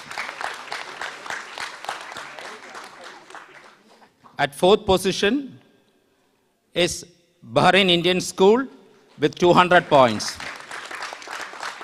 At 3rd position is Team 5, which Al Noor International with 220 points. Isn't it? Yes. 2nd position, Team 6, New Indian School with 360 points. And in 1st position is Team 4, Asian School of Bahrain with 380 points. Yeah, sure. Sorry, I want to share a small thing because I know that, especially I want to tell this about Team 1 because they were playing consistently till the 5th round. Let's give them a big round of applause. They are in 4th position. That doesn't mean they lost anything because they were really pretty well. But again, sometimes that risks are important in life. You have to, it's a competition and you have to take risks at the right time. And I very well appreciate those two teams, especially this team, because they were taking risks at the right time and they said, and I like the way the other guy said, I don't want the second question. Because I got my 100 points, I'm happy. Now that's how you take risk, you handle the stress. Wonderful. But a special round of applause to you too also, because you played consistently till the last round. Good. Thank you, Aneesh. And as was said, it's the IQA, the International Quizzing Association. We'd like to thank our American Mission Hospital management for supporting us in this venture of getting the IQA certification, and Aneesh for facilitating that. Thank you so much. It was a lot of effort to get this accredited to and from mails, but I don't think any other hospital institution here in Bahrain, first time it's being done by the American Mission Hospital. Thank you, everyone. Thank you. That's an achievement. So with that, can the quiz teams please go off stage? Thank you so much. A photograph, please, with all the teams coming here. Quick photograph. Ajay, you can also join in, please.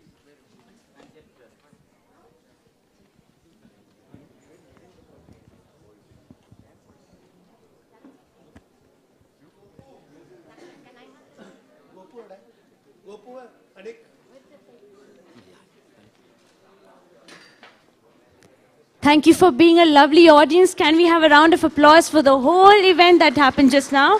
The Quizmasters and all of the teams. We're quickly moving to the MedZap. That's a creative movement. So we're moving to the MedZap, and after which we'll have the award ceremony. The videos that we have shortlisted, you can watch them through the Medathlon. You can see it through the website that we have, American Mission Hospital, and there's a link attached to it. You would click it, they'll take you to the videos that have been shortlisted. Because of positive time, we're not able to... Yes, the prizes have been... the prizes will be distributed today. That's what Dr. Babu tells me. Yes, they've been even decided. Yes, so the prizes have been decided. They'll be given away today. But to watch the films, we'll request you to go to the American Mission website so that you can go and check the Medathlon protocol. Okay, so the next event is something that we have been waiting for all the creative minds there. The neurons were at a thrill now. Now we're going towards something beyond and more of imaginations, right? The first school that will be coming in is Al-Sharikya School. So Al-Sharikya School, participant 1 is Saklin Raza, Fares Haitham, Rion J, Mubarak Abdul Rahman and Abdullah Ahmad Saleh. So they are waiting to be performing, and after which will be Ibn al-Haytham Islamic School, followed by the Asian School and the New Indian School. So we have 4 schools performing. Al-Sharikya going in first.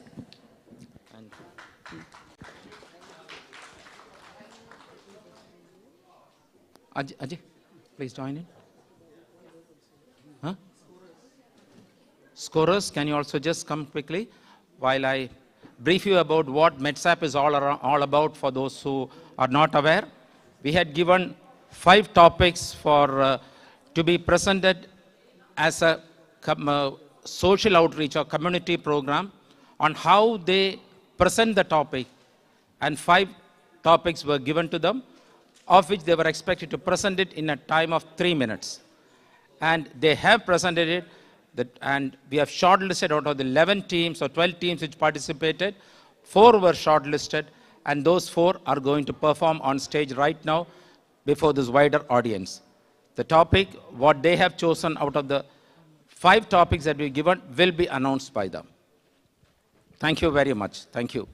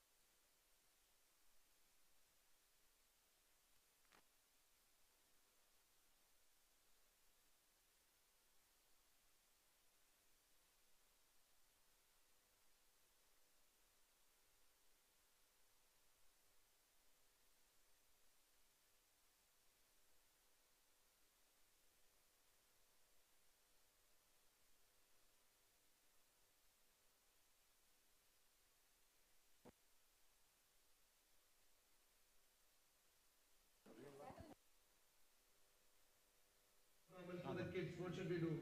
We will check it after the quiz is over. Next question. So let's finish it fast. Who developed?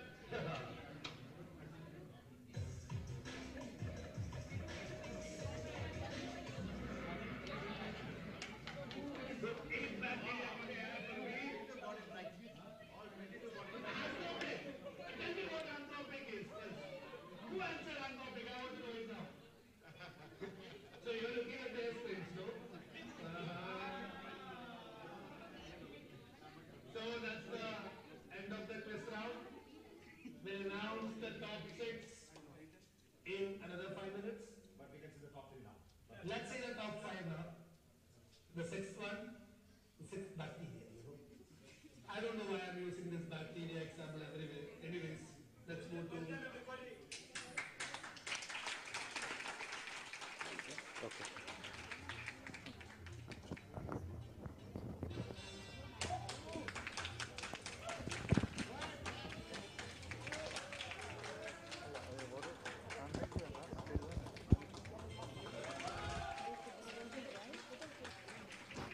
No, I don't know.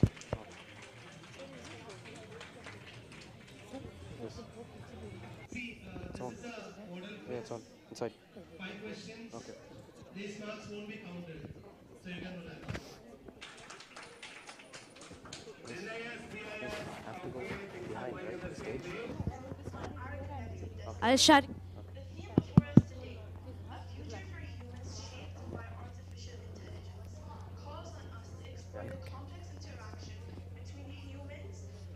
Abdul Kabus. Okay.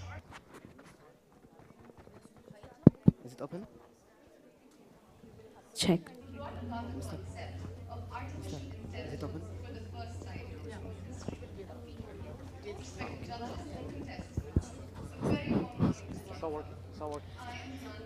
Thank you for your patience, lovely audience. So we have Al Sharikia School coming in, and there are 4 participants, Saklin, Faris, Rion, Mubarak, and Abdullah. Can we have a round of applause and welcome them on stage? This is Al Sharikia School with the topic Social Media Takes Away Childhood from Children, which is a very interesting and important topic. Over to you, Al Sharikia School.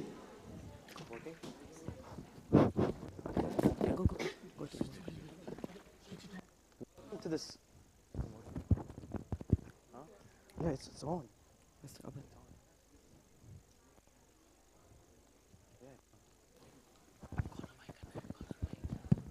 Yeah, okay.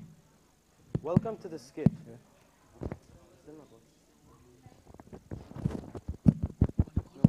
Bring it like this. Yeah. Bring it like this.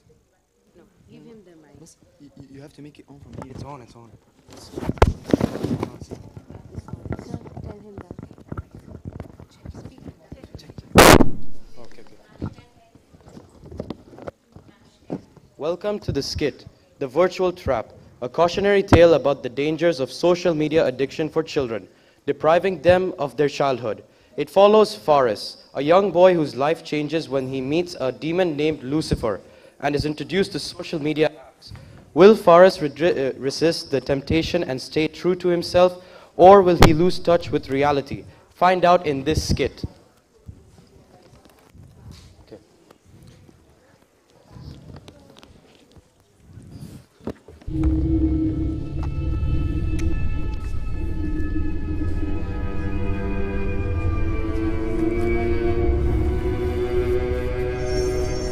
Aren't you tired of this modern world, Faris? Who are you? Ha ha ha ha ha! Call me Lucifer. I am here to take you to the extraordinary world where all your dreams become true. Virtual world?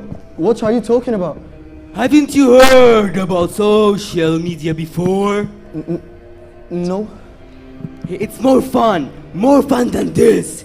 How about seeing TikTok? Hello, Faris. Want to share the famous the shorts that you can become lip sync dance and you can become famous. You won't regret it. Actually, that does sound pretty, but I'm not sure. Hey boy, it's getting more fun than this. You can share photos, everything in your life through Instagram and Snapchat. Hi, Faris, with beautiful images. Hi, Faris, with beautiful images and the chance to become an influencer. Your world will never be the same. Actually, that does sound pretty. My boy, it's getting more fun than this. You can chat everyone through this when you're only sitting on that chair through WhatsApp. So get up, leave this, and work it. Faris is completely immersed in the virtual world, which has led him to losing touch with reality. He spends all his time online disregarding his books, family, and friends.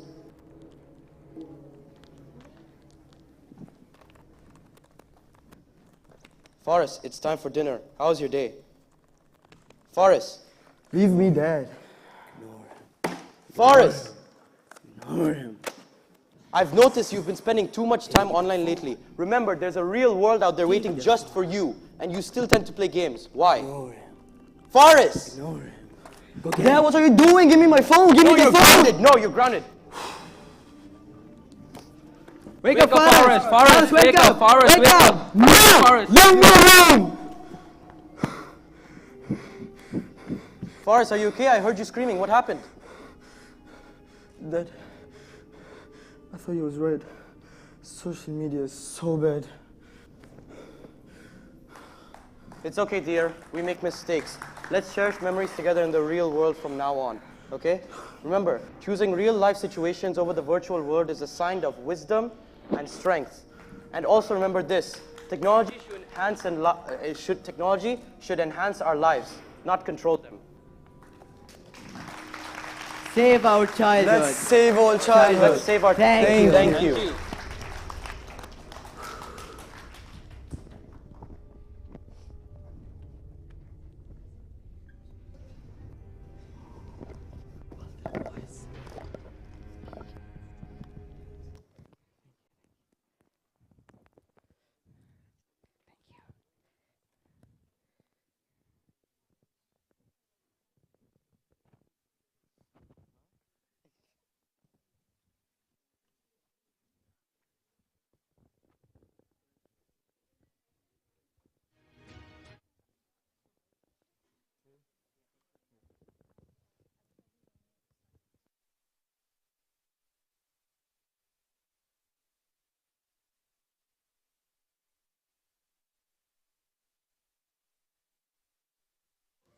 That was Al Sharikya School for you.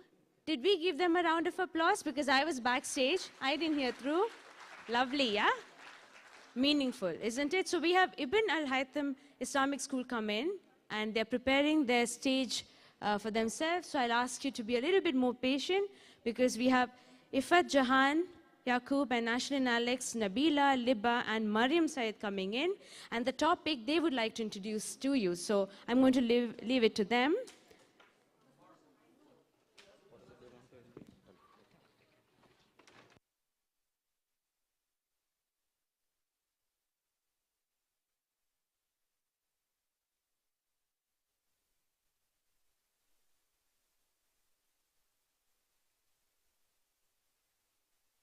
Okay. Hold this. Wait, this one. This one will do Ifat. You get the corner mic. No. This is your I'm the taking this mic. Mariam, hold my mic. Yes, I'll take this one. No, we don't need tables to keep. Table, we only need to keep the props. Yeah, we need 2 tables.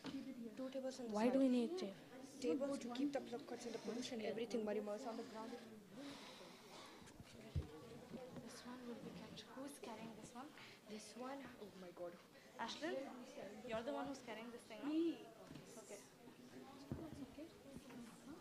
And Mike?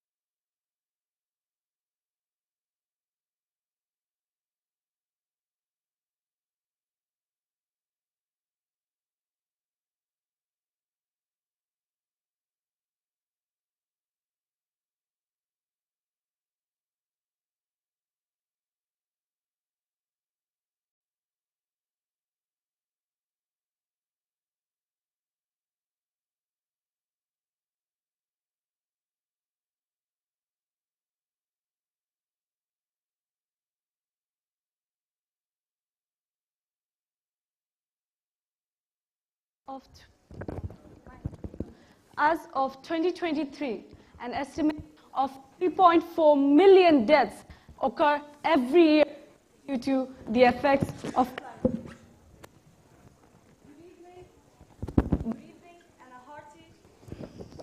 Good evening and a hearty good evening. Respected judges, esteemed guests, and my fellow friends.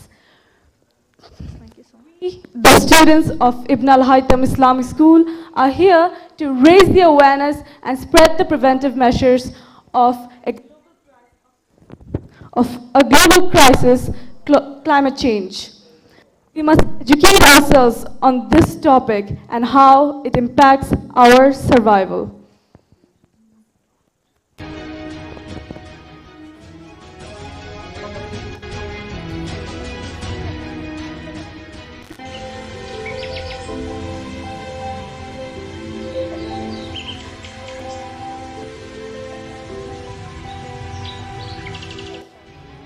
Clear the land. It's time for development. Stop right there. I'm not going to let you touch the world. You're going to kill the people. We need development. No, you can't do this. Wait! No. What are you doing? Why are you doing this? As I said, this is required.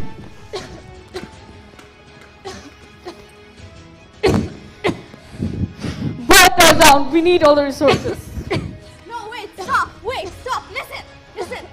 We can have development without destroying the world. Why does the future have to suffer the consequences of your destruction, your greed? We do not have the time to sustainably develop.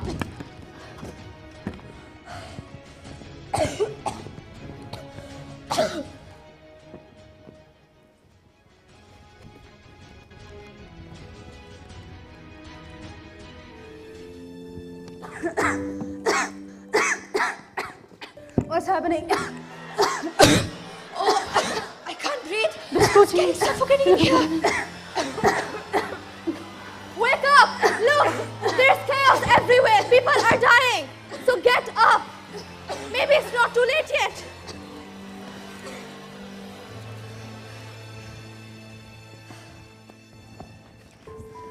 Can't lift the earth.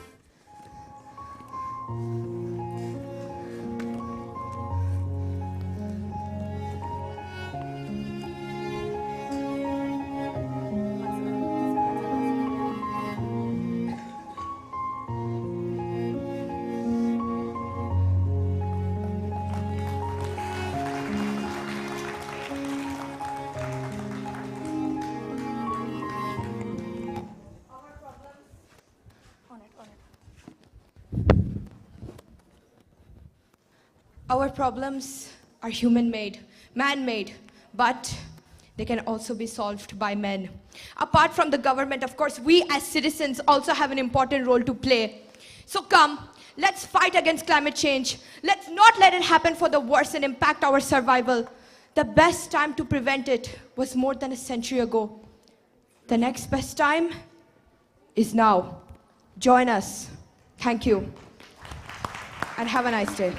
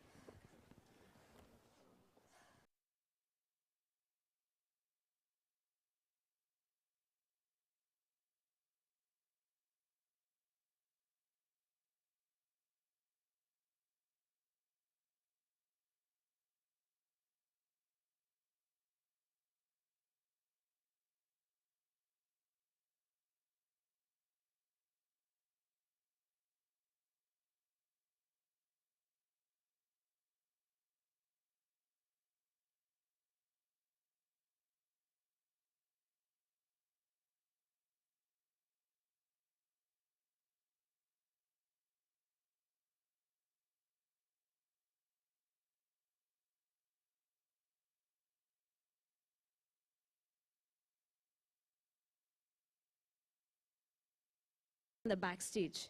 It reminds me of all the school and university days that I had. Does it remind you of it? Do you feel it there? No? Do you see the hustle that happens backstage? Do you feel it there? Somewhere, right? The hustle of mics and things. It's very good because they're all so enthusiastic, they're nervous. There's a mix of emotions and they're going to present something so meaningful. So we had for you Ibn al-Haytham Islamic School, just present, right? The next is the Asian School, and they're ready with their topic, and they would like to present the topic as and when they're doing this. That's what they've shared to me. So we have Simran, we have Catherine Anna Monsi, we have Laya, we have Sanvi, we have Nikita. Can we have a round of applause for the Asian School?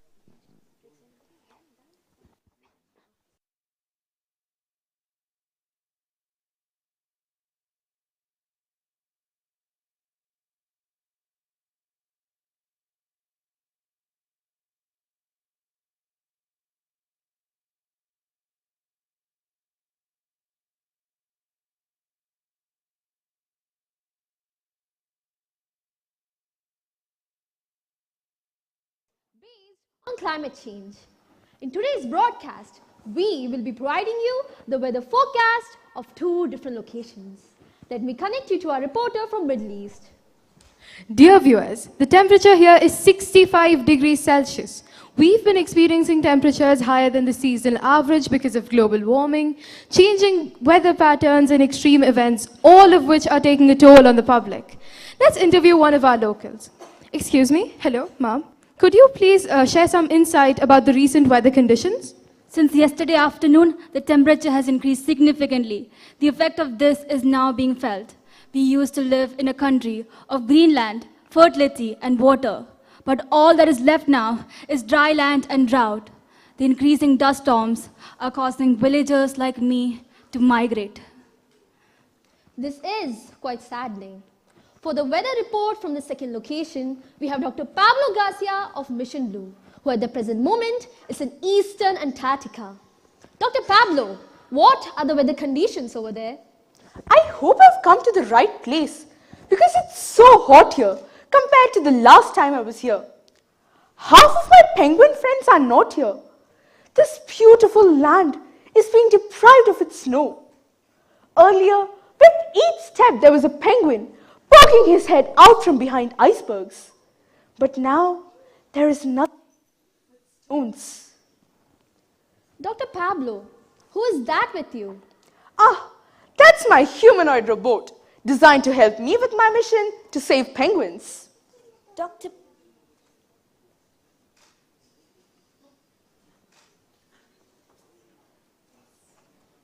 Pablo, the penguin is dead. That was the last penguin to go. Emperor penguins are now extinct. The red data book needs to be updated. It's a tragedy that most emperor penguins have never seen humans, yet their species is being wiped out because of human population. I tried my best to protect the species and prevent their extinction, but it was too late. How do we stop this? How do we stop the rest of the species from becoming extinct? To stop extinction, we need to stop climate change. Climate change has resulted in the loss of habitat for many species, including humans, causing them to migrate. To stop climate change, we can invest in renewable energy resources, promote afforestation, keep fossil fuels in the ground, and create awareness. If it's penguins today, it will be us tomorrow. Our climate is changing, and so should we. One planet, one chance, stop climate change. Thank you.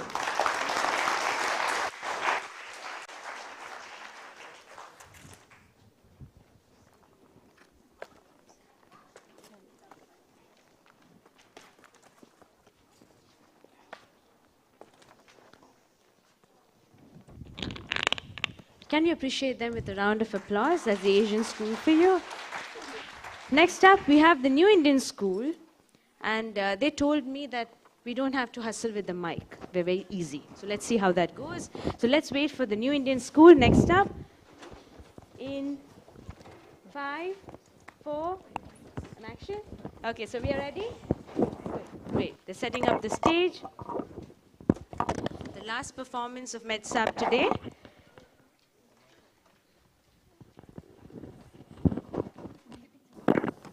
Over to you, the New Indian School.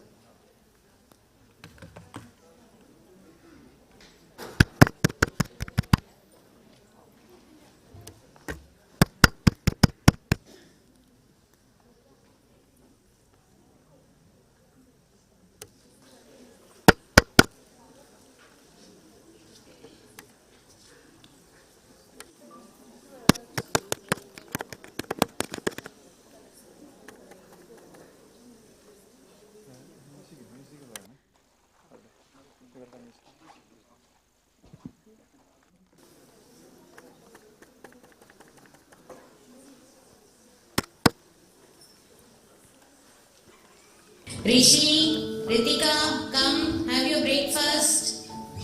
Yes, Mom, I am coming. Rishi, where are you? I have to leave early. Yes, Mom, I am coming. Rishi, don't forget, have your food. Mom, I'll have it in my school as I'm running late. Karthik, come fast. Bus is here already. Yeah, coming. 2 minutes. So, how was today's physics test? Yeah, it was good. Rishi, come home early, okay? Karthik, was the exam really easy for you? Nah, I studied maths instead. Okay, then bye. Bye. Rishi, you didn't eat your food? How much pain I took in the morning to make it and you're not eating it. Karthik, come fast. Bus is here. Yeah, 2 minutes. Again?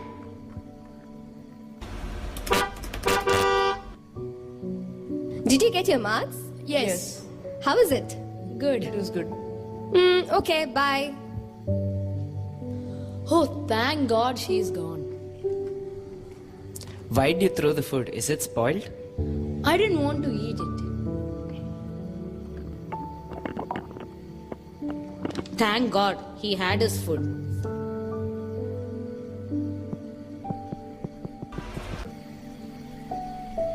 Son, please don't throw the food. It's my food. I will do whatever I want. Please don't throw it. I'm starving from past 2 days.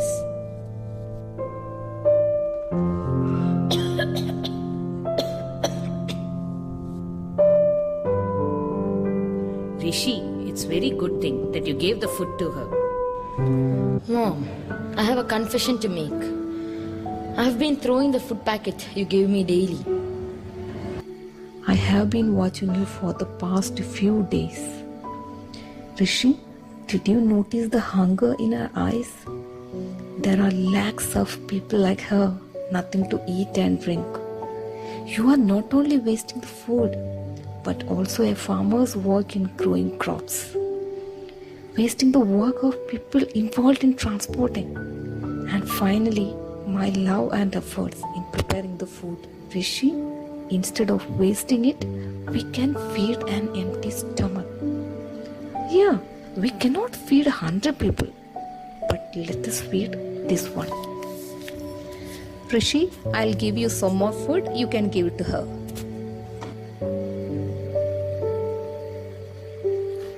The fight against food waste begins in the home. Food waste is like stealing from the table of those who are hungry and poor. Let's treat food with respect and not waste it.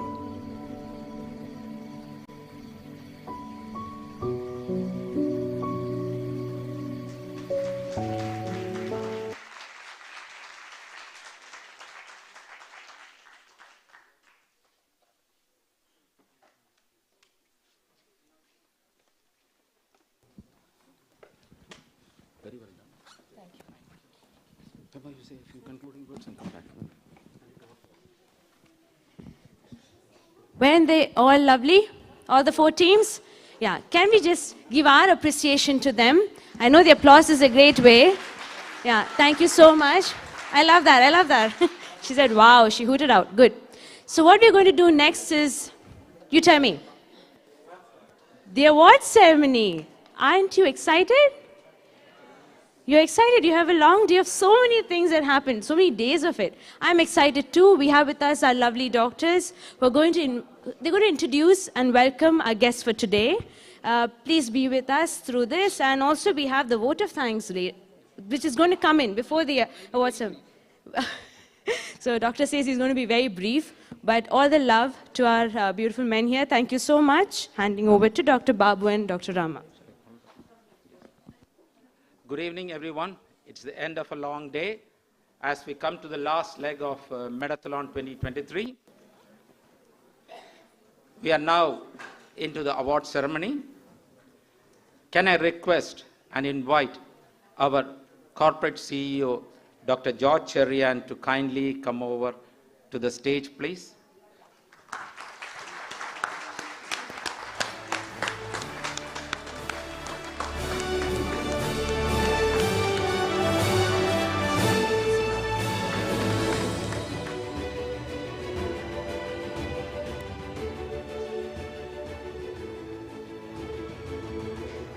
On behalf of the Medathlon team, American Mission Hospital, we have a bouquet of flowers to be presented to Dr. George Cheriyan.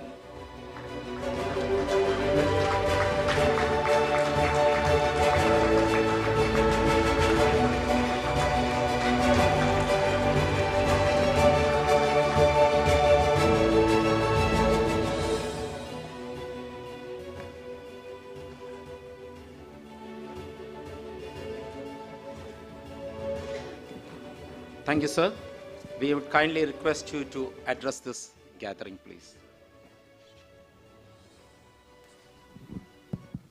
I think a few days ago, at the beginning of the inauguration of the Medathlon, I stood and asked and I told all the participants to say that, how do you increase performance, either if you're stressed or if you're totally relaxed? And the teams that actually came and did an outstanding job are those teams that came into the competition not just competing to win, but competing to learn. The topic this time was carefully chosen because AI in healthcare is the future. When I stand and look into the horizons of what is yet to come, looking at my own personal journey being in medicine over nearly 40 years, the future is going to be a completely different one. AI is just one tool that's going to disrupt how healthcare is going to be provided. And you, the children who participated, you're going to experience healthcare in a completely different way. There are terms like innovation and disruption thrown in the media, and innovation is just improving on goods and services that we already experience, and disruption is completely taking what is available now and recreating something that is yet to be experienced today. I'll give you an example of disruption, and I think and there are theories behind all of this. The theory of the disruption was created by a professor at Harvard Business School called Clayton Christensen. And to give you a simple example of what he did, was the example he gave was, if you look at how Uber has completely disrupted the taxi service, can you think, if you arrived at an airport, an unknown airport, you're there for the first time, you know nothing about the route that the taxi driver is going to take you to your hotel, you feel you're completely at the mercy of this taxi cab who's going to take you to the hotel and then charge you.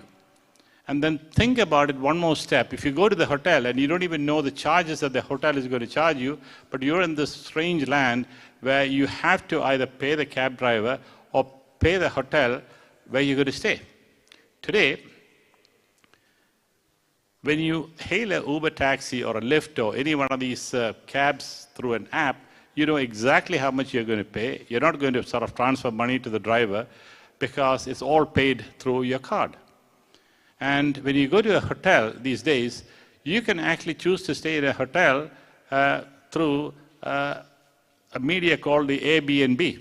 You don't have to stay in a traditional hotel, but you can look up and book into a hotel through an Airbnb. So these are two examples of how the taxi service in the hotel industry has been completely disrupted. And I remember talking to the students on the first day saying that when I grew up, we did not have a telephone at home. And if I talk to you today and say, ask the students, do you know what a landline is? Most people will say, we don't know what a landline is. Okay? So this is how innovation has created very many disruptions in the way we experience the world around us. Healthcare is actually going through the same disruption. Today, we experience healthcare through you're sick, you want to see a doctor, you call, make an appointment, maybe you have to call 5 times, come to a doctor's appointment, wait 1 hour to see the physician, and then you don't know what the bill is going to be, and then you don't know whether the insurance will fully cover you for all of this. And so there's a lot of uncertainty when it comes to healthcare. But what is happening in healthcare is probably in the next 2 years, not in the next 5 years, not in the next 2 years, the control for your own health is going to be in your own hands. And you're not going to come to a hospital because you're sick. You're going to come to a hospital because you want to maintain your wellness. It is all about preservation of health and not about treating sickness. So this is going to be the next big disruption in healthcare for the future. And AI is one tool. There are very many other tools that we are currently looking at. We're looking at virtual reality. We are looking at augmented reality.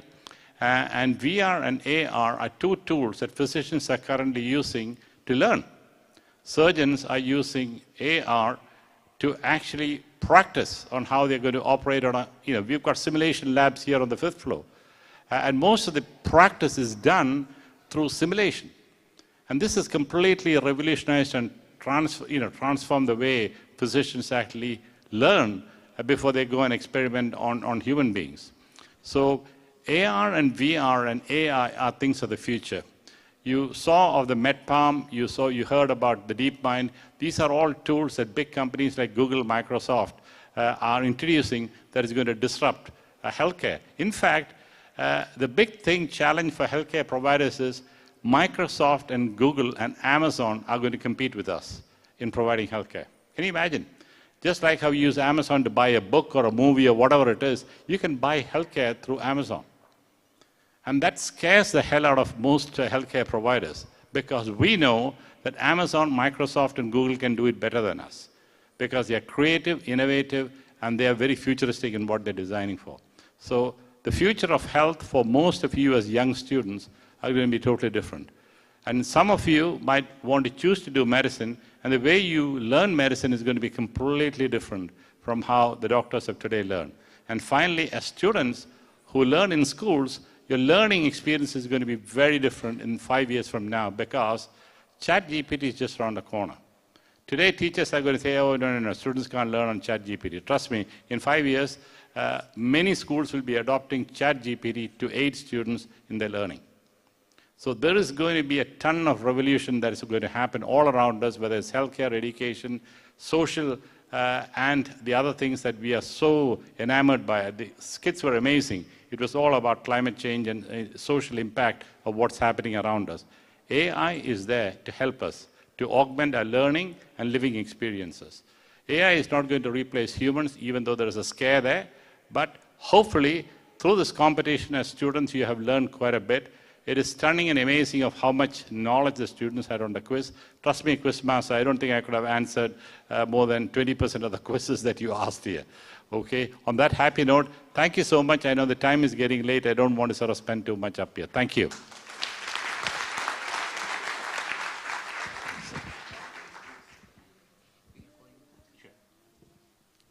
Thank you, sir, for those very inspiring words. Now we have a special guest here to address you. Can we invite Dr. Jassim onto the stage, please? Yeah? Let me come onto the stage.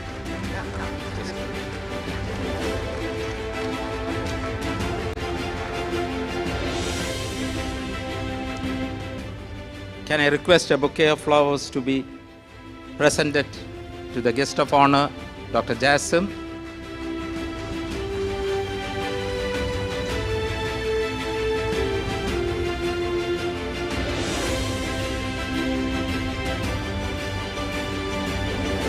To introduce Dr. Jassim, let's invite Mr. Joel Indrupati, our Director of Corporate Communications.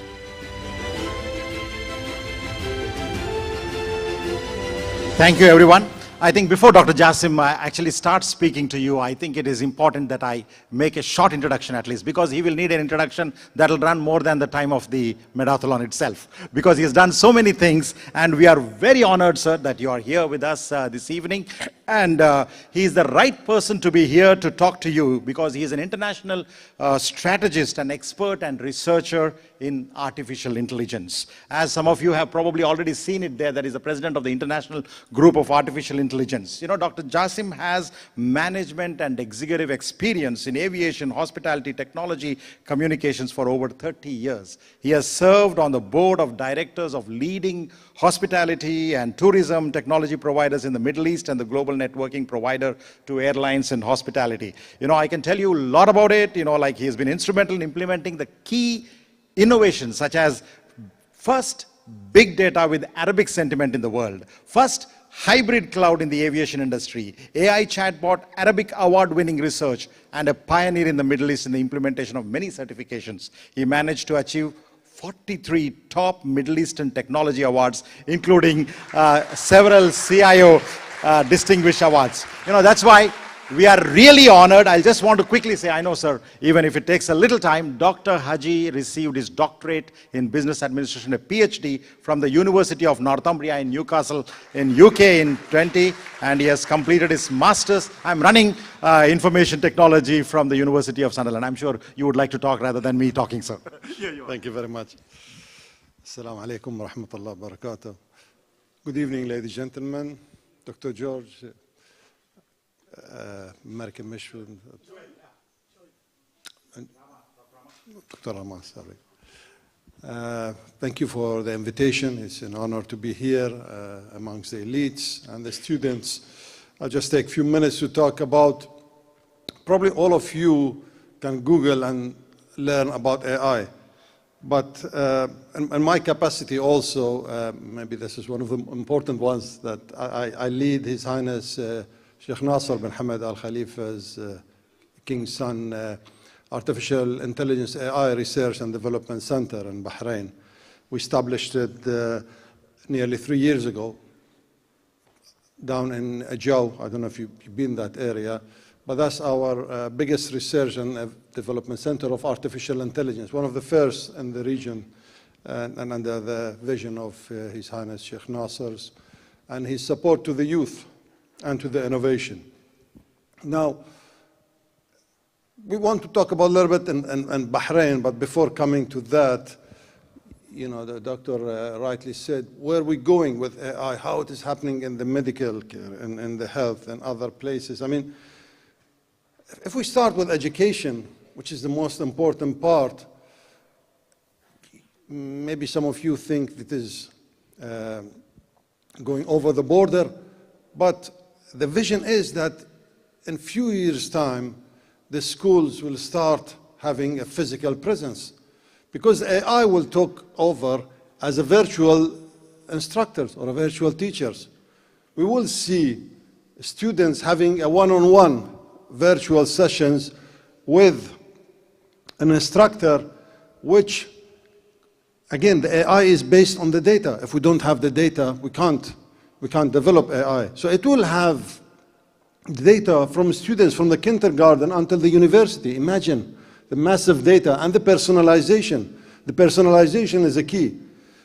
How you maintain or sustain a virtual teacher or a teacher, so-called, to one student all his or her life for over, for instance, 16 years.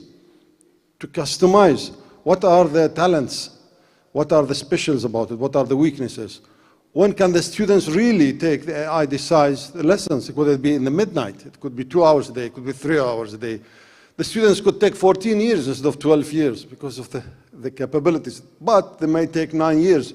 So this is the world of AI that we will see in education, that will go even the trainings, you know, to pre-select those features in the healthcare. You know, imagine how much of, I mean, I'm not a physician, but if you can predict diseases, if you can predict, for instance, cancers, which now is happening on the genetic world of predictions, if we can get to cases in level 1 instead of level 3 and 4, on the, as we celebrate today with Bahrain's Women's Day, one of the biggest campaign was on the women's early detection of cancers, and now AI is playing a big role in that.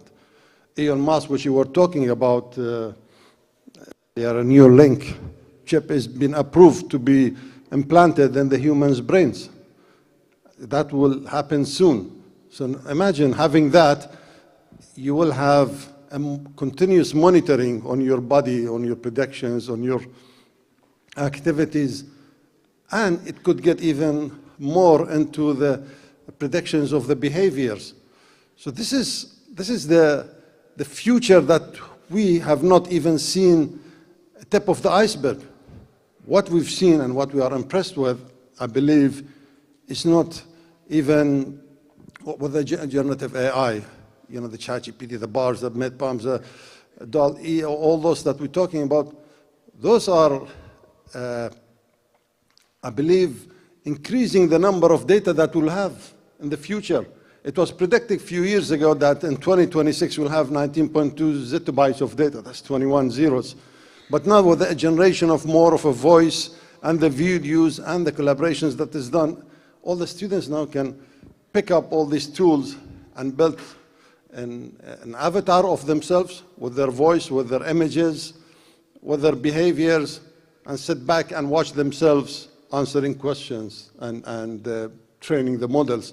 So that's really probably hitting the job market greatly. So every future jobs will have to be associated with AI. So the doctors without an AI capabilities in future will have less of capabilities, or those who are empowered with AI. The same things with the lawyers, with the accountants, with every profession that is done. Now I'll wrap it up with Bahrain. We're trying in our vision to be the hub of AI in the Middle East, the Silicon Valley of AI in the Middle East, in the absence of that. So we started recruiting many young men and women. I mean, the biggest experience I have seen in the CVs that we recruited is 1 year. We don't need people with experiences of 5, 10 years. This is for us that they are too old, because I can't train them on the newer technologies that are coming up. So there's a great potential challenge for the youth that come out of the universities or even before the universities to be prepared for the job markets. They're not like the era of people having to wait for 15, 20 years to do that. So that's a lot to be done in Bahrain, which I'm sure you will be part of it. And the education sector is getting, I believe, younger and younger, where the coding starts from secondary school and now the primary schools. So there is more of a potential that people who graduate in future from secondary school, they are ready for the job market. They don't have to wait even for the university. Well, thank you very much for listening to me, and I wish you all the best for the coming year.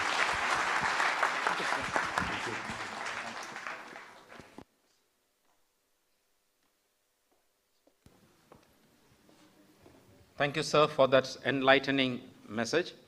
Now it's time to give away the awards. But as you know, Dr. Rama has a role to give the vote of thanks. And if we wait till the awards are over, then he'll be thanking an empty audience, empty auditorium. So we have decided to advance the vote of thanks right now by Dr. Ramakrishna, and then we will go in for the award ceremony. Right? Yeah. I promise to be very brief. There are a whole lot of people to be thanked. Expressing gratitude is very important. We both are the faces of this entire event, but behind us, there's a whole lot of people who have worked behind the screens. First and foremost, our corporate CEO, Dr. Cheriyan. You ask him, things are done. Sir, we would like to do this. Go ahead. I would like to place on record our gratitude to our corporate coup, Ms. Julia Robert, and Chief of Staff, Dr. Deepak. Dr. Haji, thank you very much. At a very short notice, I just sent a WhatsApp message. He said, I'll come, I'll participate. And he patiently sat through, saw your performances. The biggest thank you from our side is for the schools, the children, the coordinators, the principals, who've done an excellent job. Amazing number, 17 schools, 51 events, about 450 participants. This is the 4th year. The number is just going up. We started with 8 schools. Today we are 17. The number will grow. All the judges, especially our own staff, people who have come from outside to judge. Judging is very, very difficult. We can't manage it. And many of the contests, trust me, were 0.5, 0.25. The only reason we saw 13 speakers today was, the rule was 10, but we saw the 11th, 12th and 13th speaker was so narrow, we sat down, we said, whatever time, let them speak, we have to give them a choice. All the support staff which came us from behind, our entire Medathlon team, marketing team, the IT team, housekeeping, Rowell, Fatima, who made a huge difference. Getting things arranged in this hall is very important. We would like to thank our supporters, BFC and Clear Vision. As you all know, as Mr. Aneesh said, we'll have a national team. This quiz got certified by the International Quizzing Association Asia chapter. So is it the team going to be a national team champion this year? So that's an extra label which we could earn. Maybe next year, more improvement. Can I also thank Mr. Ajay, who stays behind the back, but he's the intelligence, he's the AI between the this thing. Aneesh comes in the front, but there's a lot of homework which needs to be done, and that's Mr. Ajay Nair. Can I also thank Salmanio Studios, Convex, Mr. Ajit, and Xerox company who came, arranged all these things. And last and not the least, NEC Hall at Manama, who made a lot of difference. A special thanks to the quiz master, Aneesh. Every time he tells that I think about it only in October. No, in between also I talk to Mr. Babu asking, hey, what's happening? But unfortunately, he thinks I think only in October. But no. And I deliver something called a Medathlon after 10 months. So, okay, my pregnancy is obviously 10 months. So it takes me 2 months to organize this thing. So I give a result at the end of the day. That's my vote of thanks. And I know, very impatient. So Mr. Joel, can we start? Can I request Dr. Cheriyan?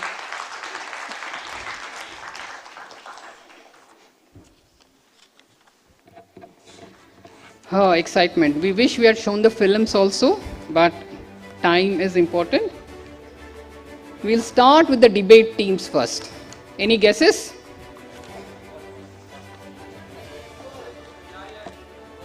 Okay. Many of the contests have been very closely contested. So we have a tie-up at the 3rd place.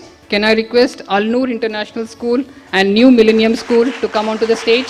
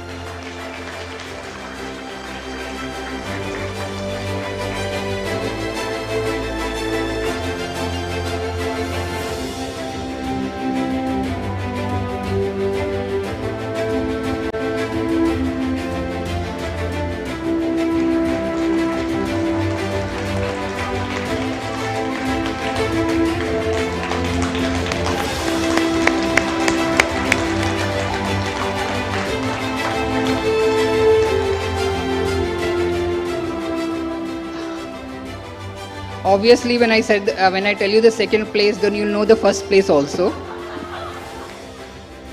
Al Sharakia School.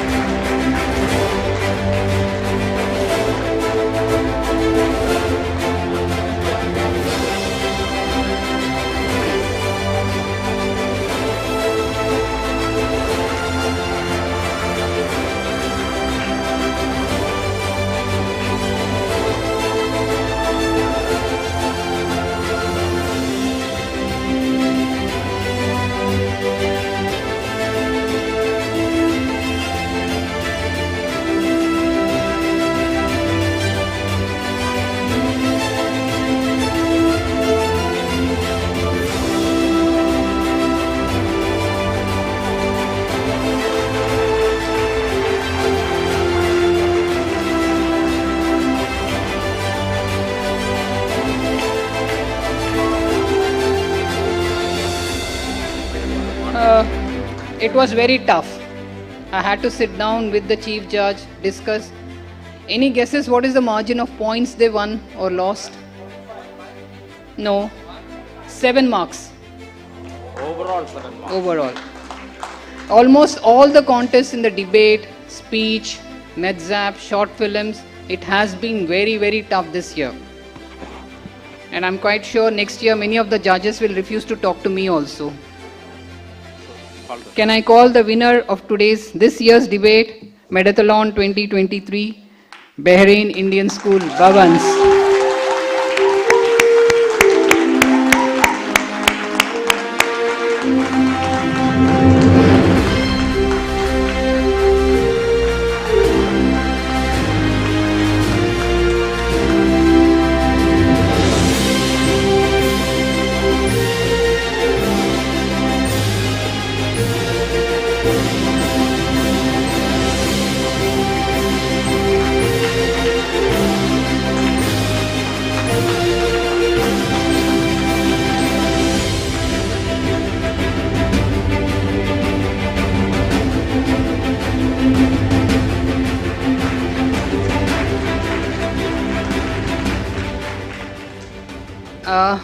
A special note of caution to all the teachers for the next year. This team has won this contest 2nd time in a row. So obviously,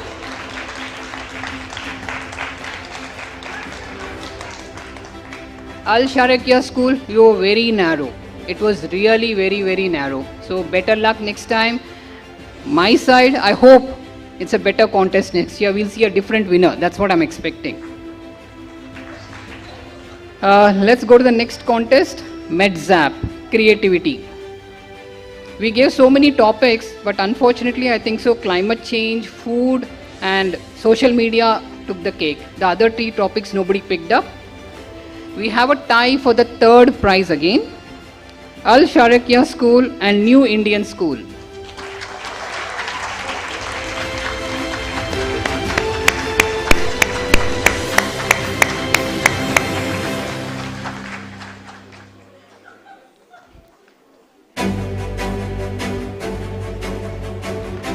The judges especially liked the guy in the black robe. That was very fearful. And all of them said that his expressions are something really good.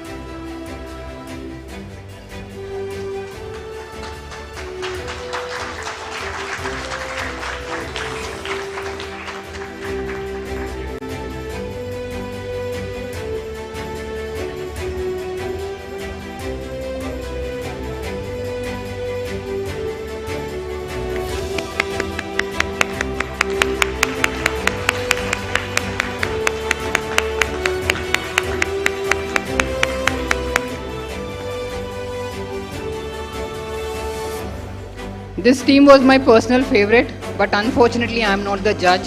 So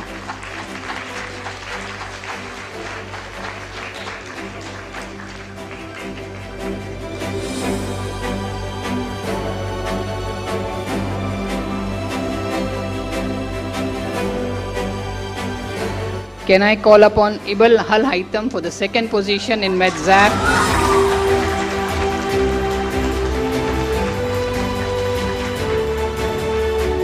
The concept of Mother Earth, I think so that was very touching. That really gave them a lot of marks for the judges.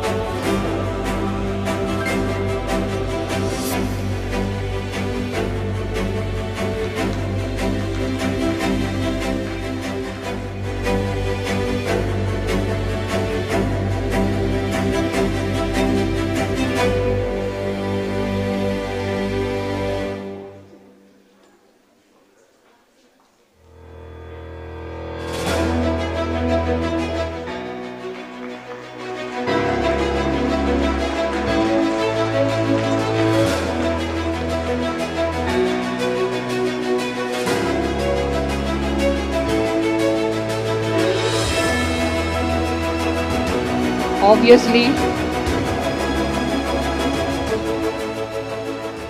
can we call up the penguins and the humanoids to come on stage?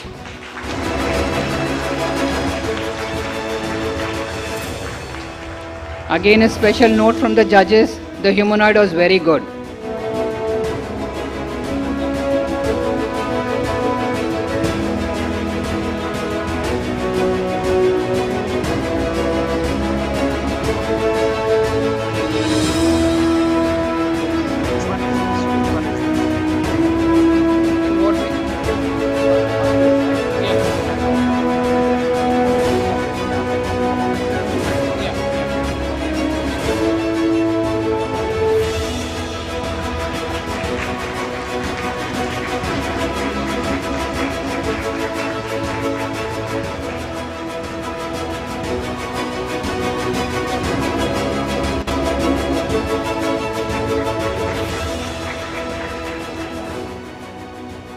Can I request our guest of honor to join us on stage and give us some of the prizes, because this is a topic pertinent to you. Next, we are going to cover the short films. Unfortunately, because of time, we couldn't show it, but we would be uploading onto the website all the top 4 films. There is a judge's special mention for Al Noor International School, Dr. Robo.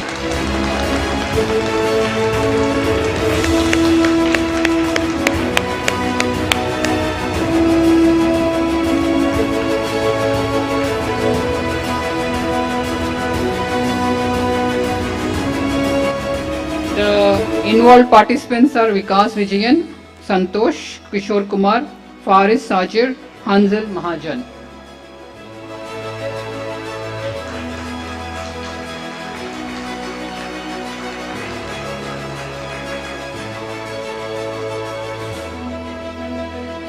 I really wish we could have shown that films out here.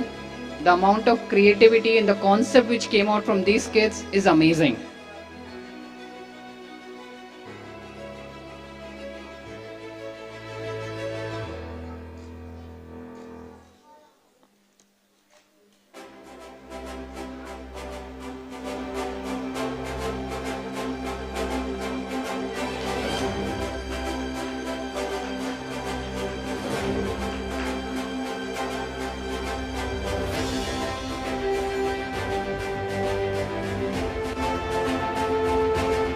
Can I call upon Hawar International School?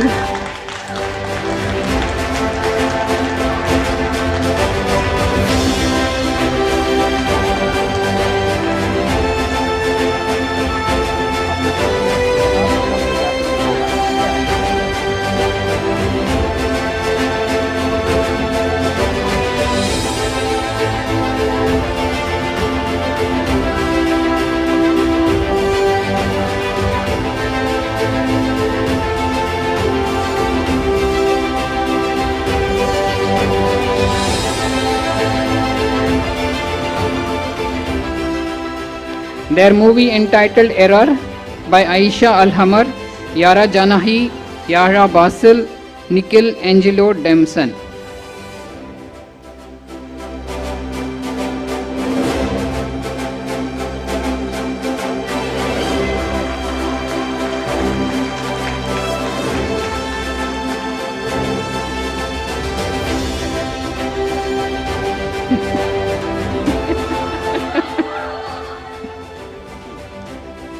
Any guesses now again?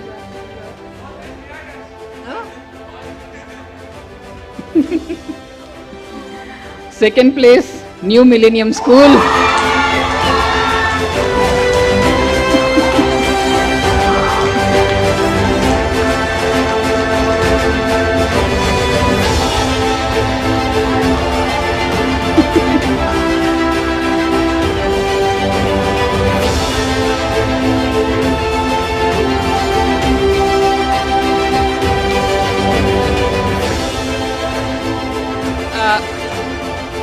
I need to share something about both the teams. The points were very narrow. Both of you brought the concept very well. There was a margin of 1 negative point which NMS got. That's why you guys won. And we looked at different aspects. We looked at your creativity, but at the same time, for all the film markers, we look at, is there a negative concept coming out in the movies? You have to show to a larger audience. So some of the movies lost points, majority of them lost points. If there's a negative aspect which goes on to the audience or community, points get cut. So please remember in the future. They were very narrow, trust me.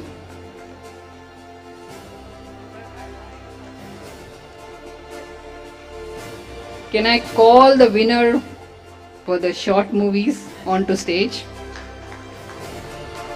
Dr. Robo versus Virus, Parth Panda, Nisha Koshi, Ibrahim Mohammed.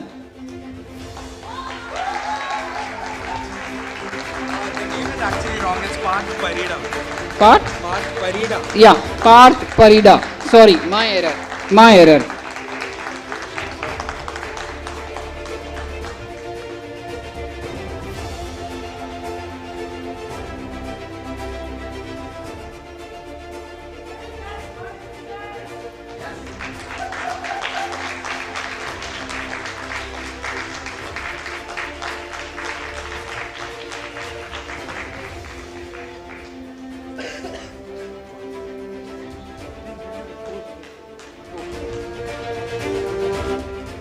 Dr. Jassim, thank you.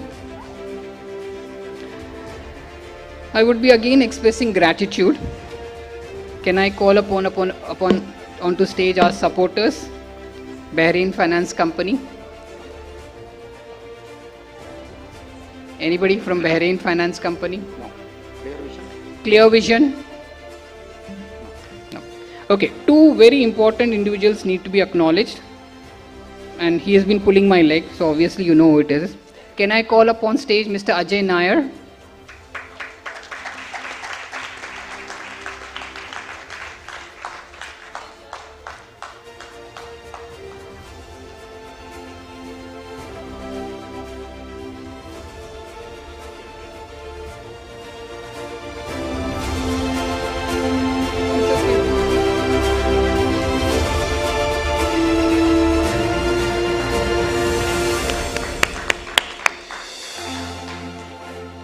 And the quiz master, Mr. Aneesh Nirmalan.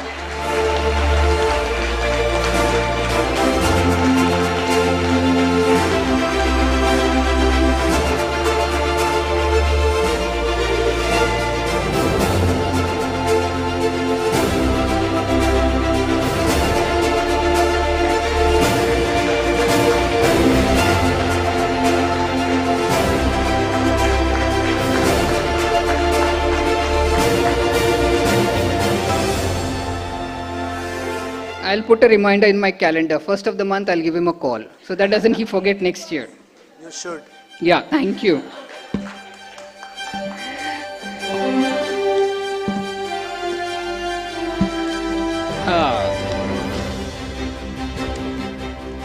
The next competitions that we are going to announce is the quiz competitions. Since all of you know the quiz teams, let me call upon stage Al-Noor International School, Piyush Rajesh, Santosh Kishore Kumar, Mohammad Hadi.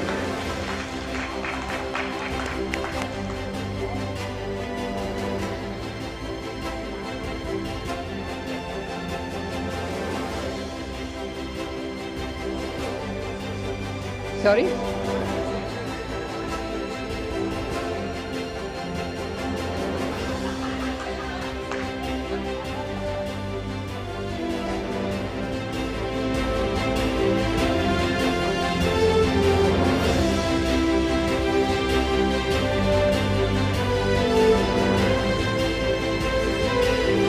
Can I call upon the second team? New Indian School. Prince Prakash, Prince Santosh Kumar Satish, Amrita Pradeep.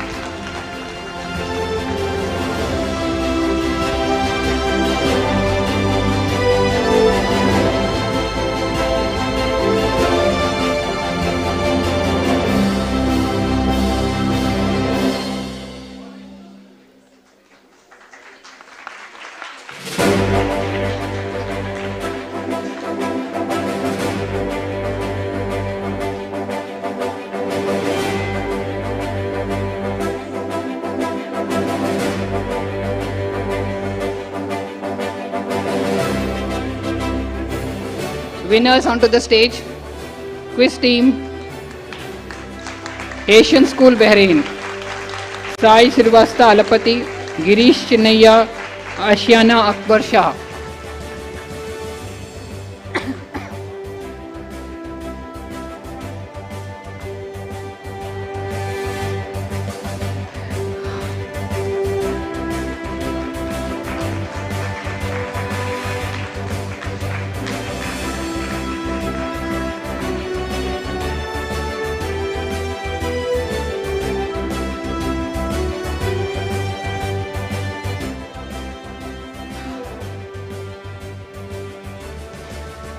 Okay, the individual contest. Lot of excitement. It was very narrow. As I said earlier, we agreed upon having 13 speakers and it was worth it. As usual, tie up. At the third place, can I call upon stage Niranjana Nijesh Menon and Shubh Dimri.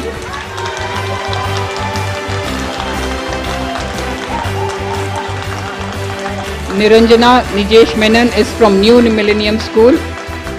Shubh Dimri is from Bahrain International School. Bahrain Indian School. Apologies.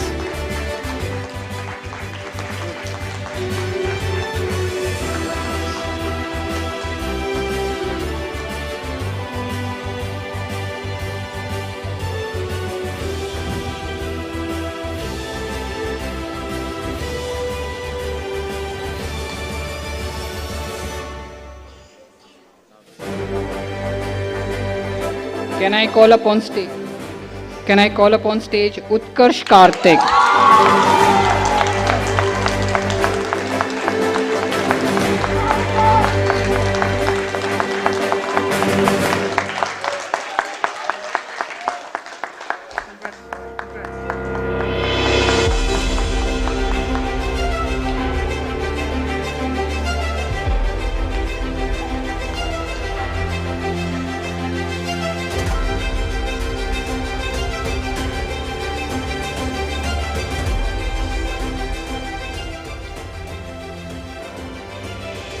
And the first place, second time in a row.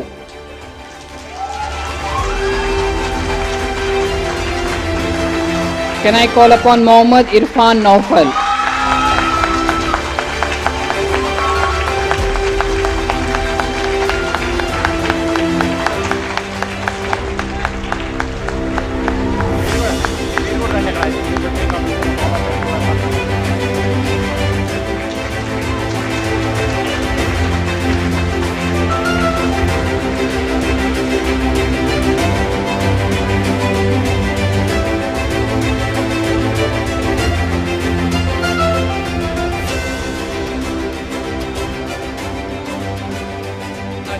Again from the judges side, special mention, Mr. Mohammed, you have to be very, very careful. Next year your performance has to go up. Your performance has to improve. The second place was narrow.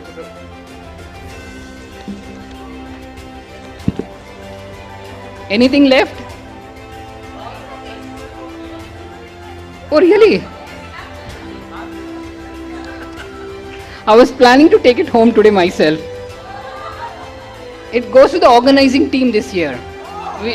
We have taken special permission. Yeah, you can come up on stage. The Bahrain Indian School. The Medathlon 2023 Health is Wealth AMH Trophy goes to Bahrain Indian School, or what we call as Bhavans. Congratulations.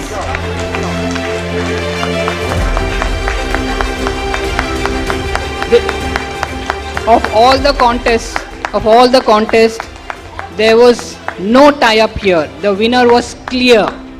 And to share a secret, yesterday itself I knew about it. But today's contests were not required. By yesterday's, what we announced yesterday itself, we had a clear winner this year.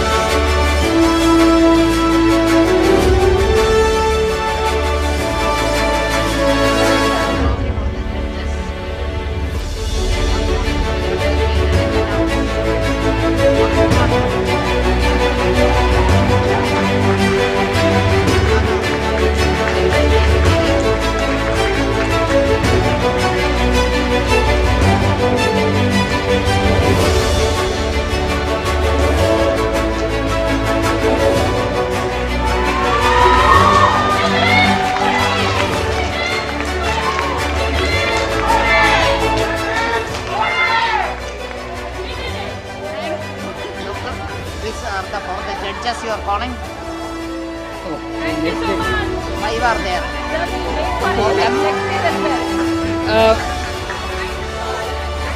Can I request you all to hold on for a few minutes? We need to acknowledge you people.